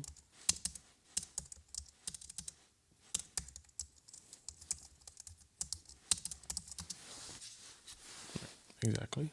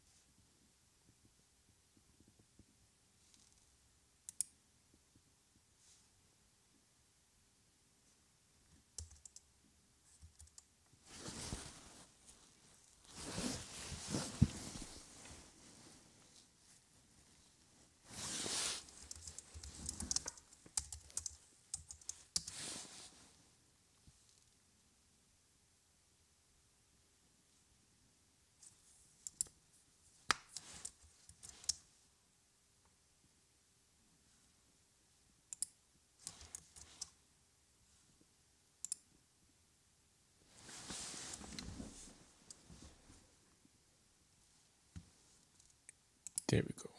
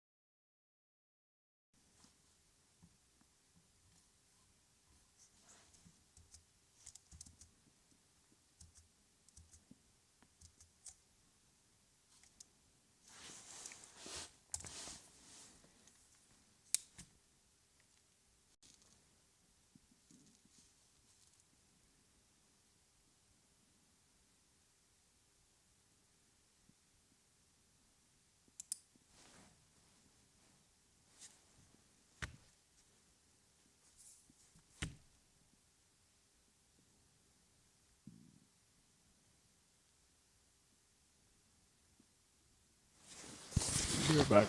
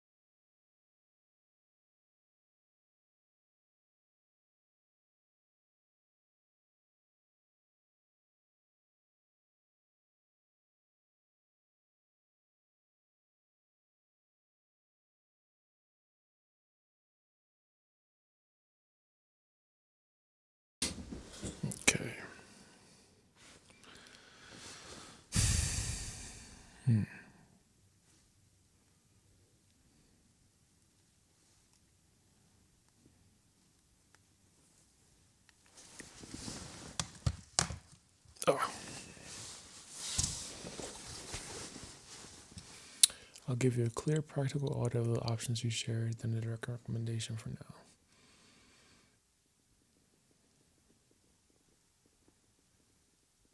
And finally, a long-term strategy framed carefully for the U.S. without giving illegal instructions. I'll stay focused on your stated goals. Deep work focus, emotionally processing in the background, not overwhelm. Consistency, long game autonomy.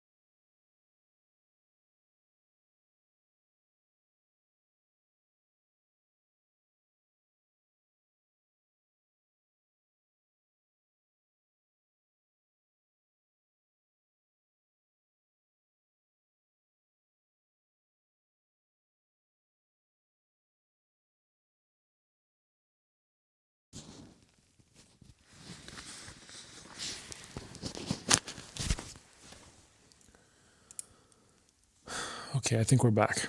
So I had to charge the device, the transmitter, and now I have been doing some research on microdose, and basically right now I need to emotionally regulate. I need to calm my fucking nervous system down, and I need to get back into a supreme state of focus. So the idea is to take that microdosing stack and get myself back on track here. Get myself back on track, get myself back to doing the work, and make sure that I'm in a peaceful state, as peaceful of a state as I possibly can be. So I'm going to make sure that I get this and I make this investment. It's another investment. Only 100 euros, but still, that's still, 100 euros.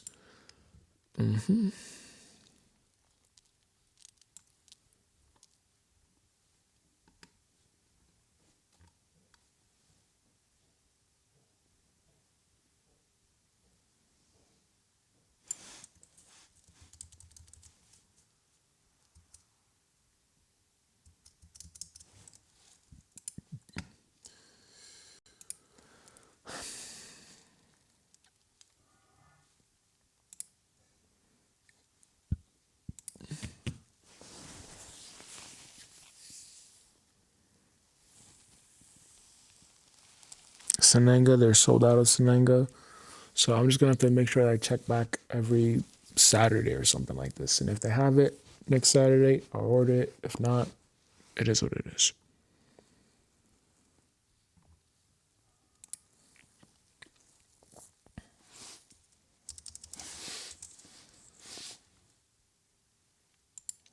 Psychedelics operating system.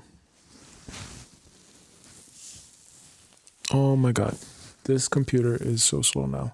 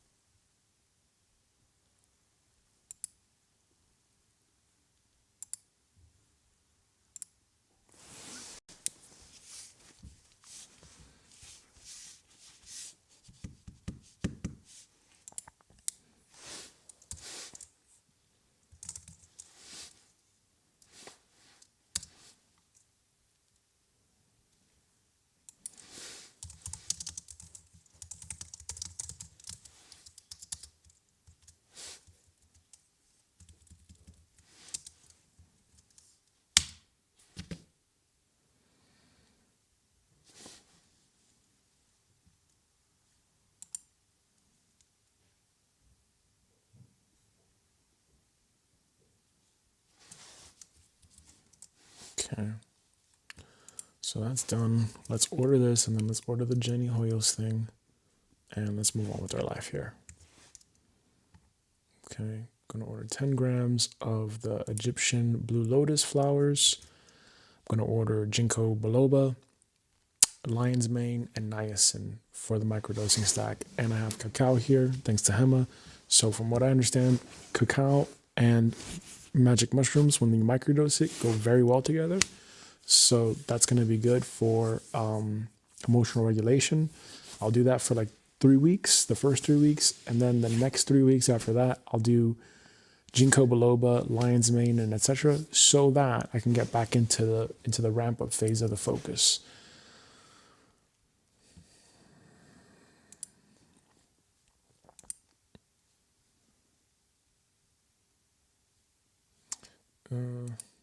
Yeah, might as well.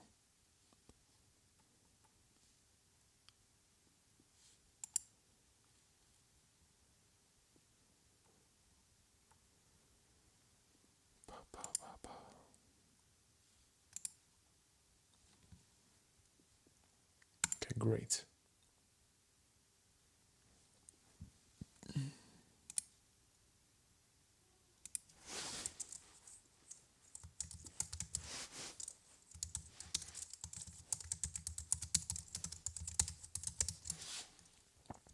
And then I also ordered myself a micro dosing kit, as well as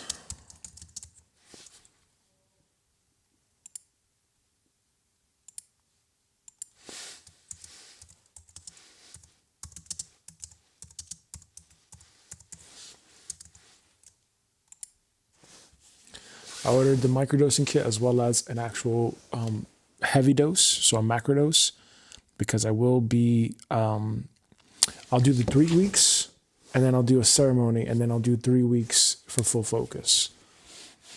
All right, let me ask ChatGPT this. Okay. Okay, so what do you think about 3 weeks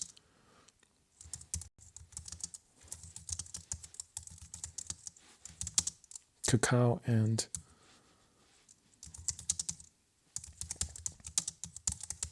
microdose followed by a full ceremony,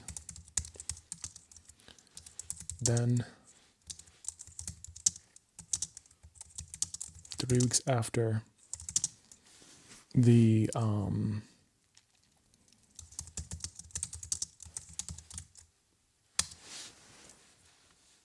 perfect, done, and it did it for me. Great, thanks.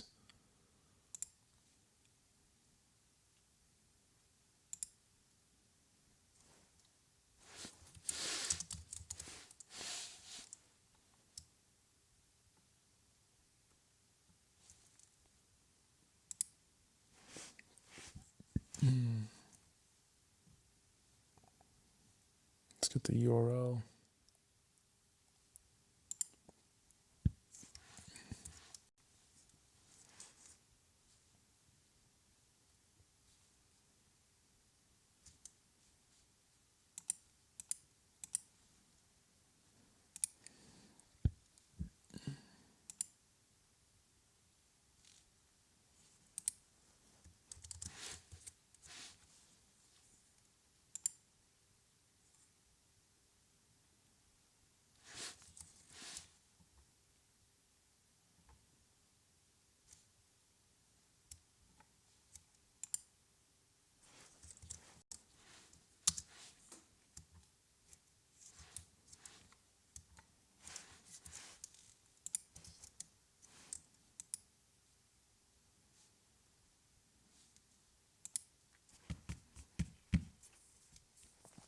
Oh my God, this is really slow and very irritating.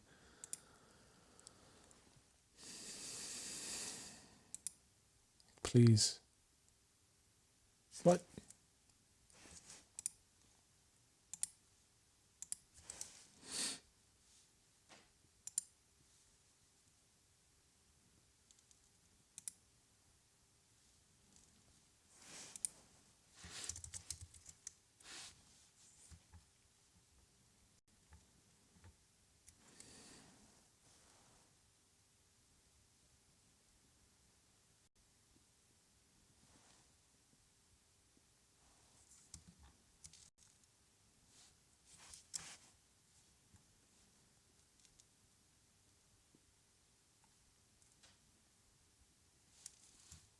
This computer cannot keep up anymore.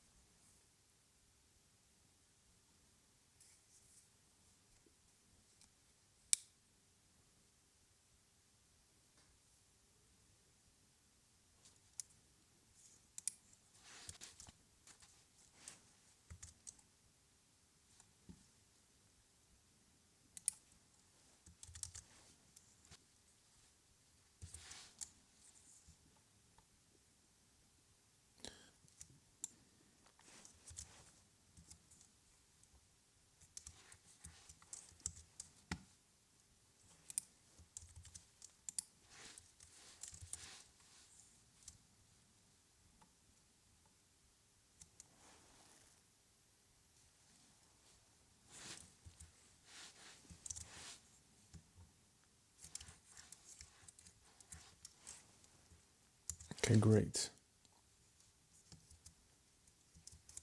Okay, first things first, by priority.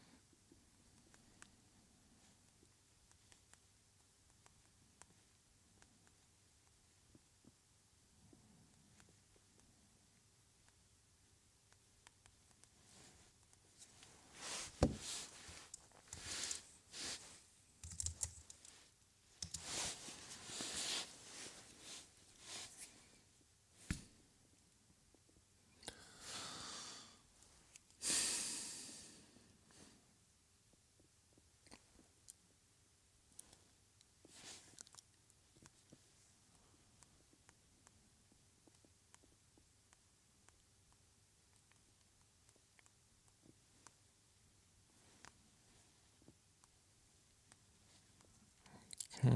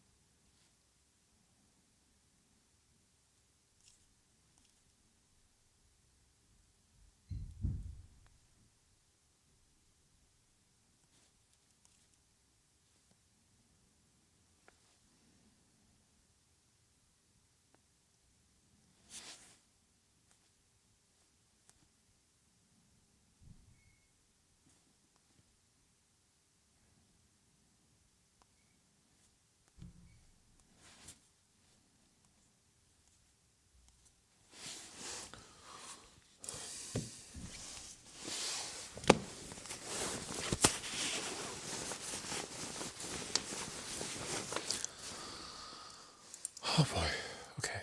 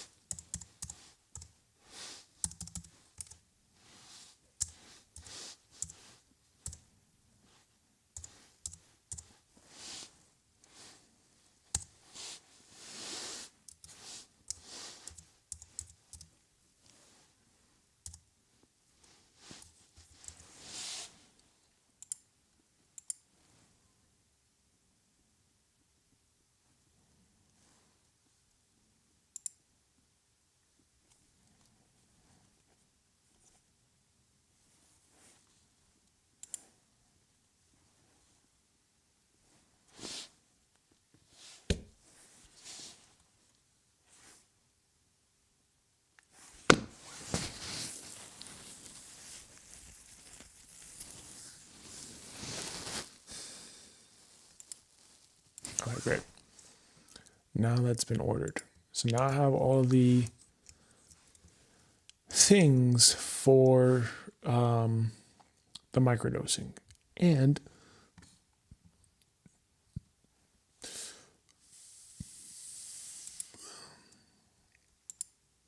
I also made a database to make sure I can keep track of this.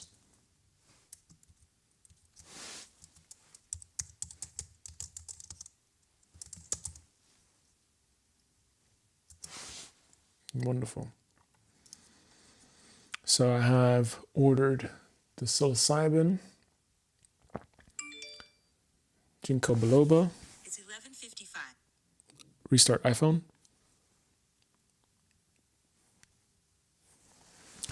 Ordered the psilocybin, ginkgo biloba, lion's mane, niacin, ceremonial cacao. Already have that here, and then the blue lotus. So that's all good to go now. Let's put this over here.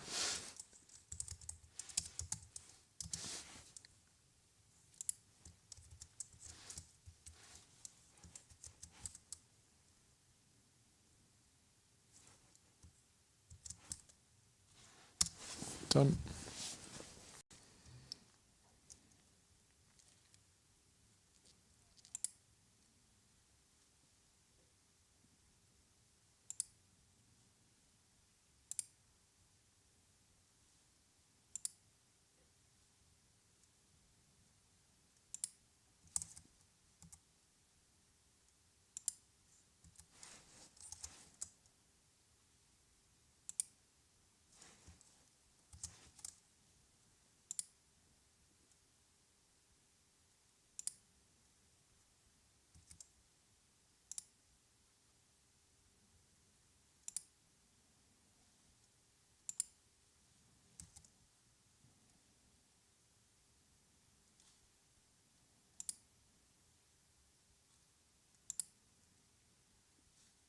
Okay, great. And now I also separated the purposes of each intended supplement with the use case of the psilocybin, the microdose. So I know that for psilocybin microdosing, I can use it in the synergy phase or in the full focus phase, which is for execution. So I have ginkgo biloba, lion's mane as part of the full focus phase. And then I have psilocybin with niacin, B3, and ceremonial cacao, and blue lotus as part of that synergy phase. And ceremonial cacao can go into either or. So let's make sure we do synergy and full focus. Yes. Cool. Perfect. So now I know which is good for synergy, which is good for full focus.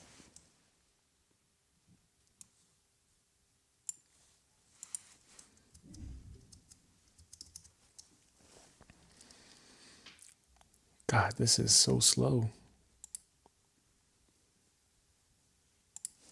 Thank God I got this new computer now, man. But I just need the power cable. Oh my gosh. Okay.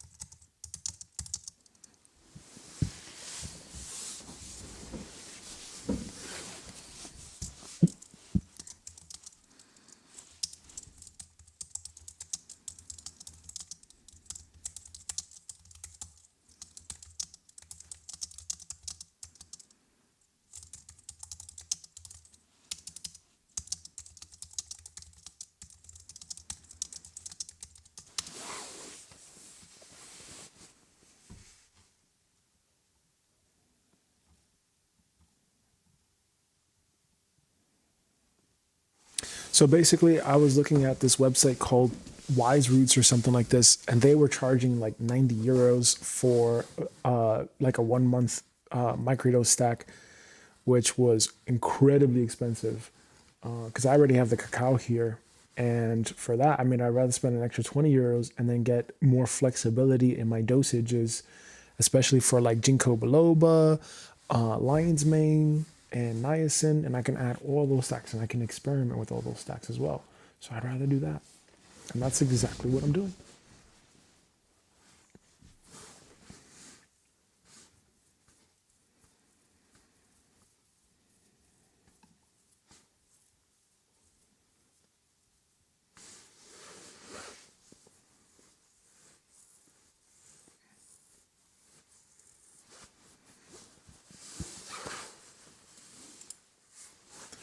My God.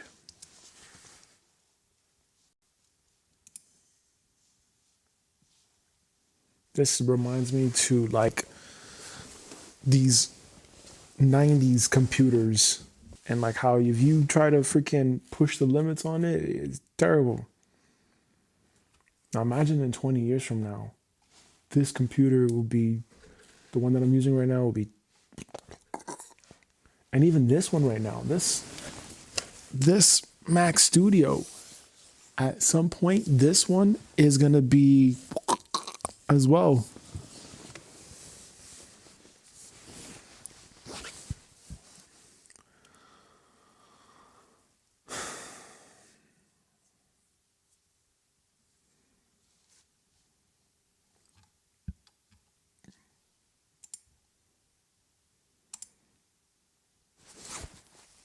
My goodness gracious.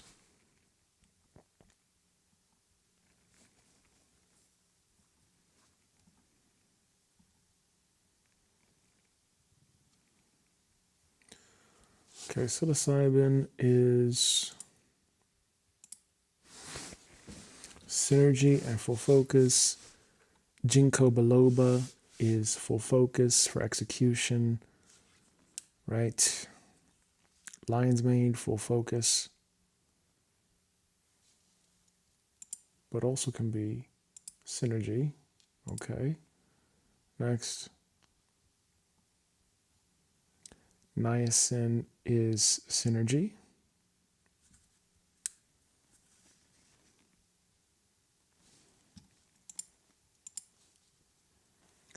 Niacin is synergy, regulation. Ceremonial cacao is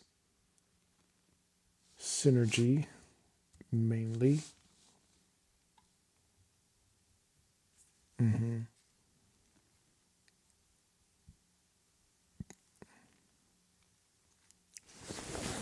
Blue Lotus is synergy, correct?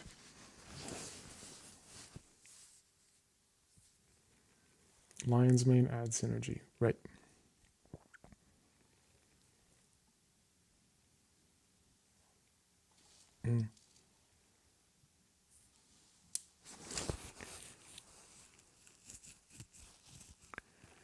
Cool. All right. Now, the last freaking thing The last thing. Let's do this.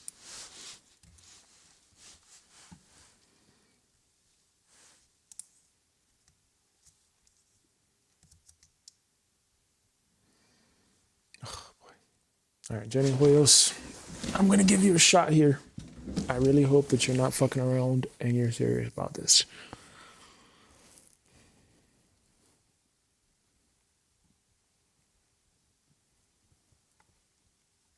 That's true. She even made her mom go viral. How is that possible?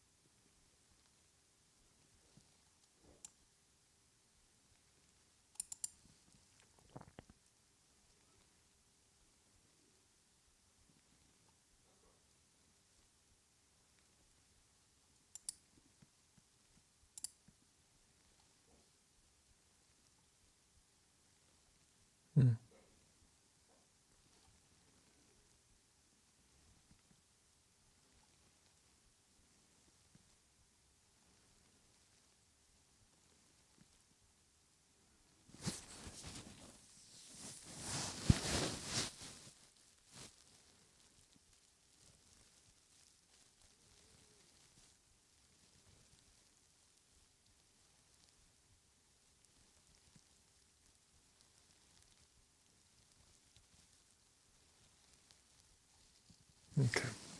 All right, let's give it a shot. I'm gonna do this.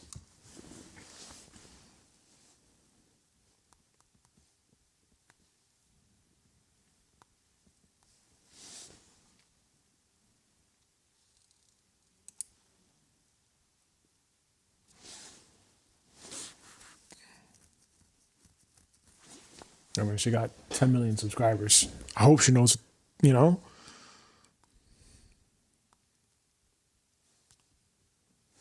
Actually, yeah.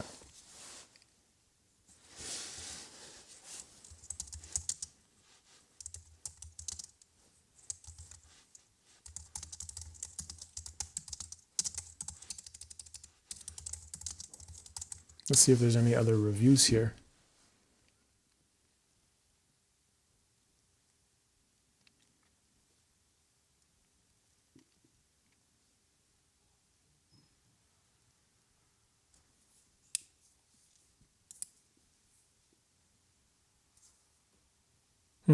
Her methodology is widely studied and praised for its effectiveness in driving high retention and rewatchability.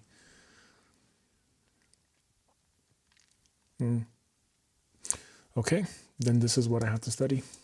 All right. God bless you, lady. Namaste.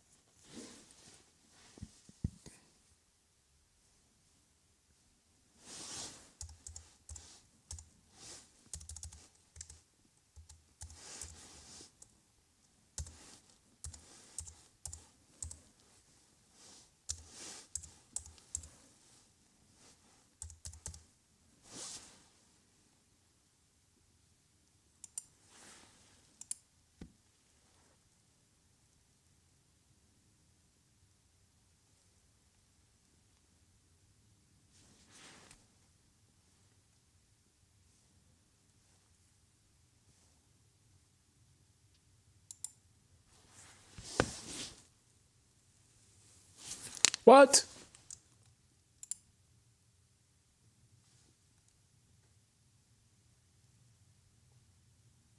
Oh, son of a bitch. It's not accepting new members. What the fuck?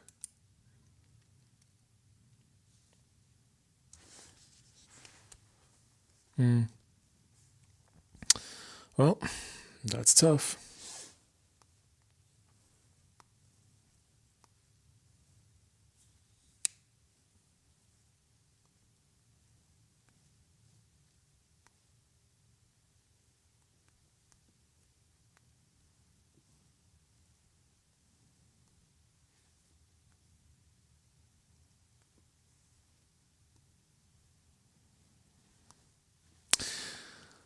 All right. Well, there you go. Nothing I can do about that. I can't, I have the cash, but I can't do about that. And I just see it right now. From the 1st of December to the 22nd of December, 2024, she had the viral challenge thing. And I can't order it. I can't enroll into the thing.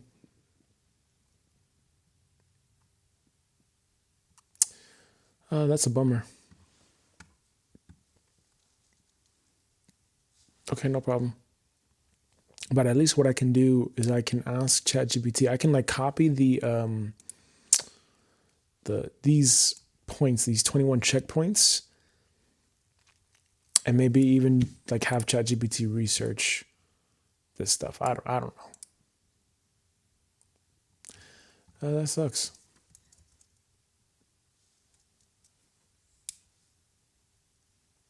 But it seems like she has this all the time, though.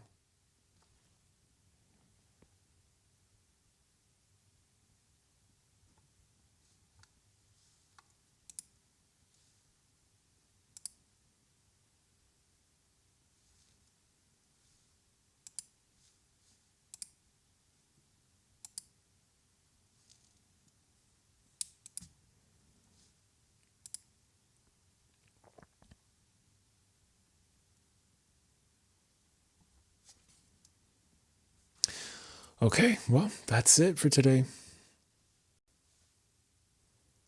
Done. I was able to do the weekly meeting today, order the microdosing stack for magic mushrooms. Couldn't order Sanenga, they're out of it. And then also now Jenny Hoyos' YouTube course is not available. So here I am, done.